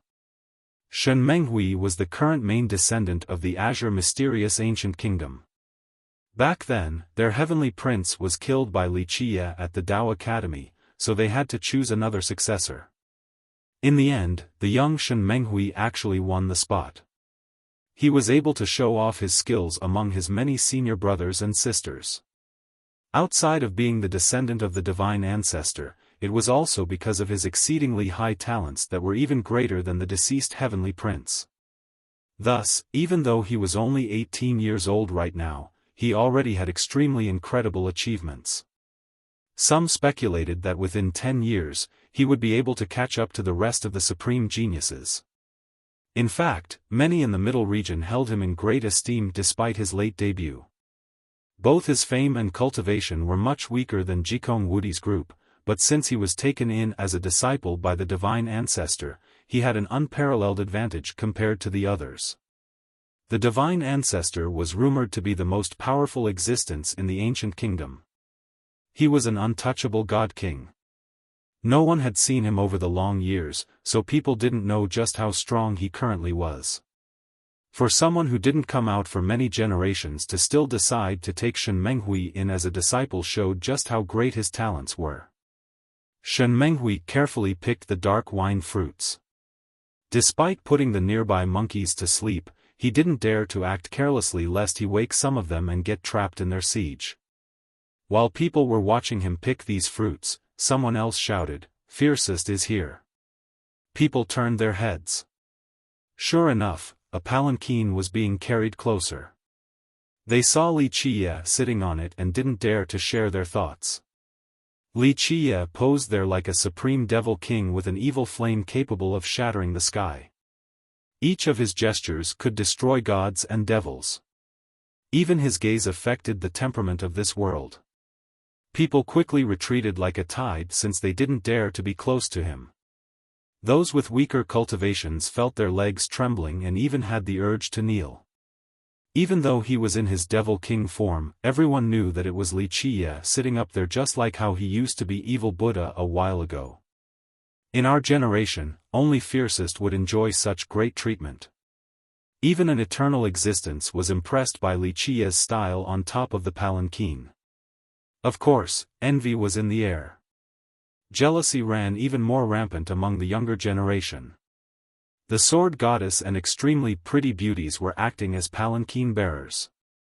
Just how domineering was this behavior? Such romantic luck drove others red-eyed insane from jealousy. Only fiercest had the ability to act like this in this day and age. Wuxia was in repose and let the girls carry him into the forest. All the dark monkeys jumped down and kneeled on the ground the moment he entered. It was a grand scene. At this time, the horde of monkeys could only prostrate to worship the Supreme Devil King. This sudden change made Shen Menghui jump from shock because even the monkeys that were mesmerized by him woke up right away and joined the ceremony. He didn't dare to linger and decisively left the forest to avoid being surrounded by the monkeys. He stood outside of the forest and watched Li Qia's back as Li Qia was carried into the forest, a scowl on his face. His eyes turned cold while gritting his teeth and clenching his fists. Nevertheless, he refrained from doing anything. Even though he had never seen Li Qia before, in his mind, the guy had always been his enemy and the enemy of his kingdom. For every disciple in the Azure Mysterious Kingdom, Li Qia was their eternal foe. It was a feud beyond reconciliation. He had killed too many of their kin and even the previous main descendant. The most frustrating part was that he even stole their imperial life weapon, the Imperial Violet Hammer. Getting a defining weapon stolen was a huge humiliation for any imperial lineage. Vengeance must be obtained for their kingdom. Buzz. Not long after Li Qia entered the forest, a mirror suddenly emerged in the sky. A holy light poured down on Li Qia's location. This development left the girls with serious expressions. They were ready to attack at a moment's notice. However, nothing else happened after the holy light fell down. Fools! Li Qia batted his eyes and murmured, thinking that I'm a fake devil king, so they want to disperse my evil aura with that holy light. So it turned out that someone among the crowd secretly used a treasure to illuminate Li Qia with a holy light. Everyone here knew that Li Qia was a fake, so someone wanted to ruin his disguise. Once the dark monkeys discovered that Li Qia was not a devil king, he would be torn into pieces by their endless numbers. It could be said that whoever tried to do this was truly cruel. He wanted to push Li Qia to his death. However, this holy light was essentially ineffective. Outsiders didn't know that Li Qia was capable of pretending to be heaven relinquished due to his devil heart, not just because of his engulfing evil aura. At this time, the girls carried the palanquin back. Li Qia slowly turned around with a sweeping glare. Shit, which idiot was it? Many people were quivering in fear and quickly retreated after seeing Li Qia turning back. Some people even raised both hands and cried out, "Young noble Li, it wasn't me." The crowd was pale with fear. Who didn't know about Fiercest's notoriety? This was someone who would massacre a whole race after an unfriendly exchange. The Blood Devil tribe being slaughtered by him was the best and most recent example. Who did it? Come out now, don't make young noble Li take action himself. Even the expressions of those from the previous generation paled. Who could stop Fiercest once he began to rampage? Even a god monarch was child's play to him, let alone them. Shen Menghui was shocked at this moment and looked around as well. People were walking backward to maintain a safe distance. Some even raised both of their hands to show their innocence. No one dared to escape, however. Once they ran, they would instantly become suspect and there would be no chance for absolution. It wasn't a big deal to be killed by Li Qia, but if this fiercest fella decided to bring his anger to their sect as well and start a massacre, then they would be the eternal sinner of their sect. I am a reasonable person, come out now and admit your mistake. It is not too late. Li Qia spoke softly while sitting on his palanquin. The crowd kept staring at each other, but no one dared to speak up. Eventually, people started yelling, "Whoever did it, just come out, don't bring everyone else down with you." But who would come out at this moment? It was clear as day to everyone that it would be a suicidal move. It seems like I have to wash my hands with blood to remind some people about what I can do. Li Qia's eyes turned cold and he immediately stood straight up. In the blink of an eye, his terrifying evil flames surged and turned into black wings. They spread, seemingly capable of blotting out the world. At this moment he was a supreme devil king with complete control over life and death. Young noble Li, it definitely wasn't us. It must be some insidious wretches around here. Countless people were scared out of their minds. It's not like they hadn't seen Li Qia's ruthless means before. The cowardly and weak were frightened enough to kneel on the ground. They couldn't handle the terrifying pressure of the evil energy. The crowd was silently cursing all the ancestors of whoever tried to scheme against Li Qia just now. This was simply dragging them down as well. They were nothing but fishes in a barrel if Li Qia decided to unleash his wrath. The pale crowd didn't want to die here, but they didn't dare to run either. Li Qia glanced at the group and slowly spoke, "Suyao." Mei Suyao acknowledged the command and her figure flashed. Bang! Next, someone was thrown to the ground. Pop! Her palm flipped and easily took out a treasure mirror from the person's fate palace before throwing it down on the ground. The paled suspect was lying on the ground, petrified. After seeing the person's clothes, someone immediately commented, "A disciple from the azure mysterious ancient kingdom." In just a second, people glanced over at Shen Menghui.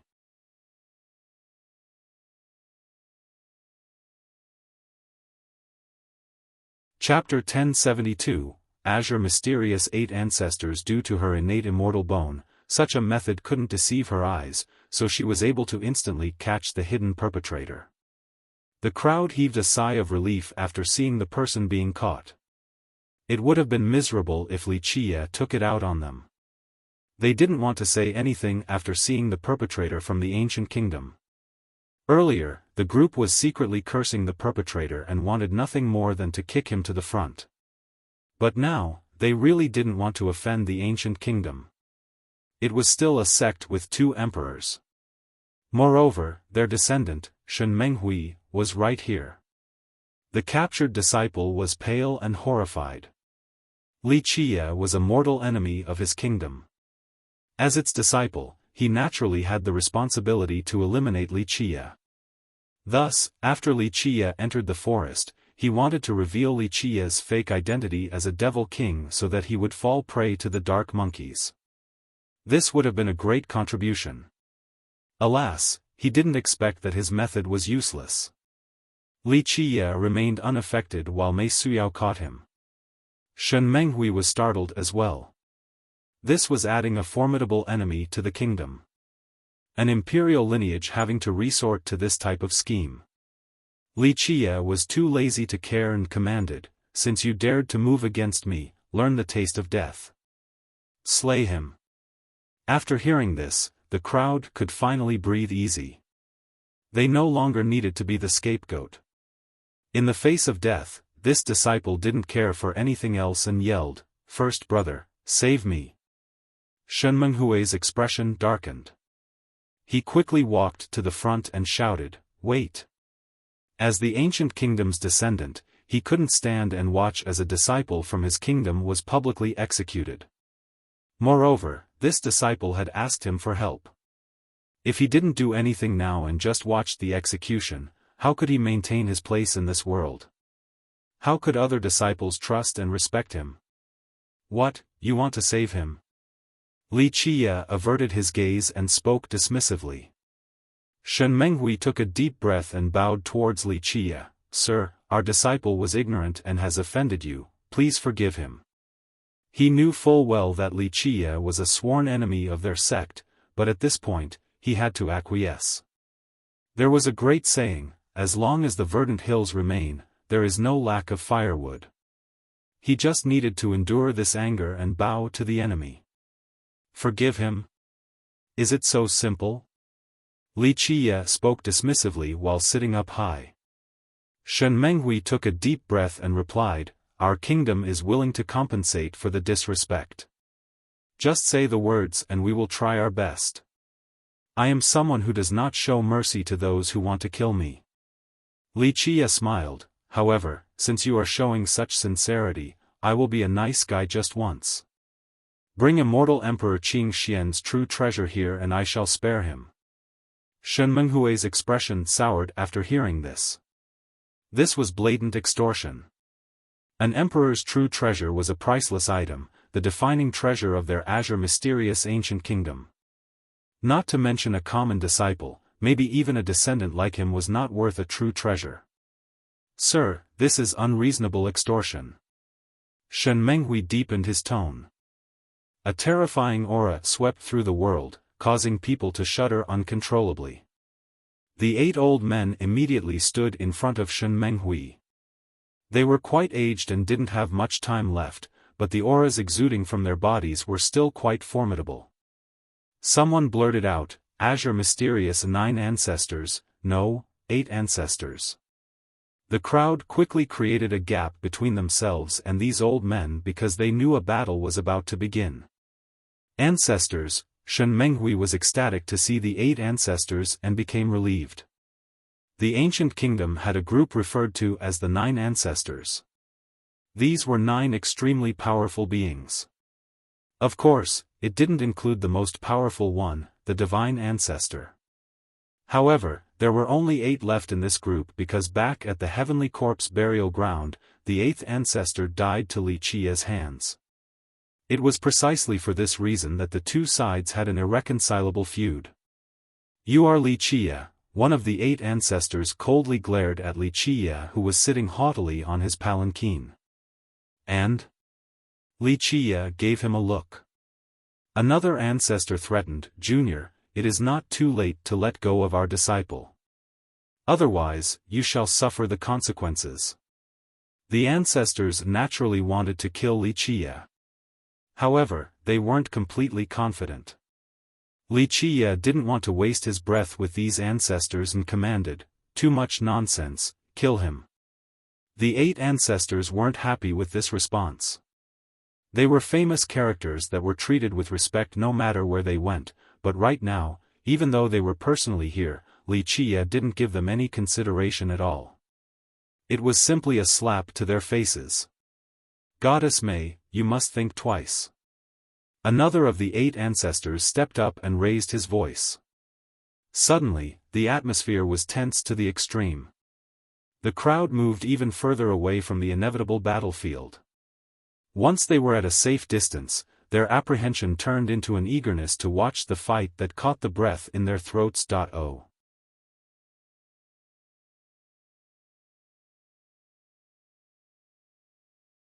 Chapter 1073, Lacerate. Mei Suyao smiled elegantly after hearing this ancestor. This faint smile exuded an incomparable beauty that swayed the minds of others. It was not without reason that people called her the prettiest girl in the mortal emperor world. Think twice? She gently shook her head. Fellow ancestors should be the ones to reconsider. If you want to fight, this junior will take you on. 1 person against 8 ancestors, just how confident was Mei Suyao? Moreover, she spoke with such an insipid tone.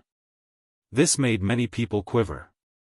They now understood that she was more powerful than they imagined, perhaps even more powerful than Jikong Wudi. The 8 ancestors from the ancient kingdom were rattled. Mei Suyao, a junior, wanted to fight the 8 of them alone? This was truly not putting them in her sight at all. One of the ancestors laughed out loud from acrimony and coldly uttered, "Very well, the eternal river descendant is indeed incredible. It seems like this old man will have to check out your school's supreme techniques." Mei Suyao was not afraid. She calmly stood there like an elegant fairy. "If elders want to fight, I am ready." Such a nonchalant demeanor revealed her confidence and power. Suyao. At this time, Li Qia, who had been sitting loftily on his palanquin, waved for her. She didn't say anything and retreated to his side. Such a scene left countless people envious and jealous. The number 1 beauty in the mortal emperor world was listening to each of his commands in such an obedient manner. This romantic luck was simply a lifelong pursuit for many people.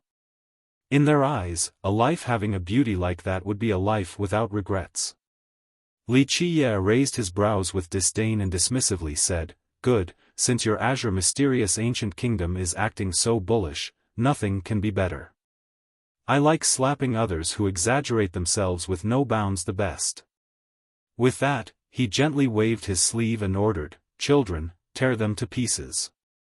Screech, the dark monkeys kneeling on the ground instantly pounced at the 8 ancestors. Their torrential numbers became a devastating onslaught. Kill them. The 8 ancestors were aghast and screamed as they attacked in unison.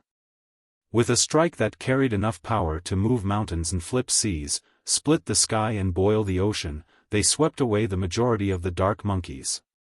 Screech, in just a moment, the screams of the monkeys echoed everywhere as the horde frantically tried to kill the ancestors. The 8 were immediately surrounded by the ocean of monkeys. Only monkeys could be found around them. Even their screeching howls were enough to kill a common expert. What was even more frightening was that the dark monkeys that came out from the depths became increasingly powerful. In the back, monkey monarchs and even monkey kings were rushing forward. One dark monkey was most likely not that powerful, but an endless number of them was truly frightening.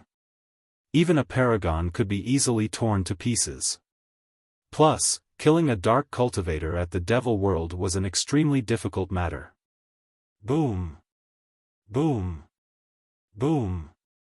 The 8 worked together to attack again, but due to the continuous onslaught from the monkeys, especially after the Monkey Kings joined the fray, they were overwhelmed and forced to retreat. What's more was that after they split a group of monkeys apart, these monkeys would regenerate after a split second and continue to kill.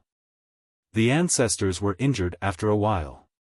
Some had scratched arms while others were bitten on the chest. One had his shoulder pierced completely. These powerful ancestors couldn't stop the continuous onslaught and began to falter. The crowd was trembling even though they had evacuated to a safe distance. Moreover, more monkeys jumped from the thick forest to join this battle, as if they were endless in numbers. Open. This battle was too drawn out for their liking. The 8 ancestors grew furious and worked together to use an imperial weapon, unleashing its power completely. Boom! The weapon flew to the sky and swept away a large group of monkeys, causing their howls to ring throughout this world. Imperial weapons are truly invincible, someone murmured after seeing the successful attack. However, it was too difficult to kill creatures like dark monkeys at the Devil World. Even the sweeping imperial weapon failed to do so. Squeak, the sharp cries of the monkeys echoed again. In an instant, another wave of attacks surfaced to tear the ancestors apart. Rumble. Under the crazed attacks from these monkeys, the ancestors had to shift from offense to defense. They couldn't unleash an endless amount of imperial power since it required a huge amount of blood energy. Once the weapon shifted to defense mode, the monkeys couldn't break through the weapon despite the relentless barrage. This was the strength of an imperial weapon. It was not so simple to penetrate once it was readied. At this time, Mei Suyao took one step forward with a righteous Grand Tao. The stars began to move with the sun and moon. The reincarnation cycle of life and death was accompanied by the 6 paths. In this Grand Tao, a new generation was born with a single thought, as if billions of creatures and yin and yang were merely part of the entire system. The beginning and end existed at her whim. Aleya heavenly fragrant Tao, this was the Grand Tao that Mei Suyao cultivated. She had reached a level of profundity that made even Li Qie nod approvingly. Buzz. She closed her fingers and myriad existences began to change. The stars were moved in the sky along with the other celestials. With a simple gesture, all defensive lines were no more. The imperial weapon seemed to be flipped over and the 8 ancestors lost control. Boom! The weapon was shot into the sky as if a giant threw away their imperial weapon. Ah! Screams immediately rang out with blood splattering everywhere. Without their imperial weapon, the 8 ancestors simply couldn't stop the waves of monkeys. They were eventually unable to hold on any longer and finally, the first ancestor fell. Ah! More screams came about shortly afterward. All 8 fell as their flesh was mangled and blood flowed, true to Li Qie's command from earlier. The crowd trembled after seeing this scene. They knew Li Qie was pretending to be a devil king, but no one thought that he would be able to order the dark cultivators in this realm. Keep in mind the sheer number of dark cultivators here. Some of them were even comparable to god kings. Moreover, god kings had no way of killing these beings. If Wuxia could order them, then who would be able to stop his terrifying wishes? It would truly be meet God, slay God, meet devil, slay devil. An old paragon shivered and commented, one thought to become Buddha, another to become devil. Why is he so heaven-defying? At the Buddhist funeral plateau, he was able to control its power. And now, at the devil world, he can order the dark cultivators. It looks like he can rampage wherever he goes. Mei Suyao was another cause for astonishment. She immediately flipped over an imperial weapon with her first move. To do so required an overwhelming amount of force. She is definitely much stronger than Jikong Wudi. Someone else whimpered. Alas, even a genius as strong as her had decided to follow Wuxia. This made many people here feel a cold chill. Remember that she came from a lineage with 3 emperors. Gaining her favor matter was much easier said than done, yet Wuxia managed to recruit her. From this, one could imagine just how powerful and terrifying he truly was. After tearing the 8 ancestors apart, Wuxia waved his sleeve and ordered, "Okay, all of you can return." The dark monkeys receded back into the thick forest like a tide. They crawled up the trees as if nothing had happened. People held their breaths while watching this scene. Silence was commonplace, with some in the crowd losing control of their legs from fear with blanched expressions. Paragons from the previous generation were astounded as well. They would rather oppose imperial geniuses like Jikong Wudi instead of Wuxia.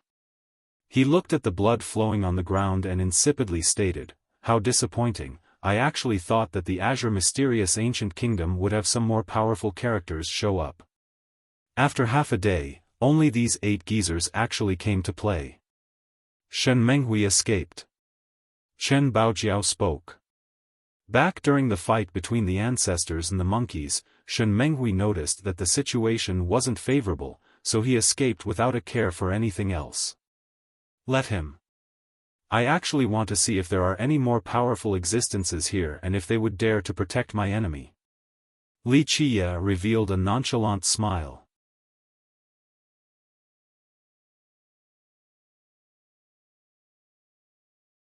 Chapter 1074, Dark Maxim Palace. In the depths of the Devil World was a mountain that stood tall.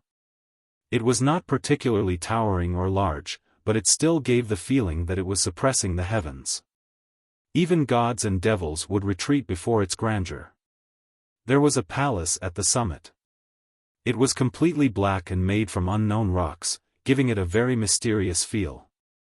There were no luxurious decorations or immortal lights that soared into the sky. It could even be said that the palace was rather coarse and unadorned. The black pebbles acting as the foundation for the palace weren't polished, making it seem that they were found and built on site. However, such a seemingly simple palace gave off a suffocating pressure. Anyone who gazed at its presence on top of the mountain would feel this oppression. The gate to this palace was forever locked, so no one knew who was staying inside. Dark Maxim Palace. This was the most mysterious place in the Devil World. The majority of the dark cultivators here didn't dare to come close to it. Legend states that this palace used to be the location where the master of the Devil World gave orders to all of its inhabitants. Later on, it was also the gathering place of Devil Kings. However, newcomers hadn't seen the opening of the palace yet. No one knew the situation or what was inside. There were many cultivators at the base of this mountain right now. They wanted to try climbing to the top. There were rumors that the Dark Maxim Palace contained the Devil World's ultimate treasures and weapons. These weapons were even above Immortal Emperor true treasures. A tale claimed that as long as one could open the palace, they would be able to obtain the spoils inside. Since the opening of the Lesser Imperial Devil World, a large group of people had come and tried, but they couldn't even climb to the top. Those who were able to still couldn't open the palace. There was no lack of god monarchs among them either. At this time, the spectators were quite excited at the base of the mountain because the current climber was Jikong Wudi. They wanted to see if he would be able to open the Dark Maxim Palace or not. Outside of the many experts, even Heavenly Emperor Lin, Zhanshi, and the Jewel Pillar Mortal King were here.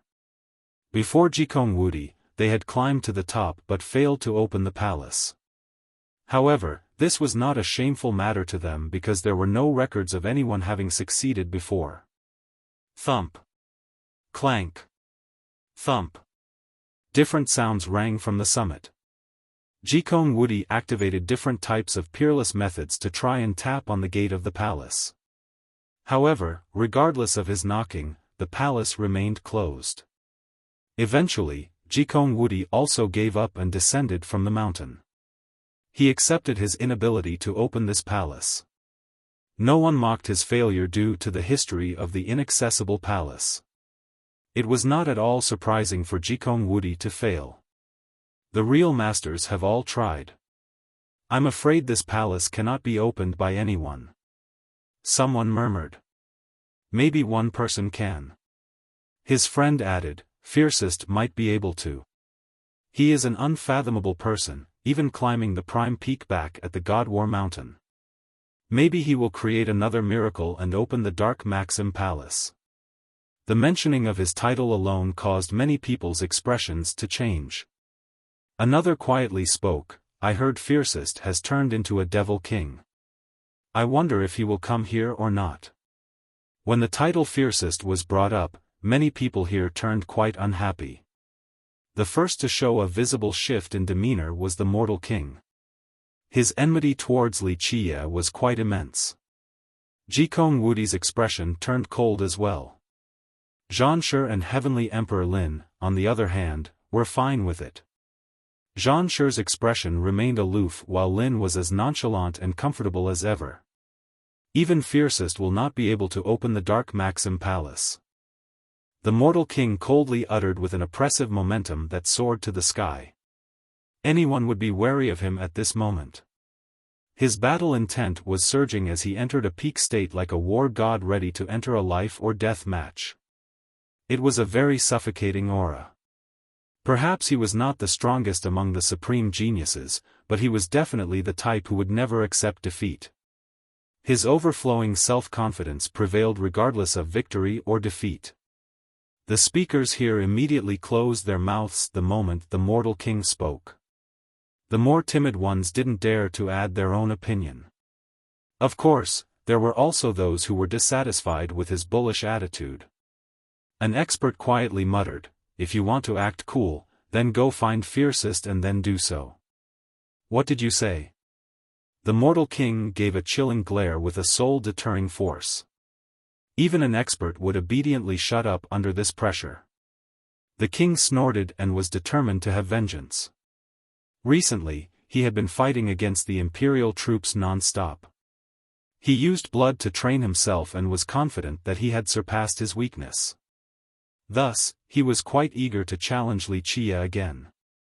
Being thrice defeated by Wuxia had been extremely humiliating to him. He could never breathe easy until he finally killed Wuxia. Brother Jewel Pillar, Brother Jikong, save me. While the mountain was quiet, someone quickly ran over and shouted from the distance. This person instantly reached the area and noticed that everyone was here. He acted as if he had just seen his saviors and let out a sigh of relief. The escapee shouted, Brother Jewel Pillar, lend me a hand. Brother Menghui, the Mortal King was surprised to see this person. Even Jikong Wudi nodded his head in greeting. The three had a good relationship, the king and Shen Menghui were especially close. After all, Shen Menghui came from the ancient kingdom that had 2 emperors. Anyone would be happy to befriend him. Moreover, his master was the most powerful ancestor, the divine ancestor. This was a mythical god king. Furthermore, the Mortal King's school was far weaker than the ancient kingdom. In the future, he would require its assistance in many areas. Earlier, the Mortal King was very uncomfortable, to the point of being annoyed when someone brought up Fiercest. But now, after seeing Shen Menghui running here with such a ragged appearance, his eyes lit up. It was time for him to release this anger on a punching bag, whoever they might be. Who hurt you, brother Menghui? The mortal king spoke oppressively and raised his voice, don't you worry. No matter who did it, we will seek justice for you. In his eyes, it didn't matter who hurt Shen Menghui. He was itching for a fight against an expert to sharpen himself, to use their blood to polish his will to fight. He needed this sensation. The stronger the enemy, the more exciting it was. Me.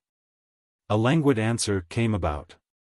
A palanquin was being carried into everyone's sight. At this time, Mei Suyao's group was bringing the palanquin to the base of the mountain.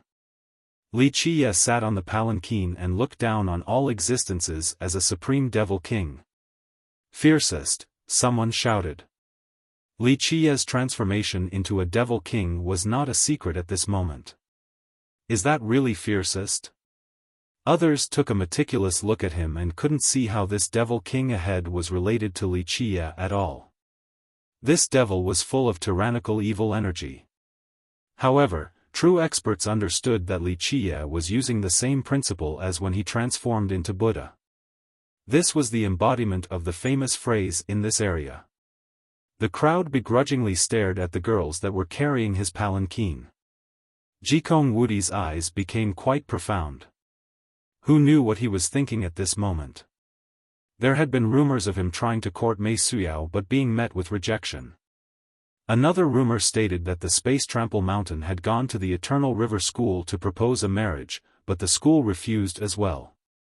Jikong Wudi himself did not talk about this matter, but some insiders knew that he was indeed interested in Mei Suyao. Even the unmoved Zhan Shi and the relaxed Heavenly Emperor Lin put on dignified expressions. Putting the dual-blade beauties aside, just Mei Suyao alone was more powerful than them. Bai Jianjun was once on the same level as them as well. But now, both of the girls were willing to carry Li Qiye's palanquin. This had an extraordinary significance.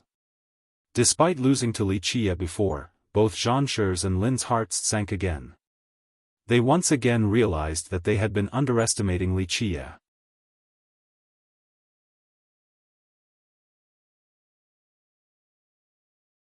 Chapter 1075, Saber against Immortal Physique. At this time, the mortal king was ruthlessly glaring at Li Qiye.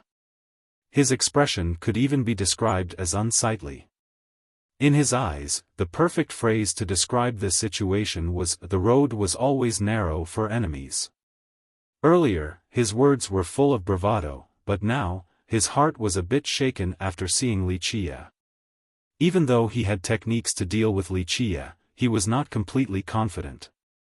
And it wasn't just him, Jikong Wudi, Heavenly Emperor Lin, and Zhan Shi were uncertain as well. From beginning to end, they hadn't seen Li Qiye's true power. No one knew what realm he was in or what kind of merit laws he cultivated. They couldn't formulate a strategy due to the lack of knowledge about his openings and flaws. Li Qiye glanced at the group from the palanquin and slowly said, "Very good, today is truly a nice day. Everyone is here already, what great timing." In just a second, everyone was holding their breaths. Some quietly left since they knew that wherever Fiercest went, a bloodbath would soon follow. They naturally didn't want to be caught up in the mess. Jikong Wudi's group, on the other hand, didn't want to leave. If they left the moment they saw Li Qiye, they would become laughingstocks. Others would think that they were afraid of Li Qiye. How could they compete against him for the heavens will in the future if that were to happen?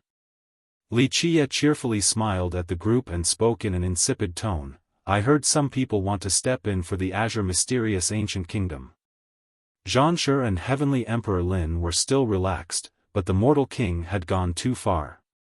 He already spoke tough words, it was the same as water that had been thrown out. If he acted timidly at this moment, it would be a great blow to his prestige. Brotherly, it is better to get rid of enmity than adding to it. Jikong Wudi spoke as a mediator, "Brother Menghui was at fault, so he will apologize to you." Everyone can just take a step back and bask in the immensity of the heaven and earth. What do you think, Brother Li? Apologize? Li Qie smiled. Unfortunately, all pretenses have been shed, so what's the point of apologizing? If saying sorry was good enough, then why do cultivators still fight and kill? Li Qie looked at Jikong Wudi and emotionlessly declared, I'll let this go if you hand Shen Menghui over. Otherwise, I won't wait till the heavens will competition, I'll just kill all of you right now. Such contemptuous words left Jikong Wudi astounded. In the contemporary times, who would dare to speak to him like this? Li, don't think you are invincible. The mortal king finally lost his cool and shouted, I know you are very powerful. Fine, I'll fight you right now. If I lose, then I will have nothing else to say, there's no need for my young noble to fight against someone like you. A cold voice resounded as the mortal king finished speaking. Chen Baojiao came out with a challenge, I'll take you on. Her challenge was not an impulsive decision. Prior to this, the sacred school had been spreading a rumor saying that she was its disciple and a perfect match for the mortal king. She had long wanted to settle this score, so after meeting the mortal king here today, how could she restrain herself given her fiery temperament? Li Qie only chuckled and didn't say anything. He let her do as she pleased with an obvious doting demeanor. I want to challenge Li, the mortal king spoke coldly. She quickly interrupted him and uttered, You are not worthy. Let's go. The mortal king was visually exasperated by this development and provocation. Anger immediately sprang up inside him. In the past, the Chen clan did not have a high position in the Jewel Pillar Sacred School. Now, he, as the sect master, was being gravely disrespected by Chen Baojiao. How could he ever stand this? Fine, I also want to see what kind of laws you have learned at the Cleansing Incense Ancient Sect in the past few years. He snorted and a divine saber appeared in his hand. Enough to slay you. Her tyrannical immortal saber left its scabbard. Clank. The blade's resonation filled the sky. She attacked right away with a slash that split apart the void. An eternal scar had already formed, even before she finished her move.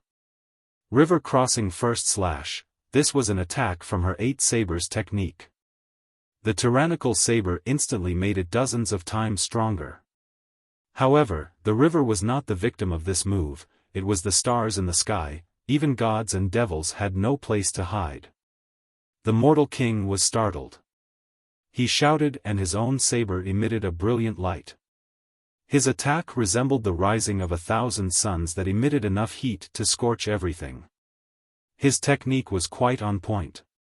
An all-incinerating flame capable of rendering all creatures to ashes ignited on the blade. Soul-burning saber. Li Qie glanced at the saber technique and said dismissively, the Jewel Pillar Sacred School doesn't have a technique like this. Clank. A clash resounded in the sky. Even though the king's saber was quite incredible, it was far weaker than Chen Baojiao's own. He was not a match for her in regard to the Tao of the saber. Otherwise, Li Qie wouldn't have chosen her as a saber maid. One slash came down and multiple suns exploded. Amidst the hymns of the blades, the king's saber was split in two. Even though his blade had a great origin, it couldn't compare to the tyrannical immortal saber. Boom! Boom! The mortal king quickly retreated right when his saber broke. He summoned various treasures including a pagoda, a heavenly seal, an immortal rope, and treasure mountains. All of these items were activated by his powerful blood energy and immediately went straight for Chen Baojiao. Only his powerful and plentiful blood energy would be able to support so many treasures at once.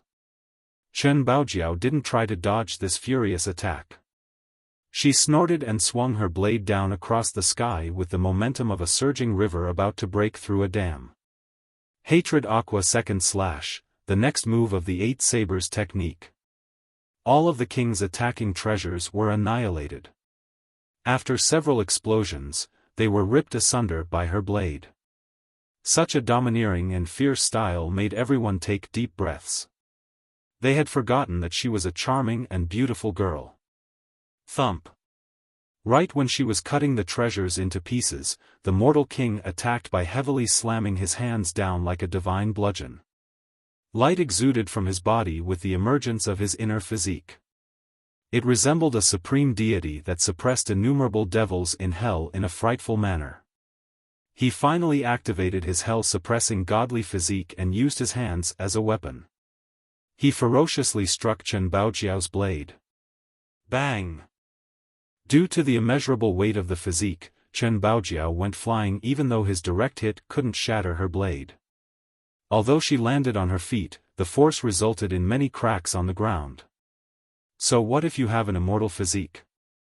In high spirits, she soared to the sky again. Clank! She slashed down once more. In the blink of an eye, this attack pierced through myriad realms, causing stars to fall and yin and yang to split. The ground was torn asunder by this attack along with the sky. The slash carried the power of an endless army. Handleless third slash, a cry of lamentation against a handleless earth. This third technique was an extremely powerful and direct attack. With the help of the tyrannical immortal saber, it could slash through all things. The mortal king's expression sank. He let out a roar and his figure quaked. Layers of defenses emerged around his body. A divine mirror appeared in front of his chest to protect him. Clank! The slash descended and the defensive layers were cut down like tofu. Eventually, even the God King level mirror that protected his chest was shattered by this attack as well. The momentum of this saber slash was too strong. Despite having endless weight, the king was still sent flying from the force of the slash. He heavily slammed into the ground, creating a large pit while spurting blood. Without the mirror protecting him, even his tough body would have been chopped open. Tyrannical immortal saber and heaven traversing 8 blades. Li Qiye nodded gently and said, "This is a crowning technique and a supreme saber. To be able to exert such power, she isn't letting their prestige down." The saber was the invincible weapon of the tyrannical lion monarch while the 8 blades technique belonged to the martial ancestor. People thought this technique was created by the martial ancestor, but in reality, this wasn't the case. Both the saber and the technique had the same heaven-defying origin. Even the lion monarch and martial ancestor didn't really know where they came from. The crowd was astounded by this scene. Many people knew about Chen Baojiao's half-completion immortal physique. However, she hadn't even used it yet but was already able to send the king, who was using his physique, flying. This was too scary. Of course, they didn't know that she had gained some ground with her saber technique as well as mastery over her saber. Even without the tyrannical spring physique, she was still very formidable. Very good, strong enough. The mortal king thought that he could compete against Chen Baojiao's immortal physique. However, he was already losing before he even saw it. This completely infuriated him.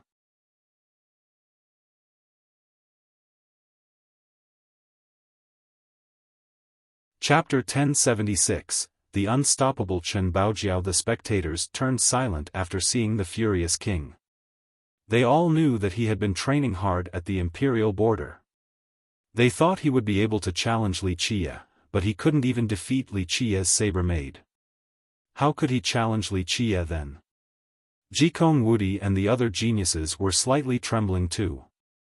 The more astonishing part was that from start to finish, Chen Baojiao didn't even use her immortal physique. There had been rumors that the dual-blade beauties were both at half-completion with their physiques. Some had even seen it with their own eyes. However, the mortal king was already at a disadvantage before Chen Baojiao showed it off. Once she activated her physique, she would be even more frightening. Clank! Clank! A burst of metallic sounds appeared. A thick and heavy armor covered the king's body. This happened in an instant. The armor seemed to be made from immortal steel and emitted a golden sheen, making him look even more sacred, especially when he activated his immortal physique. In this moment, he looked like an unbreakable man of iron. Good armor. Even Li Qie had to praise after seeing it. Nowadays, not too many people can craft armor specifically for the hell-suppressing physique. Even Jikong Wudi's group had solemn expressions after seeing the armor. They knew their stuff, so after seeing the incredible divine metal, it was clear that even a God King level weapon wouldn't be able to break it. As for imperial weapons, one blow alone wouldn't be sufficient. This type of armor in conjunction with the king's immortal physique could definitely double his combat prowess. Eat this. The furious king lunged into the sky and took his speed to the limit. He then descended like a blazing meteor. Although speed was the weak point of the hell-suppressing physique, this was only something Li Qie or other geniuses like Jikong Wudi would say. For other experts, the mortal king was still very fast, they couldn't even catch glimpses of him. Rumble. With his meteoric attack, the entire world shook and rumbled. If he were to slam onto the ground, it would definitely lead to a disaster. Many people immediately retreated even further away from the battlefield in shock after seeing this. The half-completion health-suppressing physique had an unfathomable weight. This weight combined with that celestial momentum would have an inconceivable impact. In the face of such a ferocious strike, Chen Baojiao made no attempt to dodge. Clank. The tyrannical saber lit up and unleashed an unstoppable slash with an aura that soared to the sky. It was an incredibly decisive and fierce slash. She was like an unstoppable overlord with the crushing desire to fight until death. Overlord fourth slash. This attack heralded the arrival of a tyrant that had the power to flip over mountains and shatter the world. This slash had an indescribable might. Nothing else could claim to be tyrannical in the face of this attack. Boom!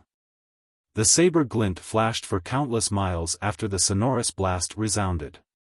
When it struck the mortal king's armor, fiery sparks flew like a volcanic eruption. It illuminated the area in a majestic manner. The saber was sharp indeed.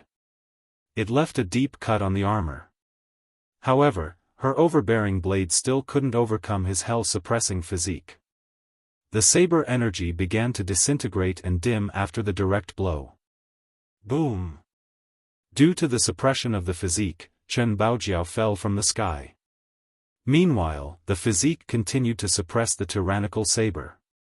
Chen Baojiao didn't evade and fiercely met the offense directly. Boom! Boom! Boom! Chen Baojiao was pushed back through several peaks. Thump! Eventually, her blood energy soared. With one foot stomping on the ground, she barely stopped the attack from the immortal physique while her saber was still stuck in the king's chest. Activate! After her shout, the area in front of her lit up with the emergence of her inner physique.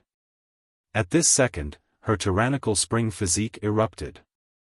Her blood energy frantically increased. The power of the Grand Tao and the worldly energy in the lesser imperial devil world seemed to be pulled in by her as she became the center of a terrifying storm. An inexhaustible power poured into the storm center. She became a storm goddess who could, with this power alone, tear apart this world.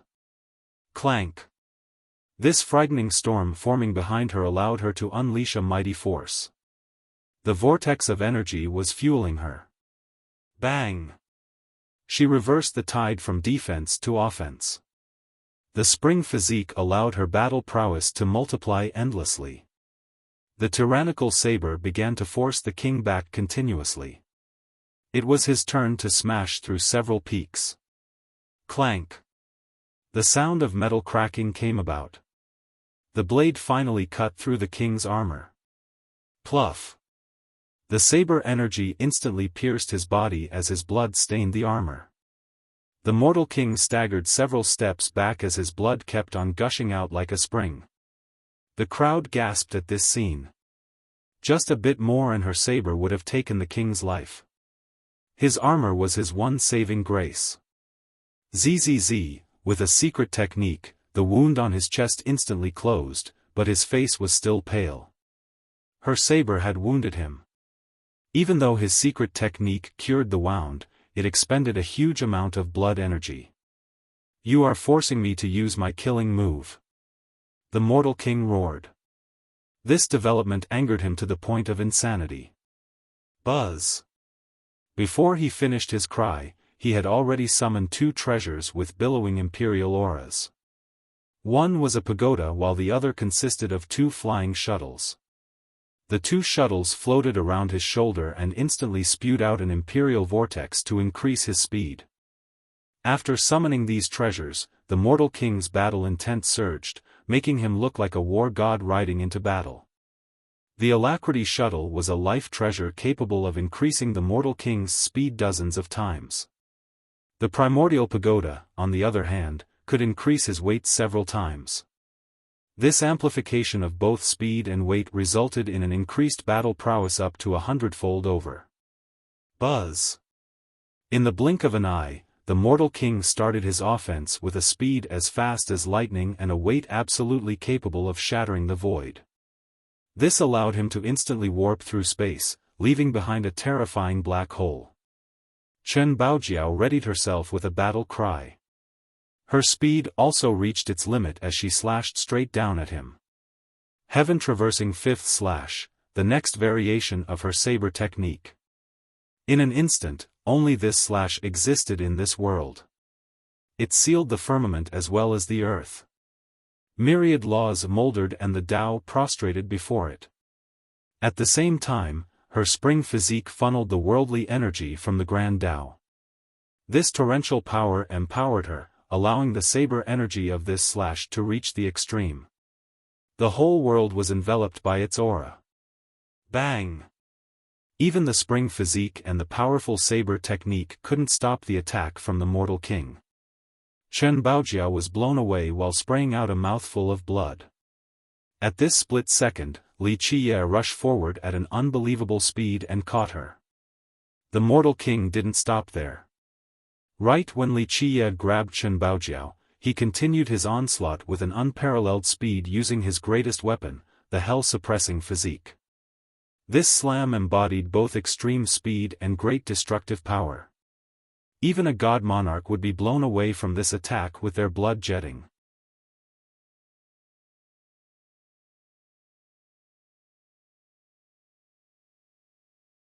Chapter 1077, Stagnation Domain. Though this blow from the mortal king carried extreme speed and extreme weight, Li Qiye didn't care about it enough to even give it a glimpse. Buzz! Li Qiye spread his palm. Under his 5 fingers, a world of darkness emerged and instantly swallowed the attacking king. Heaven-devouring evil fist, one of the myriad Tao fists, an attack capable of devouring everything. Li Qiye simply didn't care for the king and instantly carried Chen Baojiao back. He checked her veins and let out a sigh of relief. Fortunately, there was nothing significant to worry about. Boom! The mortal king broke through the void and rushed back from the world of darkness. Fight me again. He laughed like a madman as his battle intent erupted. He was bursting with absolute confidence. It didn't matter whether he was facing Li Qiye or Jikong Wudi or Mei Suyao, he believed that he could defeat all of them. Both Jikong Wudi and Heavenly Emperor Lin turned solemn after seeing the king's current state. With the Alacrity shuttle and Primordial Pagoda boosting him, he had indeed become much more powerful. His hell-suppressing physique was able to exert an unprecedented battle prowess. The younger generation is quite frightening. Even a god monarch was quite wary of his newfound speed. You think I'm afraid of you? Chen Baojiao's pride was swelling, she struggled to get up for another round. Li Qiye stopped her and gently shook his head, rest for now, leave it to me. She wasn't convinced by the last exchange, but Li Qiye smiled, your Grand Tao is still not mature, so there's no need to force a fight. Winning and losing is part of being a warrior. Let me go, you can watch me kill him with one move. She finally turned silent and quietly went back while Li Shuangyan came to take care of her. In fact, she was not afraid of fighting the mortal king again because she had created her own grand Tao. She still had an ace up her sleeve. She cultivated the tyrannical spring physique. This made her cultivation speed during the later stages much faster. She had surpassed Li Shuangyan's group and obtained her own grand Tao. Partly due to the treasure art that she received from the World Tree, she had succeeded in creating her own personal grand Tao. This grand Tao was given the name Terra Treasure Art. Li Qiye reached out and gently pointed with his finger. Afterward, one could hear the sound of bones breaking. The kneeling king's bones shattered one by one. He couldn't withstand this terrifying force. Buzz! The Alacrity Shuttle and Primordial Pagoda under his control were suddenly recalled by someone. They instantly tore through space and used their powerful imperial auras to escape out of sight. No, the king cried out in despair. Without imperial weapons, he was in an even worse position. Before he could finish his desperate howl, his entire body shattered. With more cracking noises, his whole being was completely crushed. The king was no more. There was only a pool of smashed flesh and quietly flowing blood on the ground. The spectators were creeped out by this outcome. The king's battle prowess was as clear as day. Even god monarchs had to be somewhat wary of him, but all that was left of him was a pile of mincemeat. The stagnation domain was completely horrifying. It wasn't simply the combination of the two immortal physiques. This was the culmination of the two physiques finding symmetry to form an absolute domain. This domain was the endless exertion of the physique's power. This meant that the raw power of the two physiques was amplified by several dozen times or even 100 times inside this space. Two immortal physiques appearing at the same time was horrible enough, but once symmetry was reached, the essence of their power became augmented 100-fold, resulting in this frightening creation. People could only quiver in fear. From start to finish, Li Qiye didn't actually use a technique. He simply lifted his finger and just like that, the king was crushed into a meaty paste.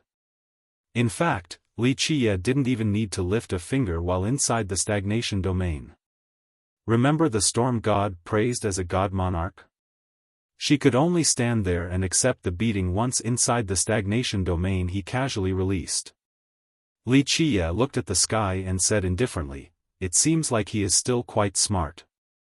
The person hiding in the darkness was the king's Tao protector. Alas, he didn't try to save the king and only recalled the imperial weapons instead. This was because he already knew the outcome and didn't want the imperial weapons to fall into Li Qiye's hands. After seeing this scene, all the other geniuses had grim expressions. They wanted to see a fight between the king and Li Qiye in order to observe Li Qiye's flaws and possible merit laws. However, Li Qiye didn't reveal a single technique in this battle, rendering them unable to find any of his weaknesses.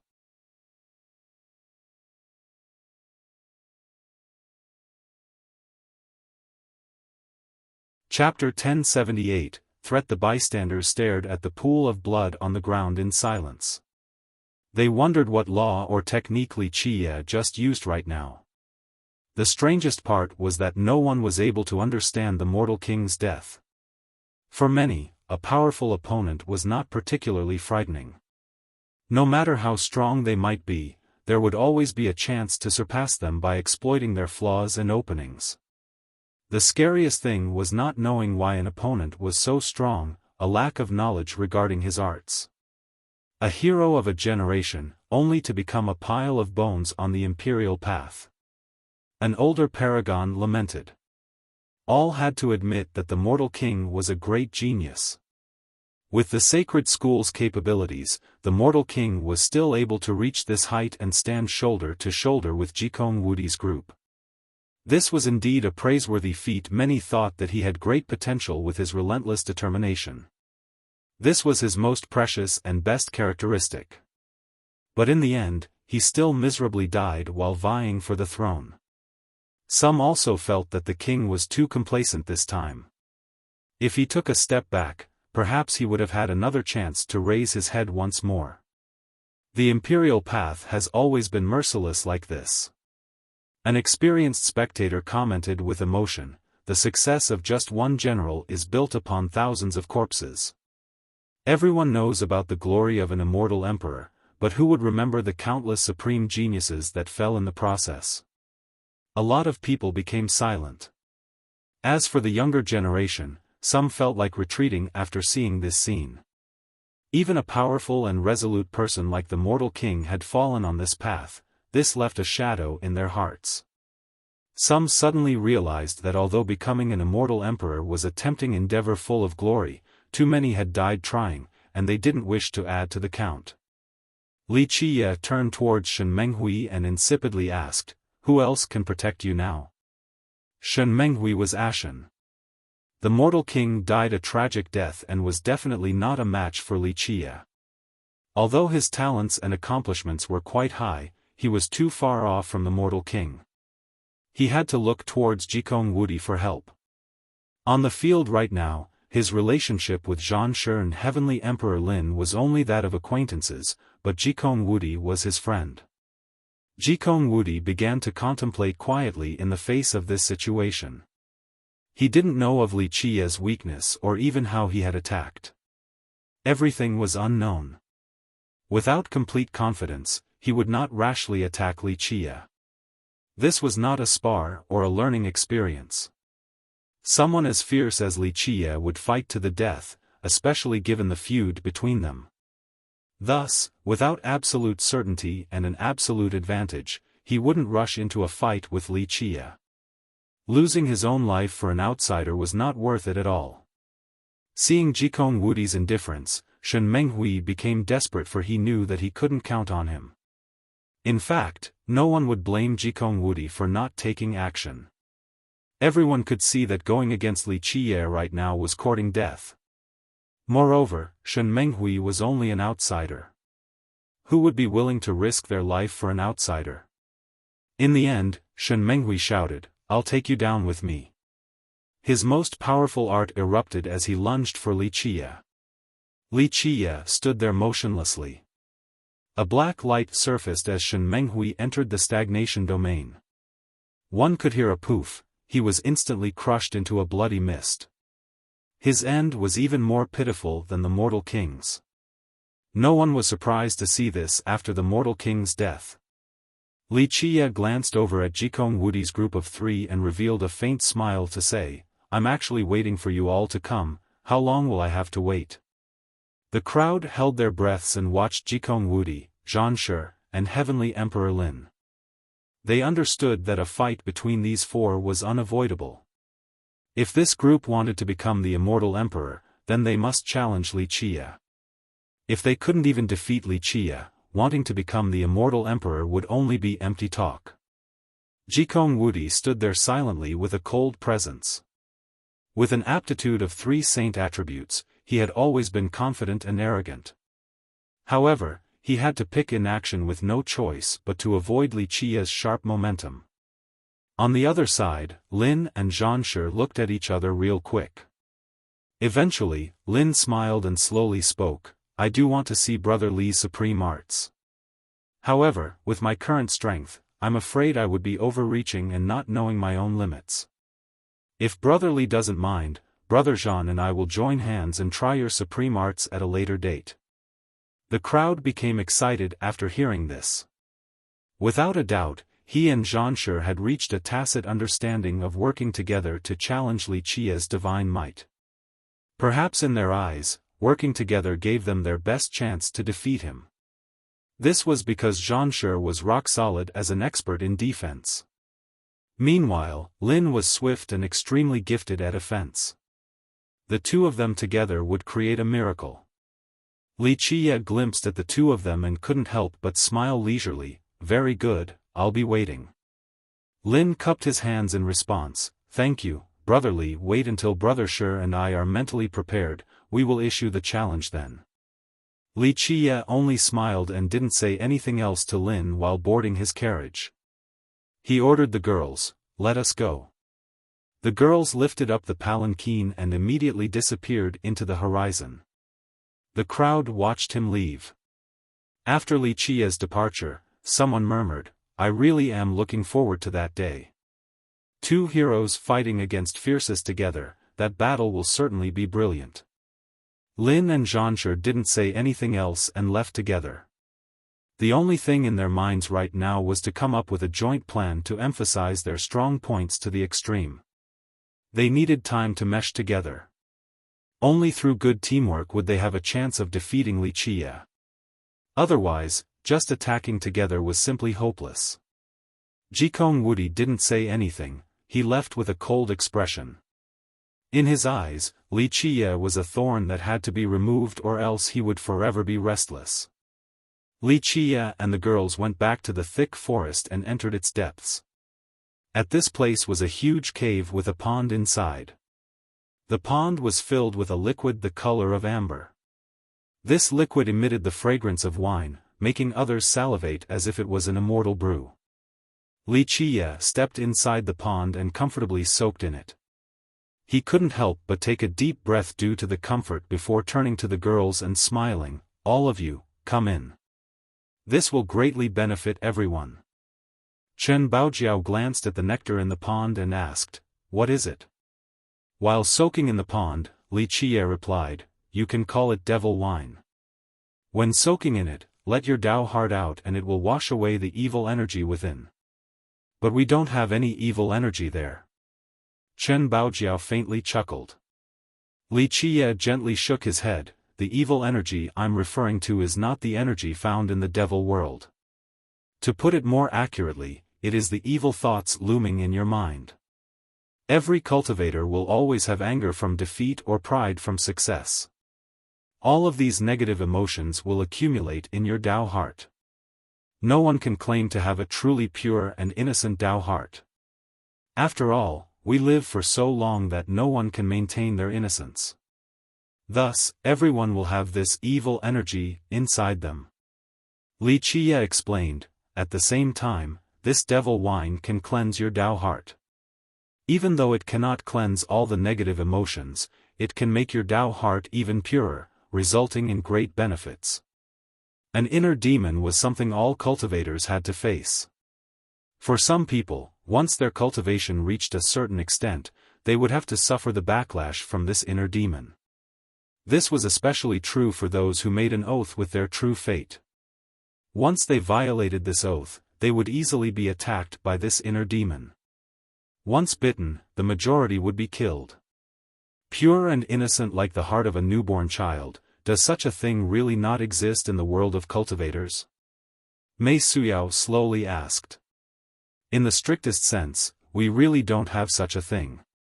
Li Qia slowly spoke, but to be more lenient, perhaps there have been some across the ages, not many though. Having said that, Li Qia entered a daze while recalling the past. If an innocent heart really existed in this world, then Ma Gu would be counted as one of the few. After a while, his mind returned. He patted the nectar in the pond and smiled, "Okay, everyone, come in." Chen Baojiao and Li Shuangyan were fine with it. They only slightly blushed and entered the pond to soak in the nectar. Mei Suyao's flawless face also had a faint pink shade, but she still coolly entered the pond. Bai Jianjun hesitated for a moment. In the end, she still stepped inside with a cold demeanor. Once the nectar soaked their clothing, it revealed all of their charming curves and valleys. In an instant, spring was blooming in this cave with all of its allurement. This scene would absolutely let people's blood boil and cause their hearts to beat rapidly.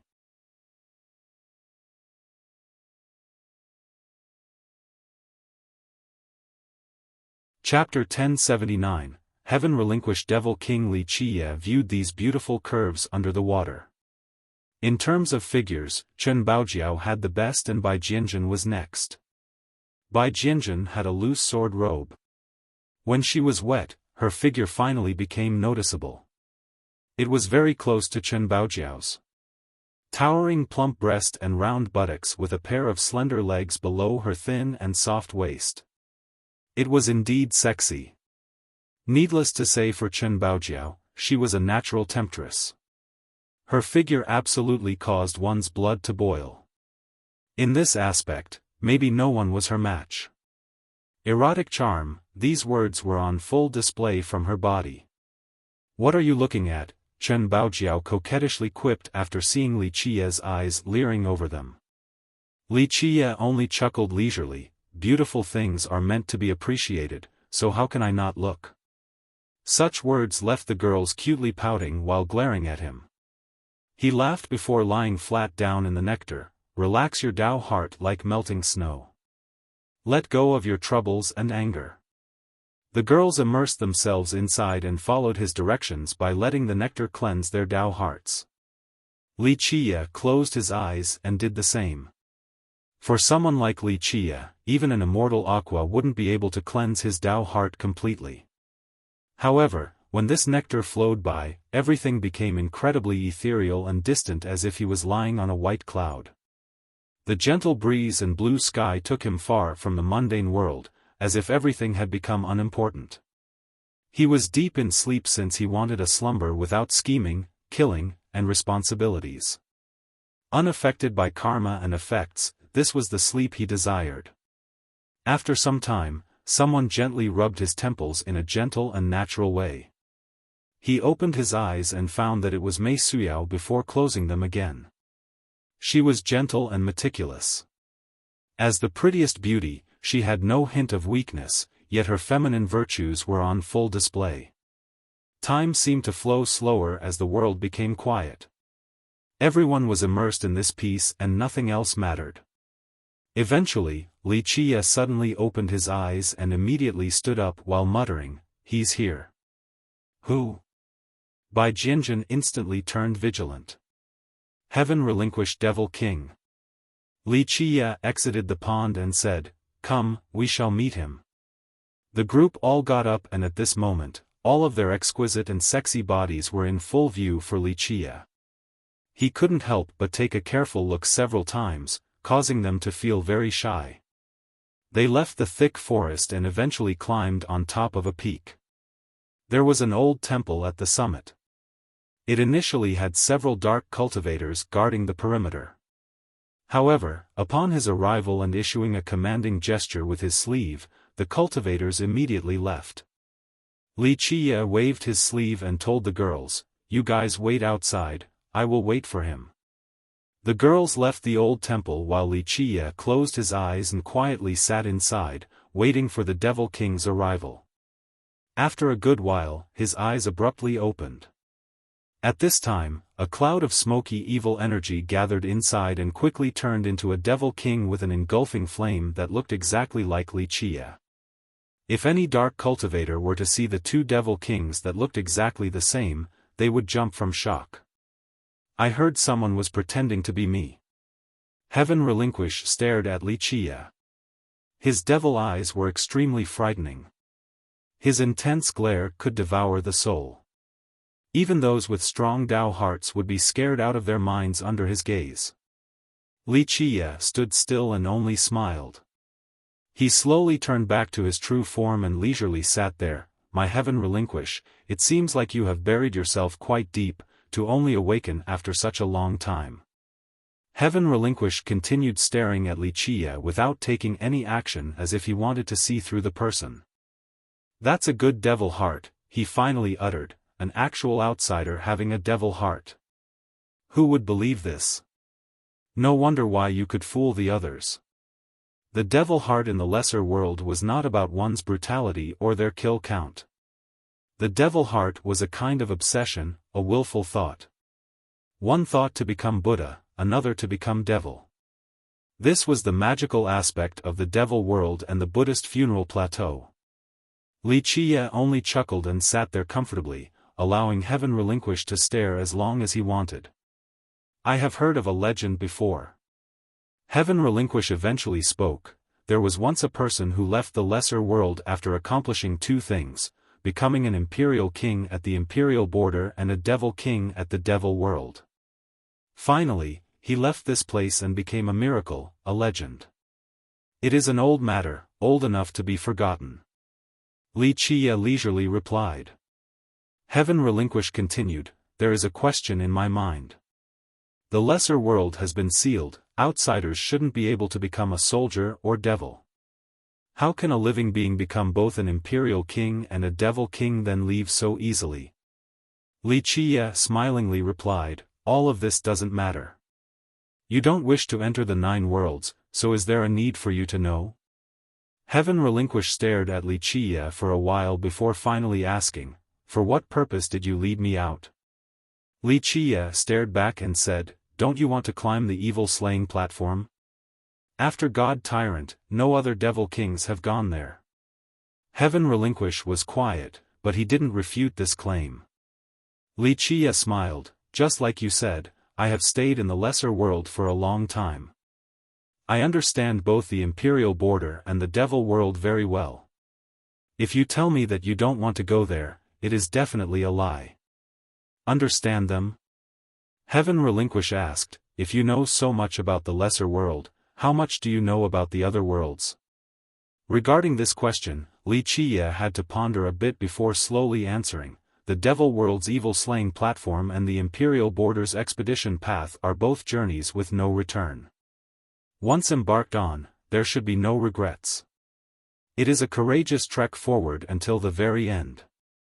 That is all I can say.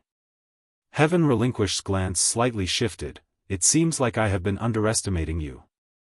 You really do know a thing or two about the other side. I don't know for sure. Li Qiye shook his head. A different world, not a part of the 9 worlds and not the legendary 10th world. Just what is that place? Heaven Relinquished stared at Li Qiye, wishing for the answer. I can't answer you. Li Qiye refused, if you want to know, you can board the evil slaying platform. If you are fortunate enough, perhaps an answer will show itself. Heaven Relinquished was clearly affected by this response. The evil energy in his eyes turned into a bright glimmer. Li Qiye smiled, Heaven Relinquished, I know you are very powerful and I'm very aware that it is extremely difficult to kill a devil king inside the devil world, but do not forget, I was able to become both an imperial king and a devil king, so I do not fear anyone in this place. Even if the Buddhist Lord and Imperial Lord returned, I still wouldn't fear them. After a while, the glimmer disappeared from Heaven Relinquished's eyes as he slowly sat down. Li Qiye sat there and spoke, the 2 lords entering the platform and path did it for a reason, don't you think? Heaven Relinquished did not wish to dwell on this matter. He intended to board the platform, but in his mind, the time was not ripe. What do you want? He looked up and asked, you didn't lead me out here just to tell me these things, right? I want the key to the Dark Maxim Palace. Li Qiye said with a smile. Don't have it. The Devil King rebuffed his request right away. Li Qiye had to laugh, Heaven Relinquish, you can't trick me. I know the key is in your possession. In the devil world, no one besides you can have it. So what if I do have it? Heaven Relinquish coldly uttered, if you want to seize it, I'll take you on any time. I don't plan on fighting. Li Qiye smiled, I am only here to discuss it with you and will give it back after I'm done with it. Of course, I will not take advantage of you, we can make a deal. A deal? With a cold expression, the Devil King responded, Dark cultivators do not have desires, what is there to make a deal about? That's not what I've heard. That's right, you guys do not need treasures or manuals, but dark cultivators still have desires. Li Qiye chuckled. Here, he stared at the Devil King to say, perhaps, you are not like those dark cultivators with a devil prayer, but you do have some things you want, such as boarding the evil slaying platform. So what? Heaven Relinquish kept his cool with his response. Li Qiye continued, I know you have always been preparing for the day when you set foot on this platform. In your eyes, the time is still not right. Maybe you are missing an item. If you have it, it would be time to set off.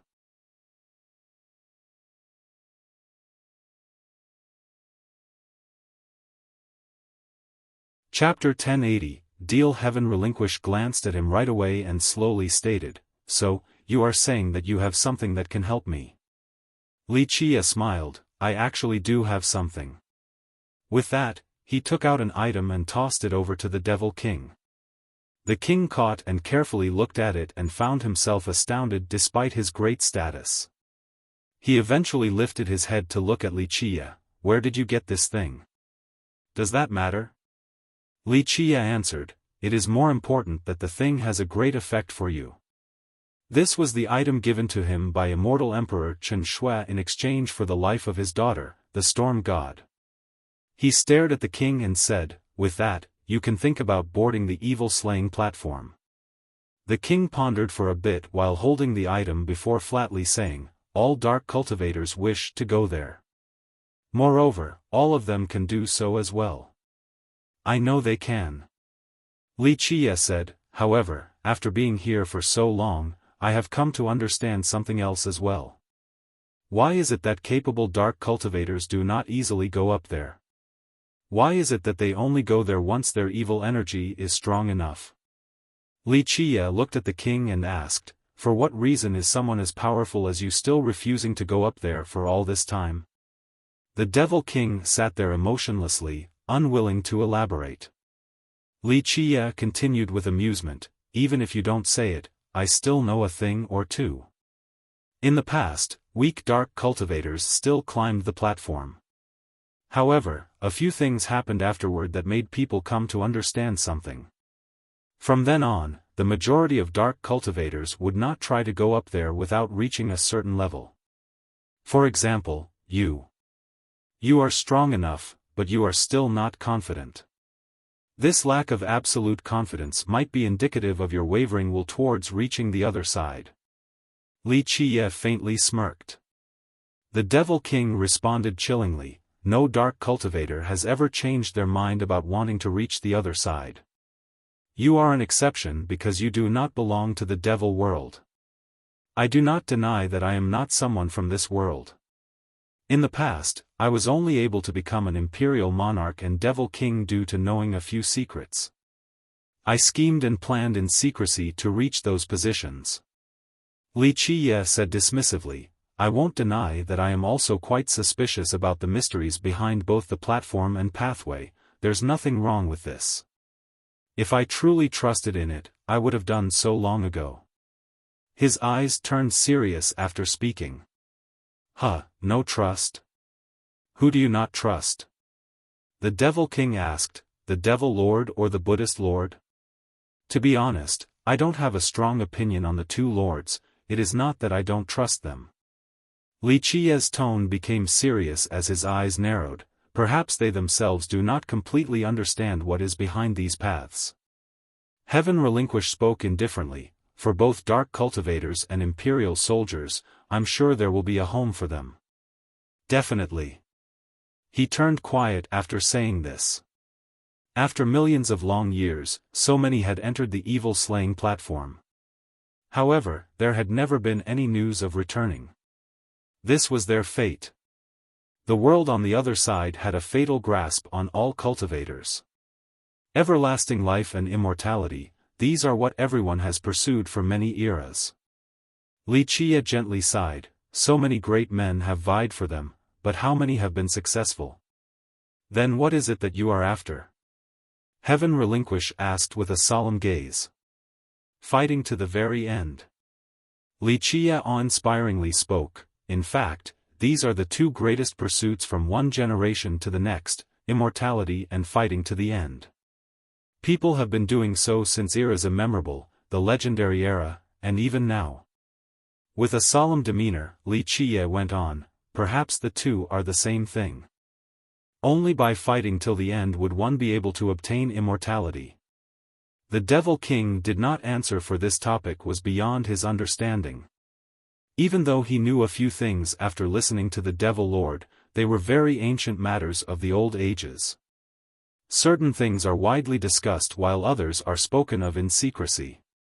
Many things sound quite distant, but they are very closely related. It is just that people aren't aware of this.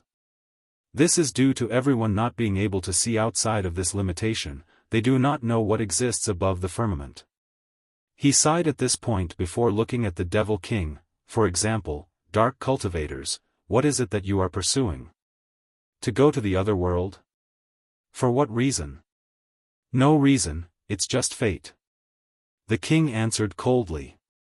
Wuxia laughed and said, "Oh my heaven relinquish, if other dark cultivators said this, I wouldn't be surprised because they are ignorant, they can't compare to you. However, as a devil king who has seen the devil lord before, your answer just now is incredibly untrue to your own thoughts." The devil king asked, "Then what do you think dark cultivators like us are pursuing?"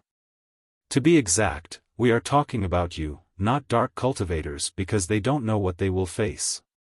They only follow the old tradition of entering the platform in order to reach the other side, a different world. Wuxia responded. But you are not the same. Wuxia stared intensely at the king. You know things that they do not, this is why you have been patient until now instead of boarding the platform right away, because of the uncertainty in your mind. Perhaps you know the result of failure. Is that so? The Devil King didn't deny or confirm this claim. Wuxia flatly said, "Dark cultivators, imperial soldiers, or even sacred monks, maybe they all have the same end. Dark cultivators like you do not have emotions like us mortals. No flesh and blood, or to be frank, all of you are dead, the living dead. Not to mention the fact that you all can't leave the lesser world and how you will face destruction after leaving, just like those monks at the plateau. Hypothetically speaking, even if you dark cultivators could leave the lesser world, would you?" Wuxia asked. The Devil King answered, "Dark cultivators have their own wishes, this world naturally has its own fate as well." Wuxia laughed, "Heaven relinquish, you should be saying these words to other people. My ability to become a Devil King and reaching this level should be indicative of my own logic. Let us be frank with each other. This will be good for the both of us. Perhaps I will give you some incredible warnings and you will be able to give me some ideas." "Really now?" The Devil King maintained his aloof stance. "We won't talk about why the inhabitants of this world are able to live forever without flesh and blood, because that is no secret to me." Wuxia said, "Let us talk about your instinct, the most primal instinct in your heart. Perhaps other dark cultivators aren't aware of this. They don't know why the other side attracts them so, or just what it is that is driving them to that different world. However, heaven relinquish, you know a little about this." Wuxia stared at the king. "Your kind does not belong to the 9 worlds because you do not have life, you cannot share the same emotions as mortals. Because of this, you need a world with happiness and sorrow, anger and joy, emotions that belong to you. To be even more specific, you do not need immortality. What you want is to be a living being, not a puppet. Perhaps in that other world, there are no cultivators or imperial soldiers, only emotion-filled living beings. Of course, I am not ruling out immortality either. This is simply a paradise that has been chased after by countless people in history." Wuxia slowly went on, "Perhaps after entering the platform to reach a new world, everyone will find salvation. So in a sense, this is a resurrection, a rebirth. This is your true instinct, and precisely because of this urge, all of you are tempted to climb up the evil-slaying platform to reach this different world." Wuxia finished with a dignified expression. "I don't know anything about this instinct." Heaven relinquish gently shook his head. "For me and the other dark cultivators, this is only our long-cherished wish and the fate of this world." "Huh, heaven relinquish, you are telling me about wishes and fate?" Wuxia couldn't help but laugh. "You can deceive others about many things, but not me. I know very well how this world was formed, so in my eyes, there are no wishes or fate." Wuxia glared at him and said, "I am aware that this is a plan, an extremely grand plan that has been in the making for countless eras and has quietly continued on for all that time."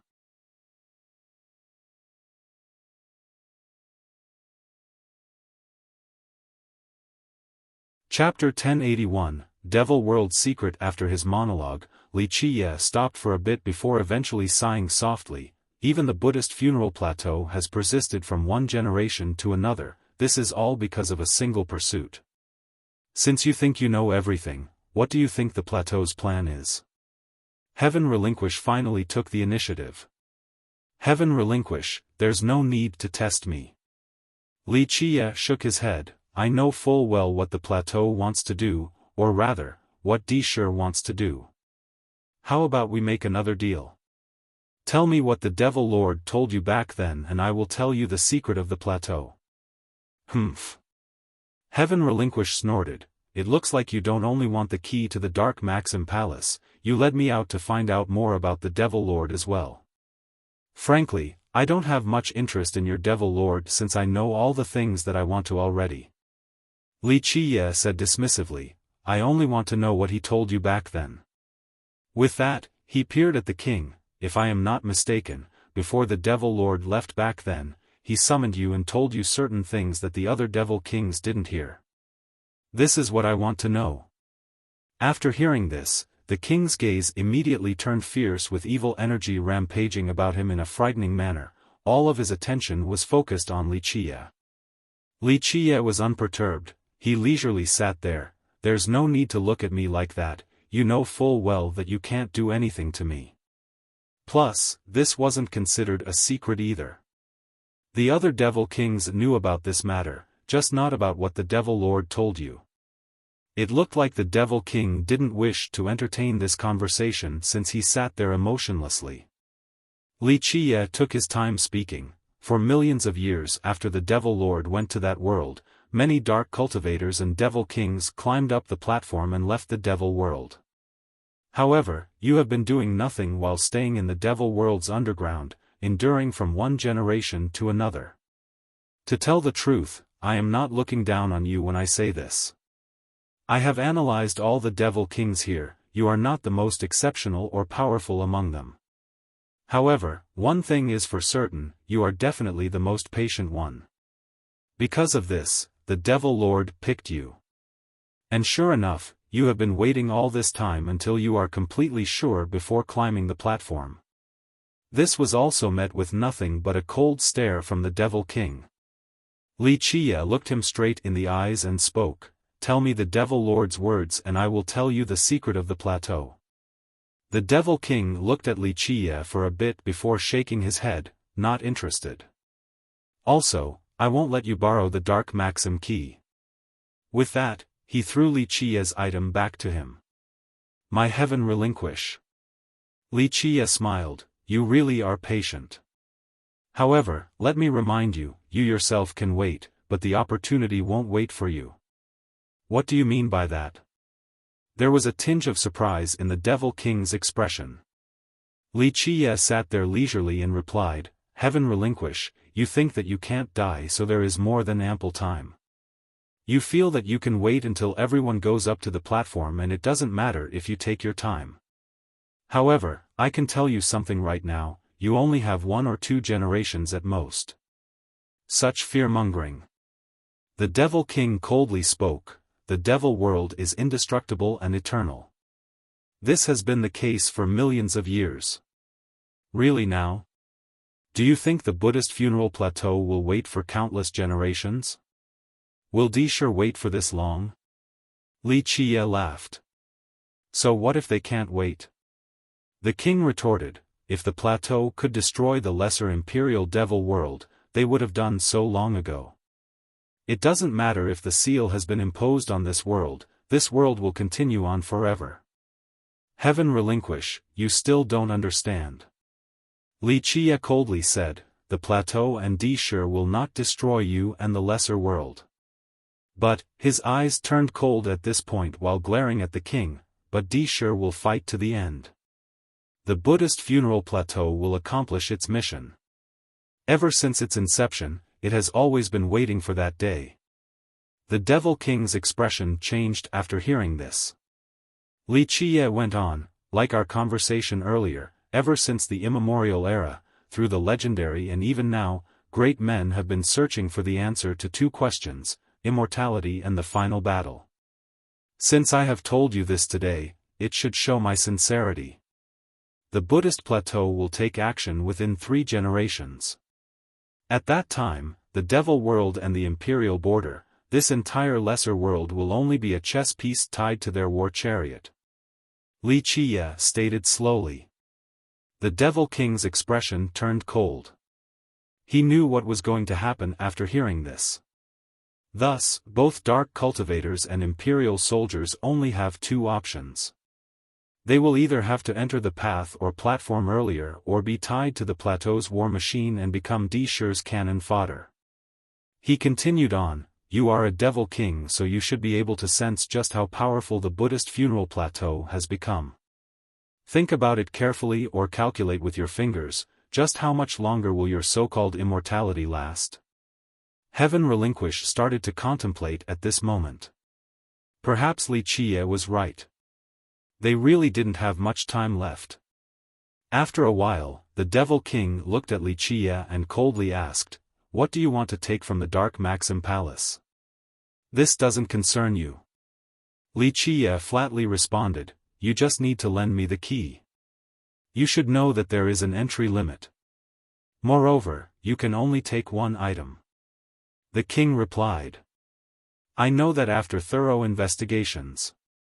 If I came unprepared, I wouldn't have asked you for the key." Li Qiye said. The Devil King stared at him for a while and formulated another question, "Do you think you will be successful?" "I don't think so." At this point, he could faintly guess what Li Qiye wanted. Li Qiye smiled and nonchalantly stated, "I will. Since I was able to become a Devil King and an imperial monarch, I am destined for success in this."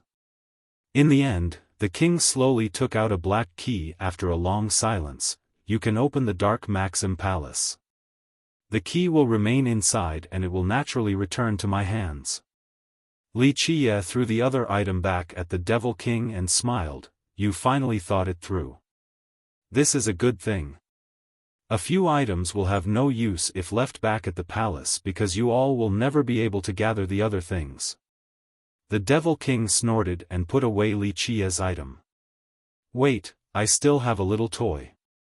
Li Qiye smiled and took out the devil prayers from the wooden sword Dark Saint and others. "Bring these things along after you climb up there. These are some matters you will have to take care of before leaving this world." The king scowled and accepted these wishes. Since this deal was settled, these prayers were only trivial matters, so he was too lazy to bargain with Li Qiye any further. Li Qiye stood up and said, "What a pity. I still want to know what the Devil Lord told you, but if you don't want to tell me, I won't force you. If you really want to know, you can go ask the Devil Lord yourself." Heaven Relinquish stated insipidly. "If that day comes, I will." Li Qiye smiled and said, "But at that time, whatever he told you will no longer be important because I would know all the secrets already." The Devil King snorted again, seemingly have lost interest in this matter. Li Qiye turned around and was about to leave the temple. "What is your pursuit, your goal?" As he had just stepped out of the door, Heaven Relinquish's voice came from behind. Li Qiye stopped and turned around to meet the king's gaze. The king continued, "You came from the 9 worlds with the ability to become a Devil King and imperial monarch, allowing you to have immortality. Then what is your pursuit? Treasures? Or is it just to find out the secrets?" "No."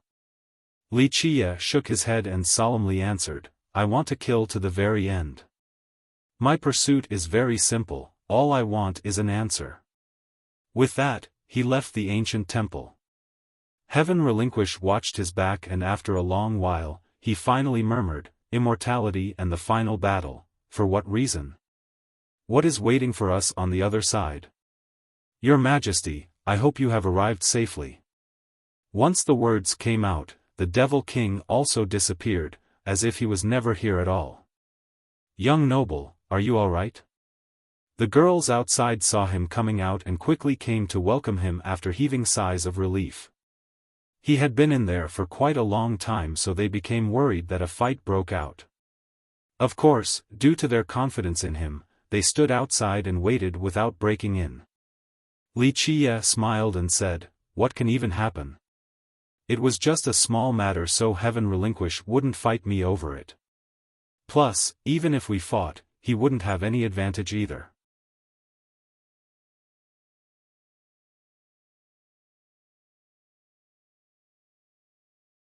Chapter 1082, Entering the Dark Maxim Palace. Okay, put away the palanquin since I don't need to pretend to be heaven relinquish anymore.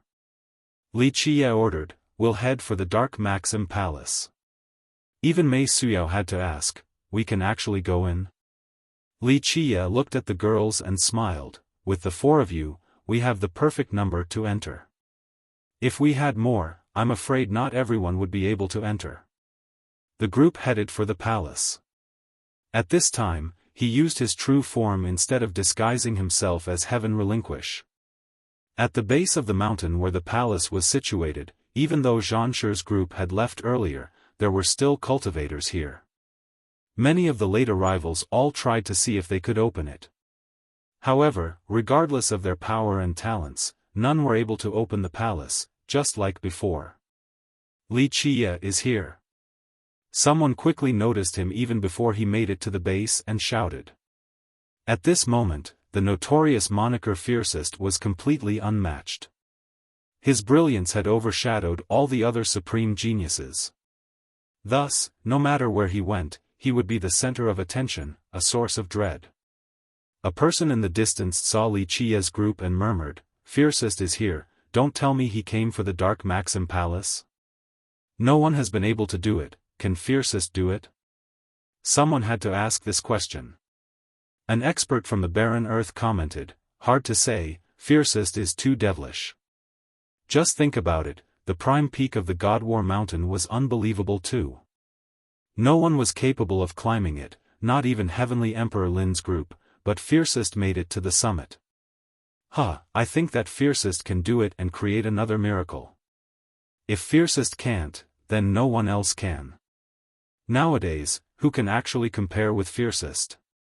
Another commenter added. In a short period of time, Wuxia's fame as Fiercest had spread far and wide. He had supporters and even many fans. This was especially true for the younger cultivators. Fiercest had defeated all the other supreme geniuses and had even recruited the prettiest beauty, Mei Suyao. He was powerful enough and also had ample romantic luck. With all of this, how could the young cultivators not worship him? The people here quickly made way for Wuxia's group once they reached the base of the mountain. No one dared to stand in his way. They eagerly watched and didn't dare to make a sound. He had an unparalleled authority among the younger generation. He glanced at the palace at the peak and flatly said before leading the way, come, we'll go up there. The girls followed right behind him. It wasn't easy to climb up this mountain because the palace was once the location from which the Devil Lord issued orders to the rest of the Devil world.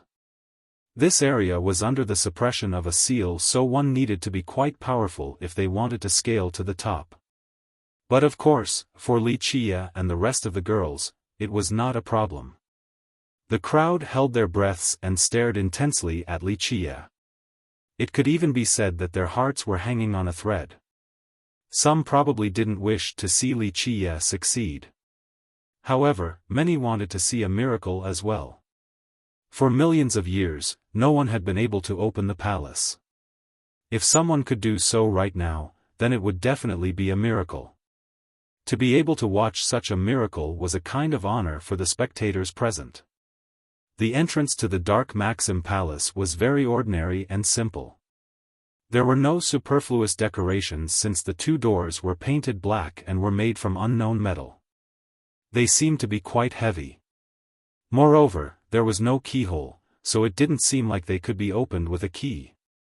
Wuxia smiled while looking at the two doors that joined together at the entrance and murmured, Dark Maxim Palace, one can only imagine its grandeur when the Devil Lord was still here.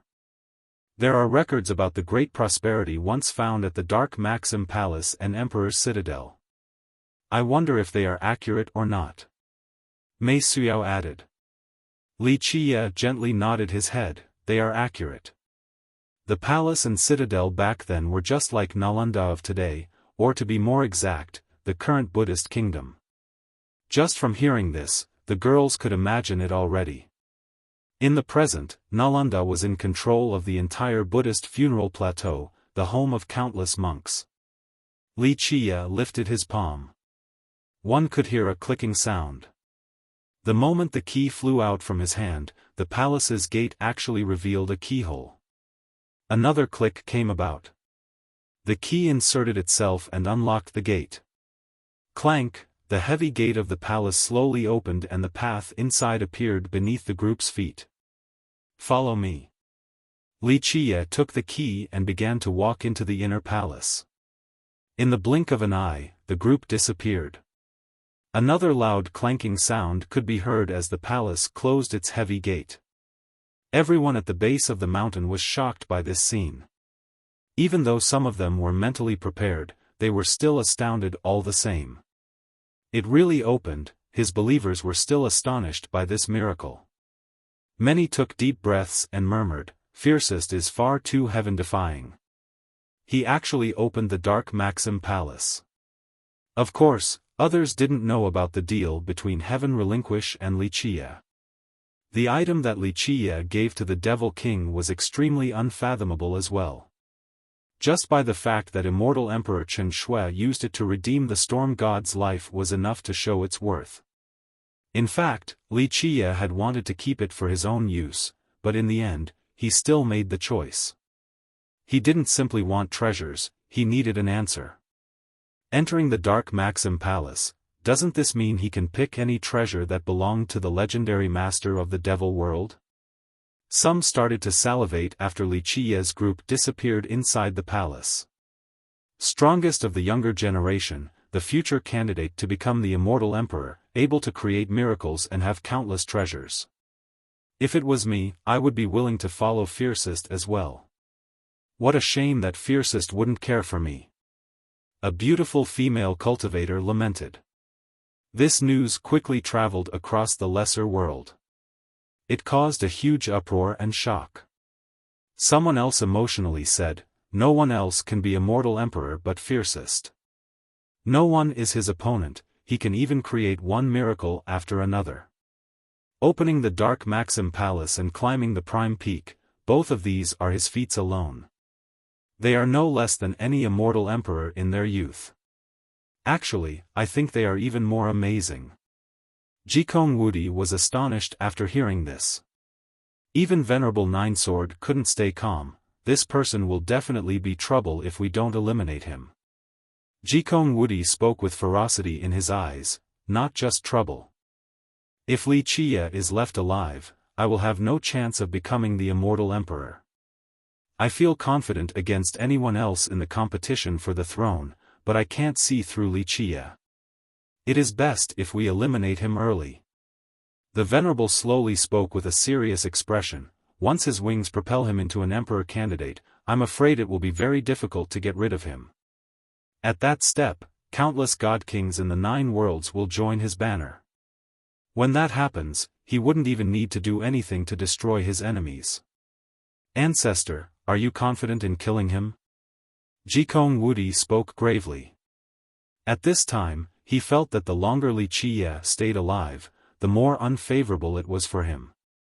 In his eyes, his chance of becoming emperor was drifting further and further away as Wuxia became increasingly powerful. The Venerable contemplated for a bit. From my observations, that Iron Man truly has left already, but I don't know if he has any other Dao protectors behind him. We have to invite the Prime General to come out. Jikong Wudi concluded, the Prime General will definitely be able to end Wuxia even if God Kings are protecting him. The Prime General was the strongest general under Immortal Emperor Ta Kong. According to the legends, he wasn't too far off from the Emperor himself. It isn't that simple.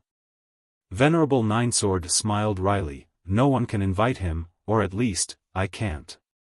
Unless Space Trample Mountain is facing extinction, he won't come out for anyone. Should we give it a try? Jikong Wudi pondered for a bit before asking, Ancestor, you and I can attack together while Wuxia is unprepared. There's no rush, we are waiting for some people. The Venerable spoke deeply. Jikong Wudi asked, Ancestor has some reinforcements? The old man smiled and said, they'll be here soon. Wuxia killed the 8 ancestors from the ancient kingdom as well as the divine ancestor's disciple, Shen Menghui. The ancient kingdom will definitely not let this go. Plus, he also killed the soaring immortal emissary, so the soaring sect naturally will do something as well. I calculated that the Azure mysterious ancestors and the soaring immortal sect's chief ambassador should be here soon. I have sent them a message already. If they come to the lesser imperial devil world, we will talk. Venerable Ninesword explained. After hearing this, Jikong Wudi was relieved. With sufficient forces, they would definitely be able to eradicate Li Qie. You're tuning in to the Xiaofan's Wuxia Tales YouTube channel. Don't forget to subscribe and join us on this journey to catch the most captivating stories.